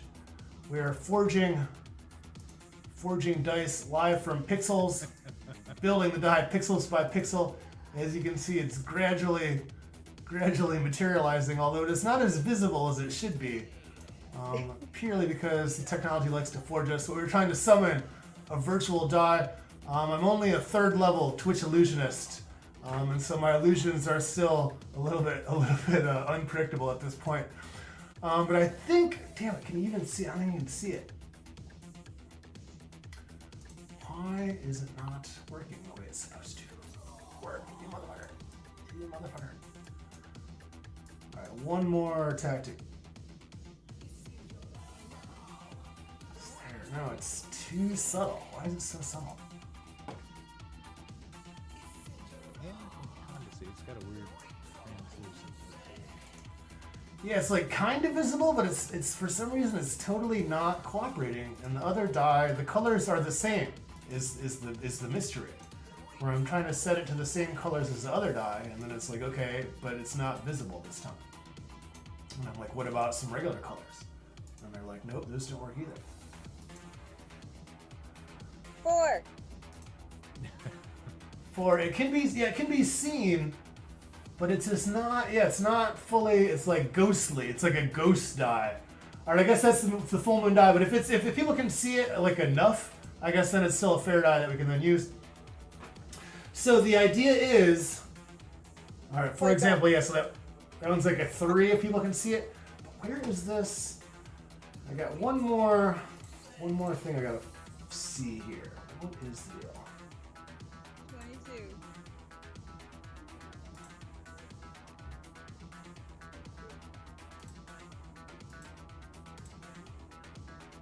Yeah, why is the D30, why is the D6 hidden? This is rather troubling. Hold on, oh, one more thing, here we go.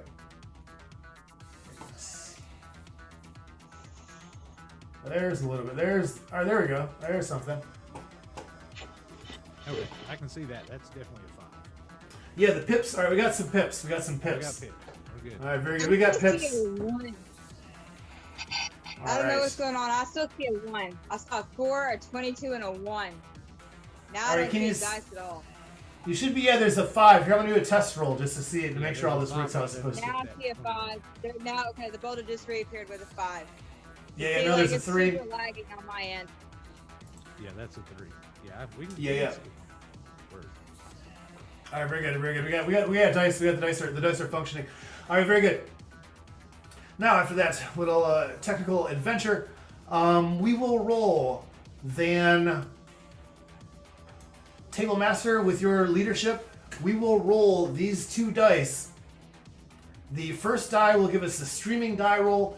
The second die will give us the special effect roll. And then whatever the special effect is, should it record an additional roll, we'll then roll from there. So we'll do these 2 things. As you can see, we have the D6 roll in the corner. And I'm going to pull up. All right, so we got, where's my Twitch window is over here. Let me actually move this window out of the way. Let me bring up the streaming table, summoning the streaming table. is now gathering the necessary energies, begin charging the virtual Morton boulder. And the scene is now transitioned.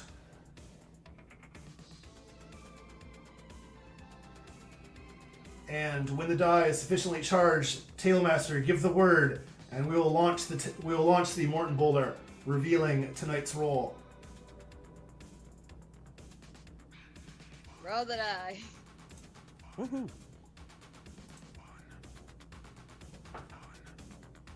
Boulder. Oh shit! Oh shit! Of course, we got a big 6 and a 23. All right, very good, very good. I'm still All right. seeing a 15. It should be there shortly. There's No, yeah, really. You definitely have some. You definitely have some lag on your end. All right, very good. So then tonight's roll for a 6 and a 23, I guess, and that will take us directly to the list of life, and a 23 on the list of life. All right, and so Lore Galore will be our tonight's quest, and we'll roll mutation in conjunction with the Lore Galore. All right, Tailmaster, with your word, the die will roll. Cast it.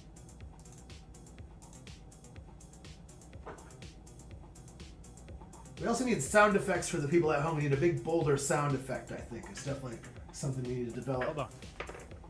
There we go. All right, very good. Yeah. I was doing some live Foley die rolls as well, or I was simulating it along with or exactly like a die on a table roll. All right, very good. Number 14 is building things. Building things combined with mutation. Well, interestingly, building things has things in common with art, which could definitely point us in that direction, as there are many things which can be built. However, the mutation will tell us the manner in which we're going to build this thing. And going to the mutation table. Mutations times building things. Wait a minute. Oh, we got to the mutation from list of life, right? Yes. Correct. Okay, doesn't that mean that we go on like the shadow list after we roll it? Or something? Is it shadow list or echo list? Potentially. Well, the thing is that list of life contains, all the mutations. Yeah, because it contains all the Yang of the Sky, the Rainbow Dragon, the Earth, and all that high-level flavor, which we definitely could have rolled, but we did not. So Wait, no, we don't have Yang of the Sky. We don't have Yang of the Sky. Yeah. Yang of the Sky first. Yang of the Sky would have been first. Mutation, then roll. Yeah, not go to Yang of the Sky, it goes to building things. There's 2 more rolls that I mean, potentially more if we get like cryptic list or something, which would be awesome. Oh my god. Exactly. All right, very good. All right, so with that in mind, and this various, very chaotic kind of unfolding, but I'm definitely, it's exciting feeling our way through these specific rules, especially for people who are not so familiar with some of these intricacies, definitely. All right, so with that in mind, we are now on Shadow List. Nope. Having had our mutation. Let's roll. Yeah, so we have our. So let's go back to the mutation table. And mutations for page 239 for folks at home. And we have another roll. On your words, we'll roll this die once again.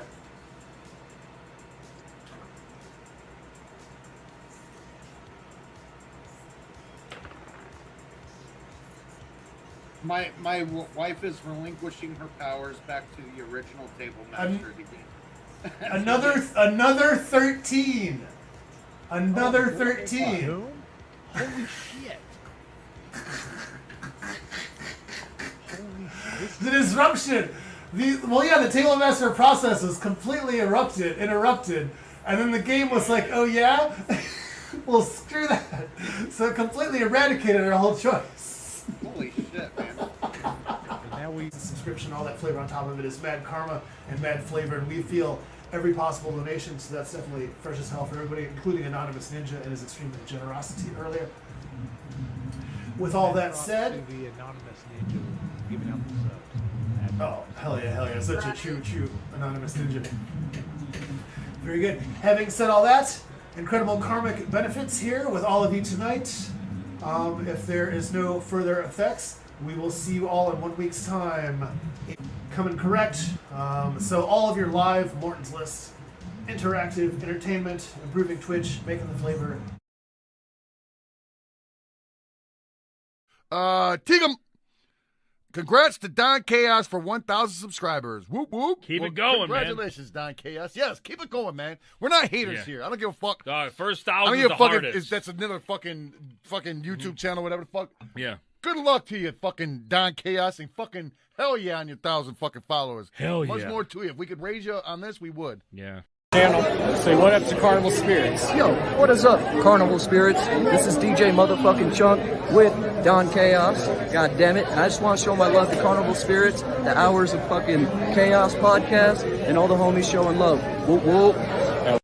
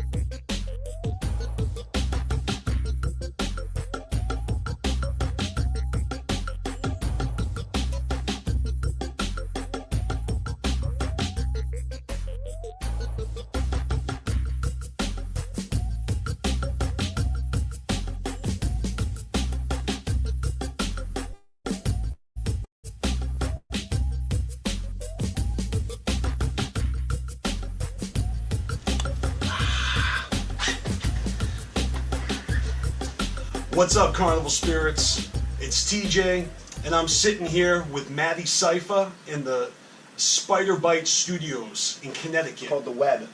The Web? The Web. This is the studio that you record in. The oddities, everything. The All Web. right. New Haven, Connecticut. Maddie Cypher invited me down to check out the studio and his, I don't know, his personal archives, his collection of oddities, and I don't even know how to describe this shit, but that's why we're interviewing him today. This is Carnival Spirits in the Tunnels. Let's go. From Detroit to Slime City. Yo.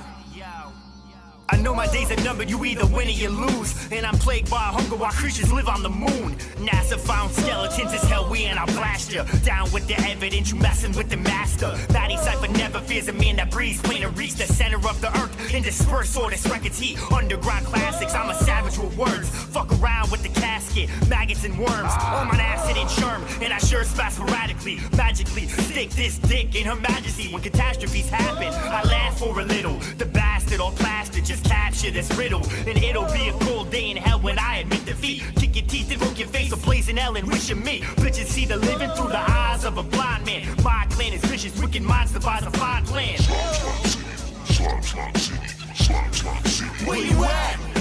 Slime City, Slime City, Slime City. Where you at? Slime City, Slime City, Slime City. Where you at? Slime City, Slime City, Slime City. Where you at? You know, you and me have known each other for almost a decade. Yep, about that. And I started doing shows in 2008. Yep. My first show outside of the Gathering, it was your show that I performed in Connecticut. It was that Valentine's Day Massacre show. Cupid Could Kiss My Ass show. Cupid Could Kiss My Ass. Yep. Hell yeah. Do you remember what year that was? We only did a couple of those. It was Valentine's Day 2008. Was it at Toast Place up in the Lily's Path? Yes, it was. That was the first one. Okay. Yep. And then we did another one. It was the Easter Sunday Slaughter. Yep. That was my, to anyone watching, the Easter Sunday Slaughter was my annual, like, my Hollow Wicked, if you will. And I did them every year. It just, after a while, it became difficult because, you know, it's hard to get people to come out on Easter. Most people spend their, were family-oriented and spent time with their family on Easter. And I tried to get people to come out afterwards, and sometimes they were a great success, and sometimes it wasn't worth putting the effort in. So I just stopped doing those, but we did about 6 or 7 of them.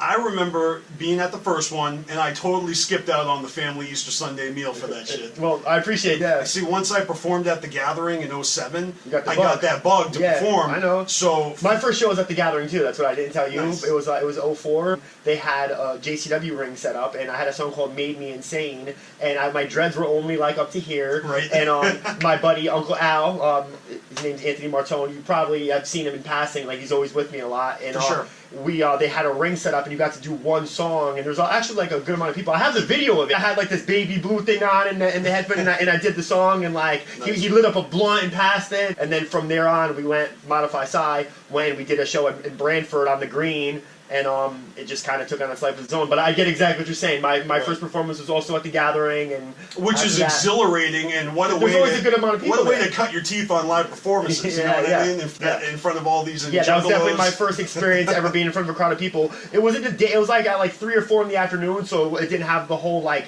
nighttime thing to it. There was still a lot of people by that whole stage, and it was all around it, and we like rocked it, and my boy like hyped me and like knew all the words, so it was cool. I remember Cave in Rock 07. They had the Bomb House stage. It was awesome to perform in the middle of that gathering. That was the first one that was at Cave in Rock. Yeah. The year before was the Mud one in that weird spot in Ohio. I almost went to that one. Yeah, we went to that one the last day just for ICP. Like, I made it to it to see ICP set, but I wasn't there for the Mudville, which I'm kind of happy about, to be honest. But I missed that one, and my boys were like, yo, the new spot's pretty dope, and then we went back again. In 2008, I actually had a really good time, and then, like, 2011 was, like, my favorite one. Like, we were chilling, I had, like, hung out with, like, Xbox the whole year, and, like, performed, and I found a tortoise shell, and... Really? Yeah. You found a tortoise shell out there? there? Turtle, yeah, Eastern box turtle.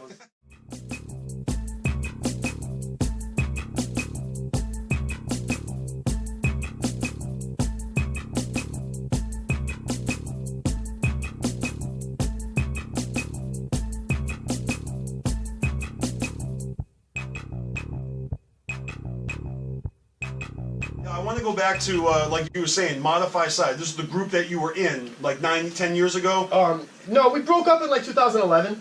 Okay, so but you were in Modify Side in 08 when we performed together. Absolutely. And I remember you and the other dude both had dreadlocks. Yeah. You guys were both on some other shit. Yeah. You guys had EVPs woven into your beats? No, I have them in the first Matty Cypher album. We, like, did paranormal stuff. The whole EVP thing, I kind of used all those for my Word is Bond Matty Cypher album, which came out before Modify Psy, but I tame my tongue. I try not to disrespect anyone, and I wish Luminol, that's the other member, nothing but the best, but he was slacking a little bit, and I got a little impatient, and while we weren't able to record, which was because of him, I went out and made the album, and I just kind of put him on my shit, and like, he was a little bitter about it, he got a little salty, and I'm like, I'm the one that does all the paranormal investigation, you know what I mean? Like, there's a lot of rappers out there, but there's not a lot of rappers that are also ghost hunters. Yeah, absolutely. I definitely am, like, the guy, you know what I mean? Yep. I know Prozac does it, and I don't know to what extent, but, like,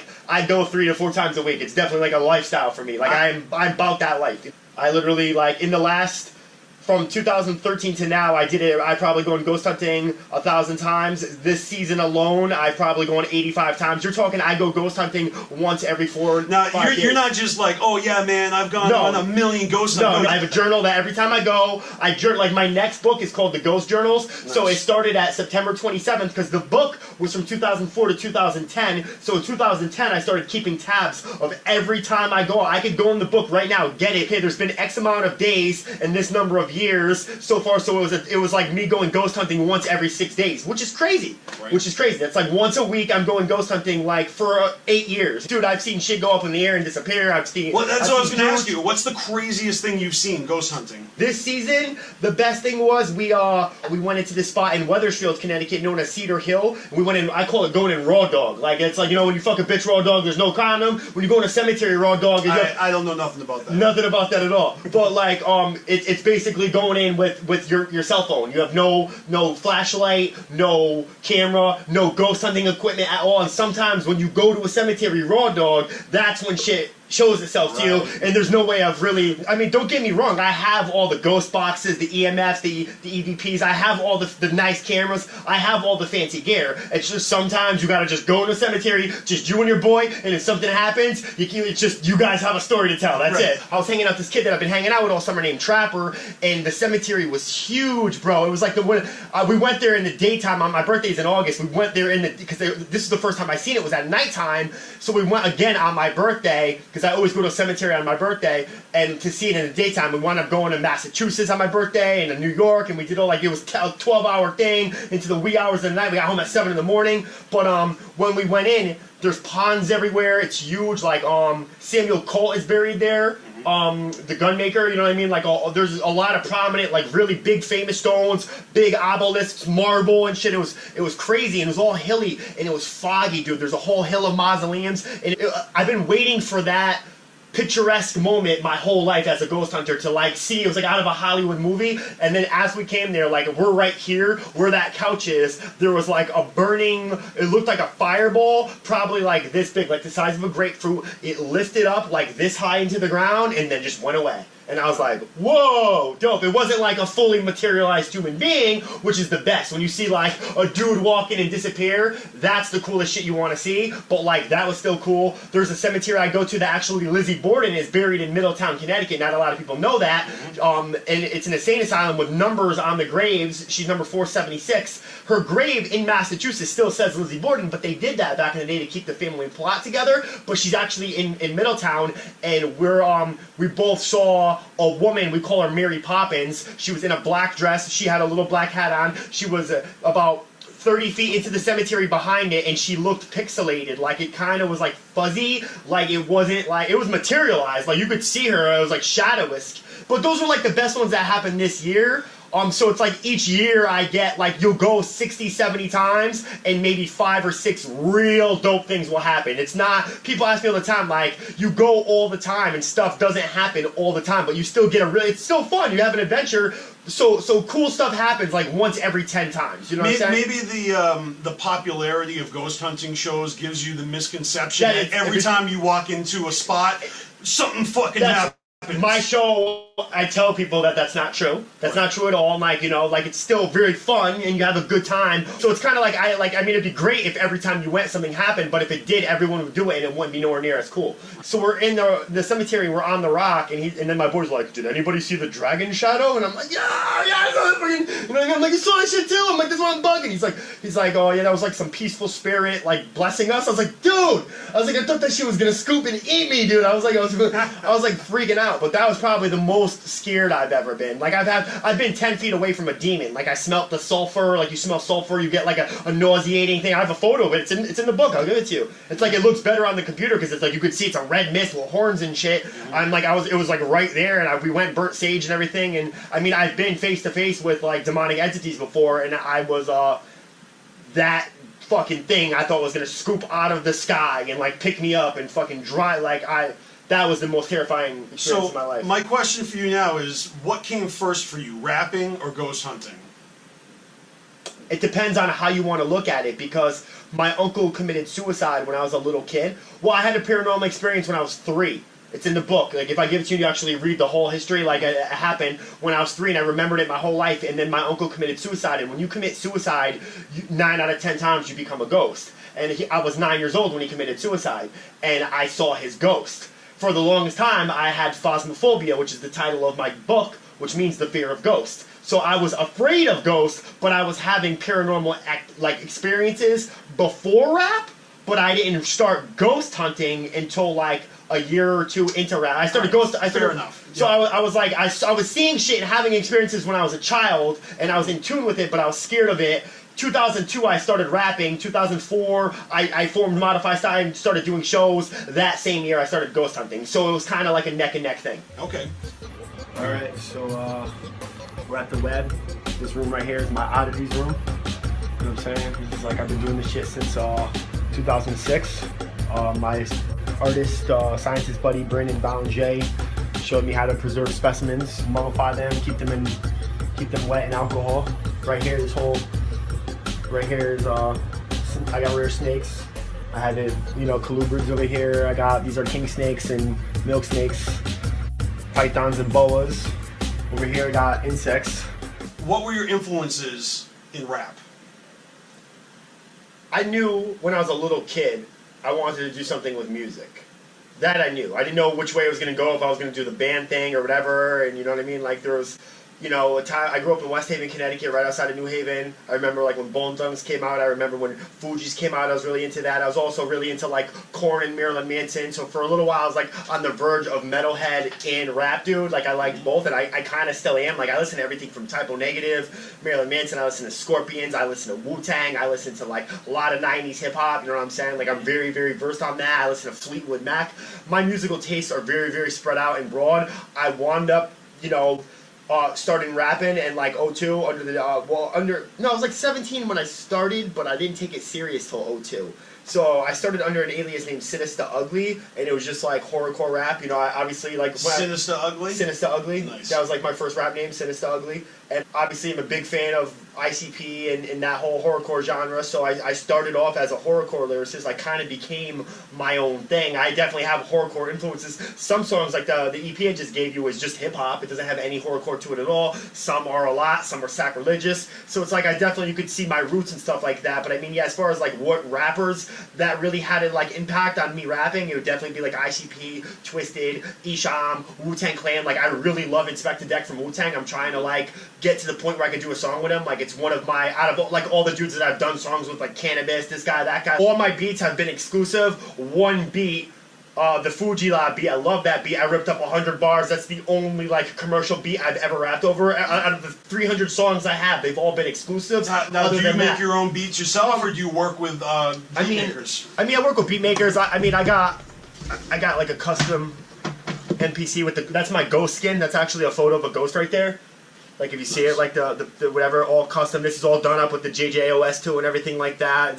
I mean, I'm equipped to do everything. I don't really know how to do it, but I mean, I have beat makers come here. I work with this dude named Miggs out of Canada. For a while, I was dealing with these two dudes, Live and Anthro, that did all the Righteousness Gone, the shirt you have on. Live and Anthro handled all that production. We had a fallout. I wish nothing but the best for them, but they handled all those beats. They have like a really NPC kind of like, you know, weird kind of fuzzy, like Black Sabbath-ish kind of vibe to them. It's horrorcore, but like, I mean, they don't like the horrorcore. They listen to like BstMstR and all that kind of stuff. So we like different stuff, but it vibed. We had our own sound, and then like, you know, Danny Damage makes beats for me. I'm right now, the dude Miggs from Canada is making a lot of my beats. People just send me stuff. I've had, you know, DJ Question from Jedi Mind Tricks make me beats. C-Lance makes me beats. I mean, this guy makes 8, this guy makes 4, this guy makes 3, and then I get a couple randoms and I make a 20-track album, and that's usually how it's been.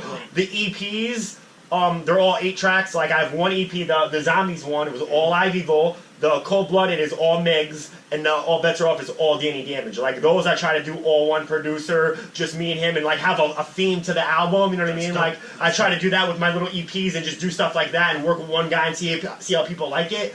As long as it's exclusive, I don't do that whole like lease and B shit. Like get the fuck out of here with none of that shit, bro. Like you wanna work with me, this is what it is. You know what I'm saying? Like I'm established. I'm a very humble dude.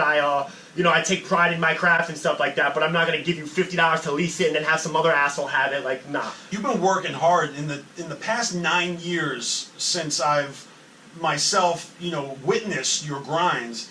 You have churned out well over a dozen albums. Yeah. I don't know exactly the number, but it's right there. There's they can't see it on there. There's a little fucking like Voodoo Man. It's a CD holder. There's 1, 2, 3, 4, 5, 6, 7, 8, 9, 10, 11, 12, 13, and then 3 EPs. So there's 13 albums, 20-track albums, pressed up on disc makers, like booklets, everything. Yeah, the whole like nine an actual real CD. We're not talking about like, you know, free mixtapes. downloads. No. You're not a MySpace rapper. No. Like real actual CDs, booklets, barcodes, like on iTunes, the whole pressed up, shrink wrapped, real CDs that you could sell in stores, and 3 EPs. And you've been doing that before you even started Spider Bite Records. Yeah, absolutely. Now, how long has Spider Bite Records been around? 5 years. The stickers I just gave you, I actually might have some in my pocket. These are the 5-year anniversary sticker. I'm about to make the T-shirts. So the silver with the 5 in it, instead of normally it has a Connecticut logo. Like I beefed up the logo. It has a Connecticut in it, but since we're in the 5th year, it was July of 2012. I started it with Armageddon Ready, even though that was on Long Range. I bought the rights back from I was on a label called Long Range. I bought all my rights back, so now I own my entire catalog. And I put the 5 in it for this year, and then like from now on, it'll just have those. These are all different kind of insects and tarantulas, bats. Right here, we got all my crazy lizards. Right here's all chameleons. These are horned lizards. These are all geckos. Geckos over here. We got some cool stuff. These are all like monitors and collared lizards and stuff like that. And then I got some things around there, little baby alligators and stuff. What is the story behind your rap name? Where'd you come up with Matty Cypher? Yep, I was waiting for that. You know what it is? It's one of those things that I've explained it 100 million times. But it's am I saying that correctly? Yeah, it's Matty Cypher. I feel like I mispronounced it. The thing what it is, it's like I wanted it to be kind of like, I get that I have like a weird rap name when you first see it. Like I tell people to sound it out. Like it's Mad, E, Cypher, and it's all one word. But if you sound it out like that, like syllable structure, which is how my whole basis of rapping is a syllable structure, that you'll get it. Some people think it's made cypher, whatever, and then, but it's cool because like a lot of people look at me and think I'm a metal dude or I'm a hippie, and then they find out I'm this crazy rap dude. So it's kind of like I wanted people to not exactly know until they hear it, because once you hear it, you get it. You know what I mean? Exactly. But so basically, I was at like you know Ill. You know who he is? Okay, so we were at a battle rap, and he was there, and one of my other rap names was Logic Letdown, and I was with my like thug homies. You know what I'm saying? And we went to the battle rap, and they were like Logic, and I looked at them. I thought they signed me up, and I was like, fuck.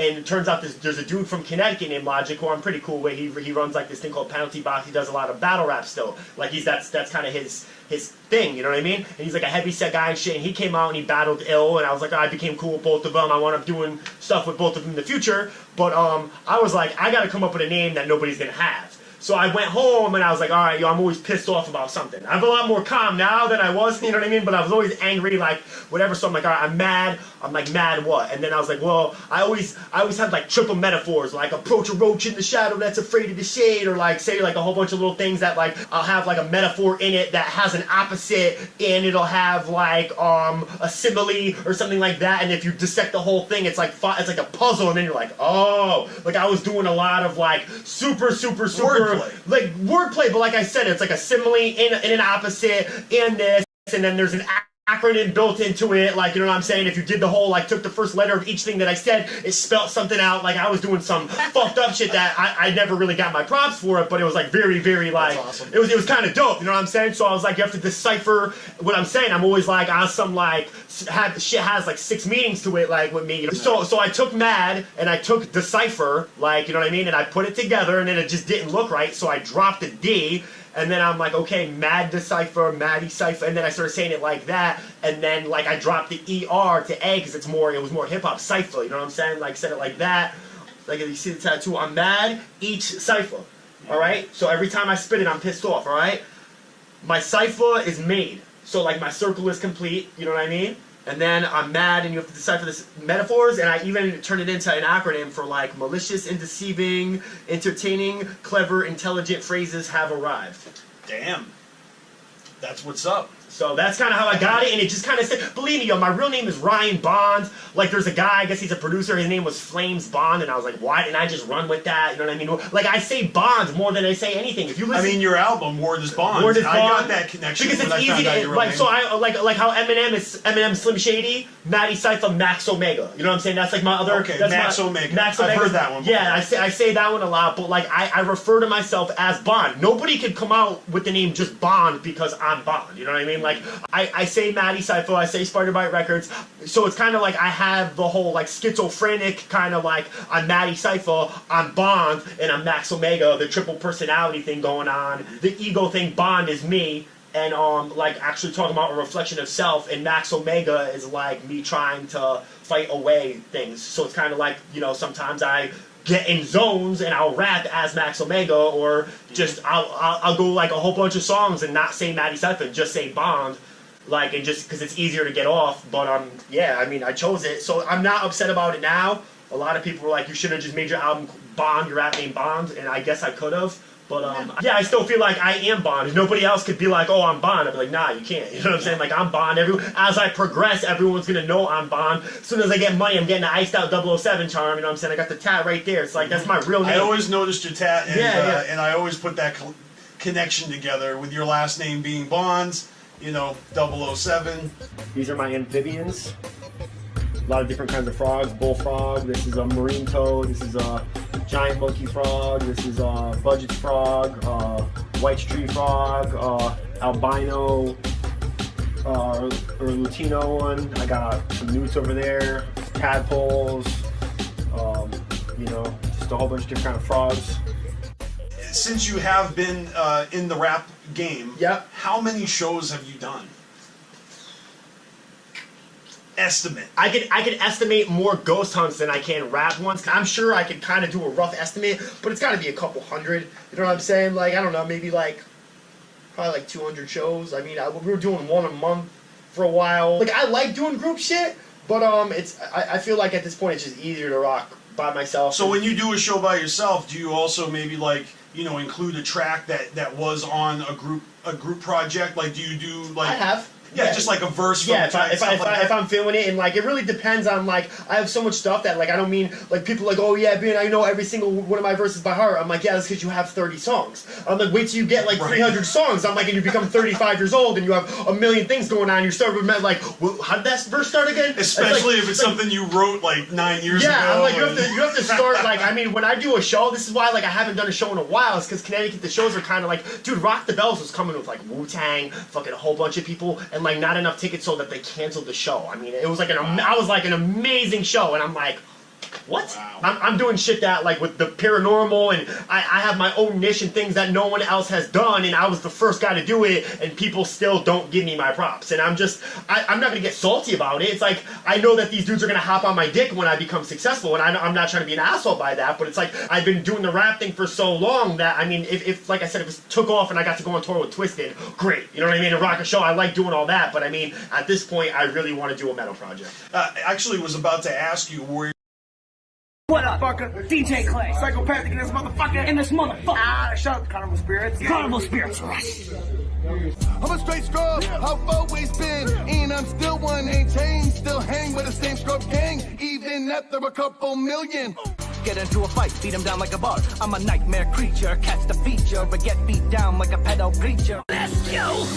I made my way to the tip top from the pit bottom. You other motherfuckers get nothing but dick riding. Putting out that mumble music that you call hip hopping. I'ma be down with the clowns till my casket's dropping. But I love patrolling out in the rain. No fear inside me like Dr. Crane. Spinning really hot like vodka to get them to go chew by. Curse, curse.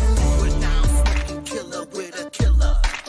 Toast to the wicked shit, put that liquor in my lip. Out of the fest, that's why you might have fell. Thinking it aboard a body that she might have fell. Drinking gasoline, let me get a light, baby Q, I'm spitting. Your soul is crack, Karen. Take a dark nap, Karen. You cook your slack, Karen.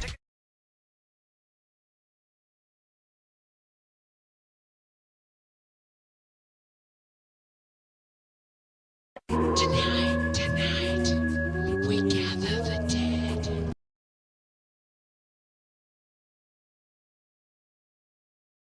You scared, I see you shaking in the knock. Tonight, on with our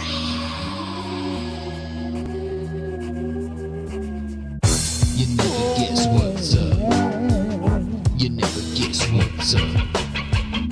You never guess what's up. You never guess what's up. You never guess what's up. You never guess what's up. You never guess what's up. My fucking head blew up. She was lovely, long hair, short, nice, beautiful. So at the funeral, it made me cry. I mean, she died, man, I cannot lie. I couldn't sleep without a wink. I only think about my lady. I miss my baby. I need her by my side to hold me and squeeze me. I still have pictures, but all they do is tease me. I see my therapist, she only tells me I'm in trouble. I want my baby back, so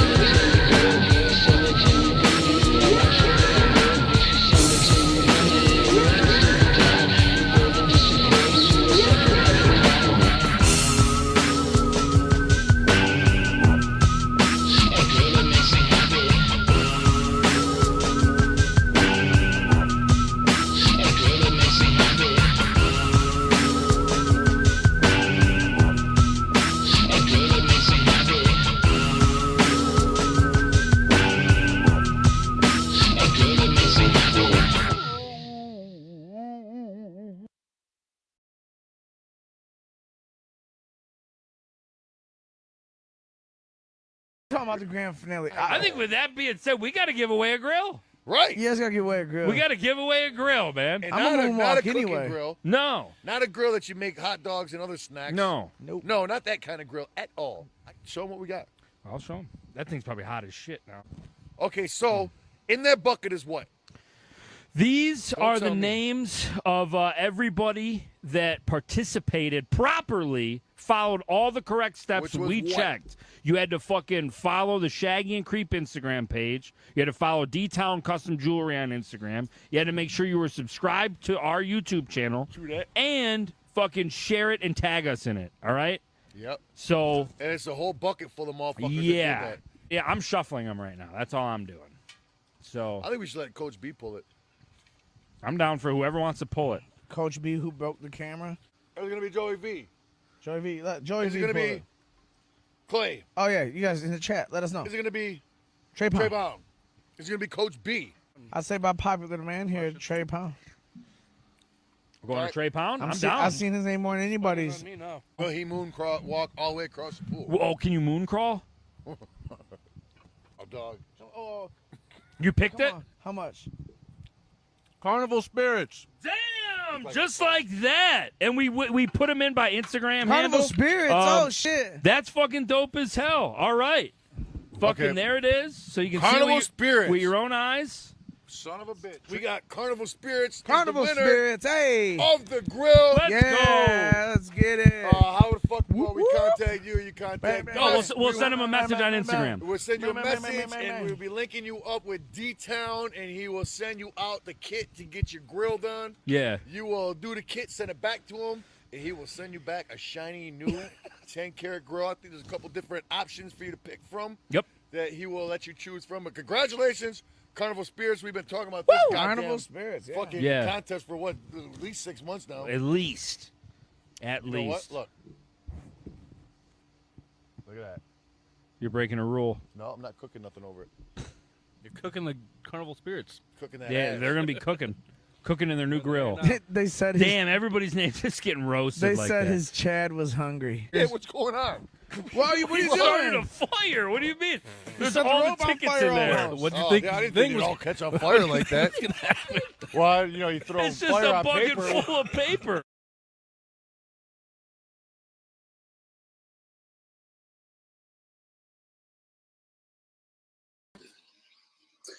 All right, I just changed the windows a little different here. Sorry, guys, a little bit of technical difficulty. And look at that, the chat is on point, letting me know.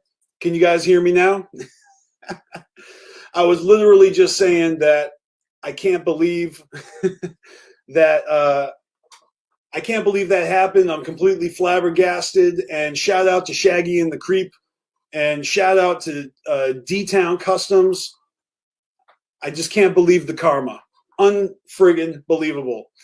But what I was also saying while I was mute is that it was hilarious on the actual post right over here of their announcement of Carnival Spirits winning that giveaway. If you look at the comments, let's go to this post right here. Super, super funny. Let me see if I can make this a little bigger. Yeah, that's about as big as it'll get, huh? All right. So here is the post where they're announcing the winner. And I don't know if you can see, but here's the comment right here. I know it's super small, but can you see that on the screen? This guy says, seems a little sus when a super famous Juggalo YouTuber wins over random ninjas. Just saying. Good one. Dude, I'm super famous. Did you know that? I'm famous. I just got a kick out of that because that is like the opposite of how I personally feel. You know, despite what anybody thinks and all the attention that I'm getting doing my own little show here and, you know, having an Instagram account with 10,000 followers, like that ain't shit, man. That's not famous. That might be Jugga famous, but that's different. I'm a still, you know, flesh and blood, you know, emotional, flawed human being over here that was just, you know, entering a giveaway like any other ninja. Like, seriously, dude, fuck you. I'm just a ninja. Know what I'm saying? And you know what? Like this right here, it feels like karma. It just feels good. Like I'm going to wear this grill on every episode of the BeastMasteR show after I receive it. You better believe. You better believe. So anyways, you know, I wanted to play the video for y'all and just express my gratitude and my sheer, I'm just seriously like, beside myself, you know. I have been in contact with D-Town Customs and nothing's been arranged yet, but I'll keep you posted, you know, because I'm here every Saturday afternoon and I can definitely keep you guys posted. And you know, Scotty Balls actually had an idea that I should document the process of getting the mold for the grill, you know, and so I'm probably going to do that for y'all. I'll make a vlog.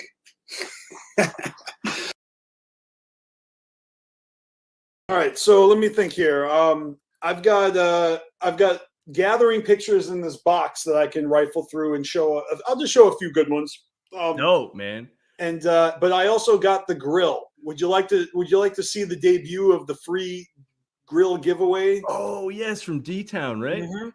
Hell yeah, I would. All right, cool. So what we're gonna do is I'm gonna play the video of me making the mold. It's like 4 or 5 minutes long. I recorded myself doing it, so I'm gonna play that video for y'all.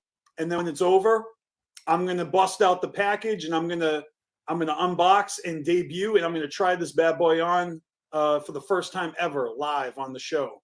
Hell yeah! I'm pretty excited about that. That's awesome. I'm excited.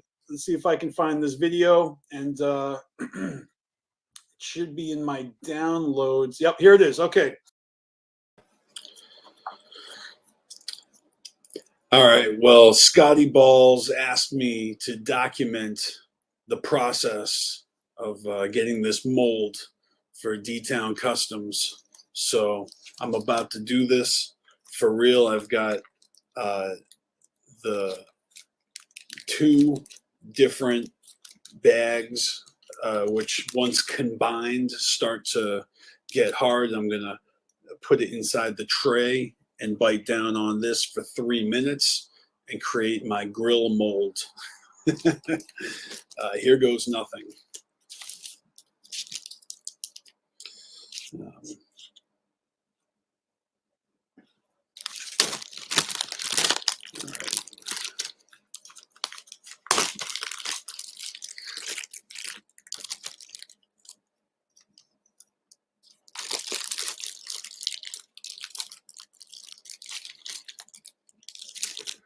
right, so this is one half.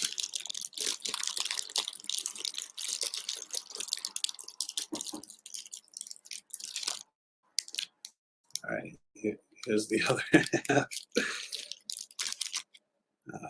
And here they are. Why do I feel like the absent-minded professor right now? This is just some Play-Doh? No. All right, here goes nothing.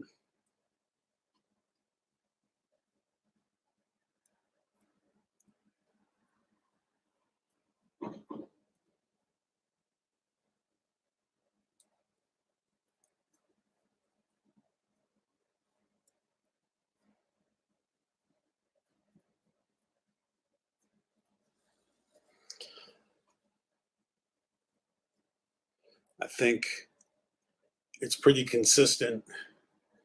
Said to do that until it was all the same color. So here it is now. All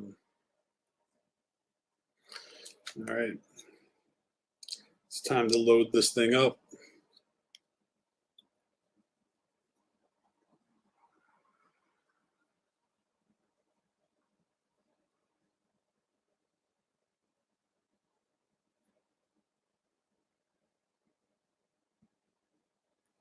Oh, sorry, I wasn't showing you guys, but now I've got the grill mold kit completely loaded.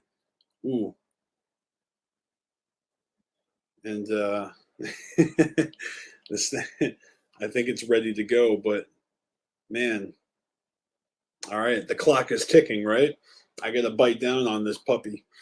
Oh, wait. I was just eating chips. No, I'm just kidding. I've already cleaned my teeth. All right.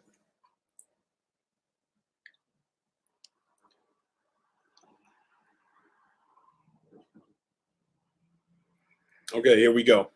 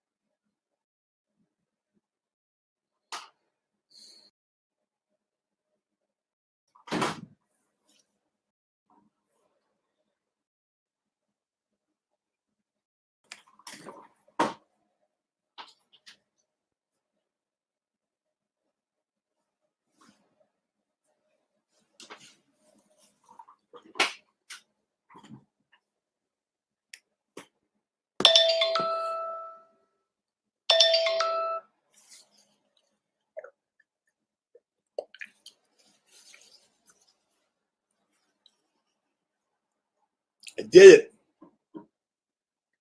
And there it is. Wow.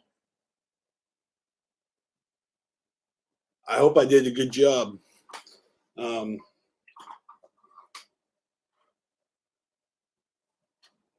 it's weird looking at my my teeth from inside. All right. Thanks for watching, and I can't wait to get the final product, hopefully at the gathering of the Juggalos in just a week, if I get this mailed out in time. All right, see ya.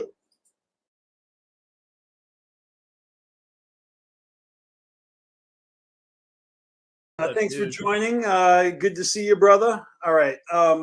So, look, that was obviously a week before the gathering. It was right in between the Hootenanny and the gathering, and I've got the package right here. So let's. I mean, that was fun to watch. I had not seen that video after I recorded it. That was weird to watch. I wasn't really like performing for y'all. Scotty wanted me to document making the grill, so I did, and you're welcome, Scotty. All right. Yeah, I can only imagine. It kind of feels like when you got to do that for the dentist. Remember, I don't even know if they do it anymore here anyway, but like I think the X-rays, you kind of had to do this weird, like they had the molds then, right? Yeah, I mean, when I played soccer as a kid, we had to get mouth guards made, and so it was similar. It was plastic, and you would heat it up. You would boil it. It would get super hot, and then you would bite into it, and then it would harden. Word. That was the process. Crazy. All right, so we wrapped it in some paper. I'm just gonna go full screen for a second so I can really show you this bad boy. But oops, that's not the way. Yeah, here we go. So here it is. Dope. And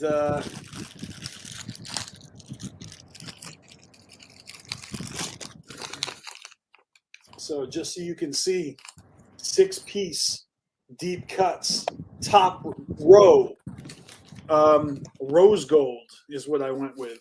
Nice. I need to cut these. I got the scissors right here. They really wrap this up nicely. So this is all the way from Texas, D-Town Customs. Oh man, they do such cool stuff, man. Everything they've done, like, is so dope. Like Shaggy's grill, you know, the Yeah, Cartoon man. Network grill. Yes. Yeah. They've it's so also dope. done Ouija's grills. Mm-hmm. Oh yeah, sorry, you guys are right here.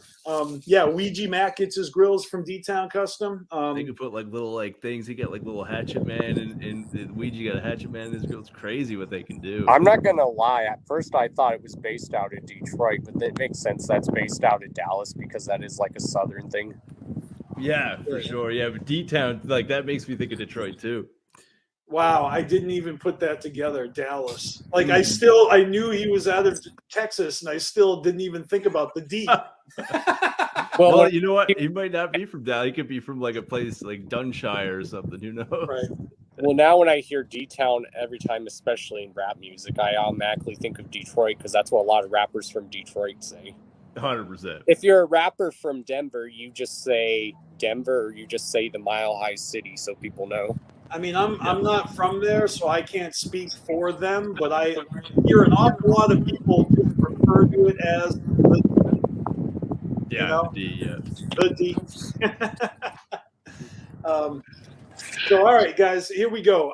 It's still wrapped in its TP, but I'm about to unfold this right here. Hell We're yeah, about man. to see. Oh, So, man, it wow. only took a week to turn around to get that. That's dope. Damn. So, oh, is sorry, it goes this way. I just don't want it to crazy. fall. Shit. All right. So I've never done this before, so I don't know. Am I supposed to pull this right off here? Did it come with instructions? No, it just came with packing tissue. Word. Supposedly, they're easy to put in. They're apparently like dentures. Yeah, well, I think what's happening is there's some tape here. There's some tape involved. Word. Let me just, yeah, there's a little tape here. Well, you know, this is what they're transporting the shit on. I gotta take it 100%. off. And then I don't know how this works. Like at the end of the night, do I get a glass of water to put my teeth in like an old man? Is that the problem? I just know when you're sleeping and when you eat, you obviously take them out. All right, well, check it out. I've got it, and there is just a little bit of plastic here. So, yeah, wow. This is weirder looking than I thought. Like I don't know what I thought. Like the inside, you mean? Yeah, well, just looking at it, but it makes sense, right? Because it's gotta look like my teeth on the inside. So yeah, that's just weird to see. So is that mold? It came in the mold that you were biting on in that video that hardened up. Yeah, that was it was like two different color putties, and then when you put them together, they get hard, but it takes like 3 minutes. So you bite into it, and then this is the shape of my teeth. This is basically the putty, I think. So you basically, or this is the mold they made from the putty mold. So it's like you take that one to make this, and then you use this to make this. Right. The first one is like a reverse mold, and then you make right. Yeah. And it's not my first time fucking with molds, because my best friend used to work at Chill's Bong Factory in Florida back in the day, like 20 years ago. And I went to visit, and they put me to work, and I actually made like, a dozen bong molds. Nice. Which went on to make, countless bongs, or at least the base of the bong, where it's like a face, like an alien or a devil or something like that. That's and, cool. And then they put the tube on it with. All right, so let me try this on. Here we go. This is the christening of the grill. And just a heads up, if you keep it in long enough, you are going to develop the what sounds like a lisp for a bit. But then your mouth gets used to it. Well, I'm definitely not used to it. How do I sound? You sound like the typical person that has a grill when they first wear them. I feel like I should say something. Oh man, that's pretty good. You don't sound too. It doesn't sound too not strange. too bad though. All right. Man. There's definitely oh man, I sound like Ouija Mac. Man, they look gangster. Wow. Sure. All right. I love the color. I got to get used to this. Oh. I'd say you might develop a lisp for a bit, but then you get used to it. Yeah, no, I think I can get used to this. It's all about your tongue, and it's like having barbecue and not picking the shit out of your teeth afterwards, and just kind of living with that. That should be the. I don't know why you should use that quote. Why am I picturing him just like Lil Stinking Lil Poop? Yeah, son. 100%. Yeah, Sean. BeastMaster's Rose Gold Grill, Sean. That's wild, man. So, Don Chaos, did you say if you leave them in and get used to them in, then you have a lisp when you take them out as well? Well, they say you have a lisp at first, but then for some reason the lisp goes away from what I've heard. Word, that's crazy. I guess it just depends because everyone's mouth is different. Yeah, well, for sure. All I know is that these feel good. Like the mold worked perfectly. They don't feel like they're falling off. They don't. So I'm actually getting used to talking with them on. Like there you go. Like I'm aware of them. Yeah. But mostly because I feel it right here on the on the inside of my lip. I can feel the pressure. Right. And when I was in high school, I used to dip, because smoking was no good for soccer players. So we used to use the smokeless tobacco. You put that shit in your lip there. It feels like that, like I got shit in my lip. Yeah, 100%. Wow. Dope, man. It's Yeah. crazy, like when you showed them from like the bird's eye view, like looking into the grill, how thin. I didn't realize how thin the gold would be, like as far as the shape of it, but I guess it makes sense because I mean, how deep could this be? Right. You got a tooth under there. That's right, 100%. So this is like a kind of like. I think about movies where somebody has like lost a hand in the movie, and so in the movie they walk around like this, and they're like, look at this realistic, like I lost my hand, and it's like you clearly just pulled your sleeve over your fucking fist, and you're holding your hand like this, pretending that it's a nub, but it's like longer than where the nub would be. Like wearing a green screen sleeve to make it look like they lost a hand too. Yeah, they can't all be Lieutenant Dan, right? Where the legs are CGI'd out. Yeah. That's still crazy for the time that they did that in '94. Well, that's my point, is that these grills, like they're covering a real tooth. It's not like I got a replacement, Right. And so they're hollow. And oh man, I'm seriously just like experiencing this for the first time. It feels pretty good.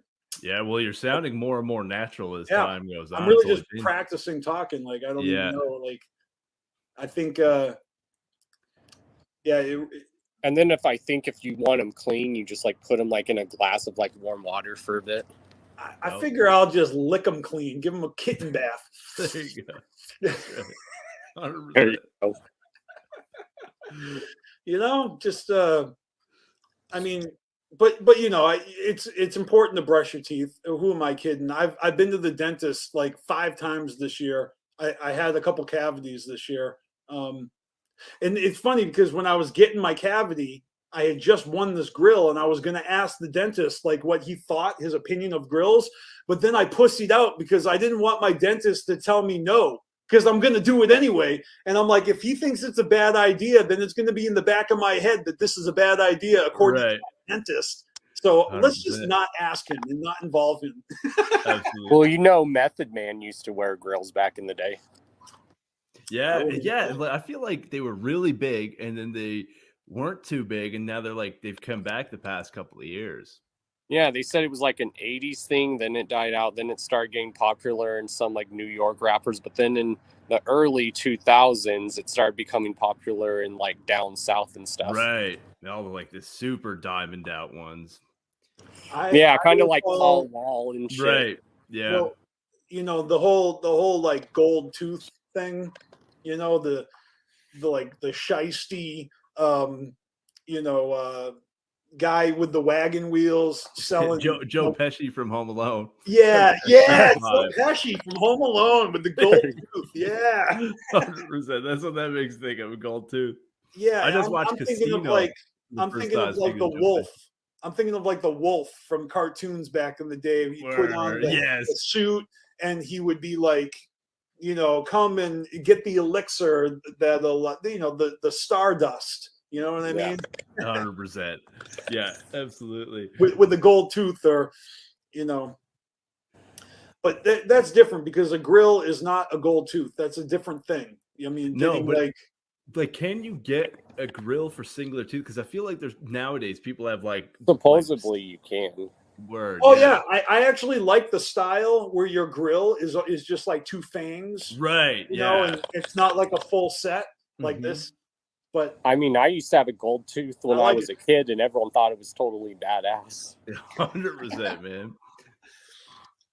But it was back then. It was considered a filler, but everyone thought it was still awesome. Right. Well, when I was a kid, I had a green tooth, and everyone thought it was dying, but really it was just spinach. Are we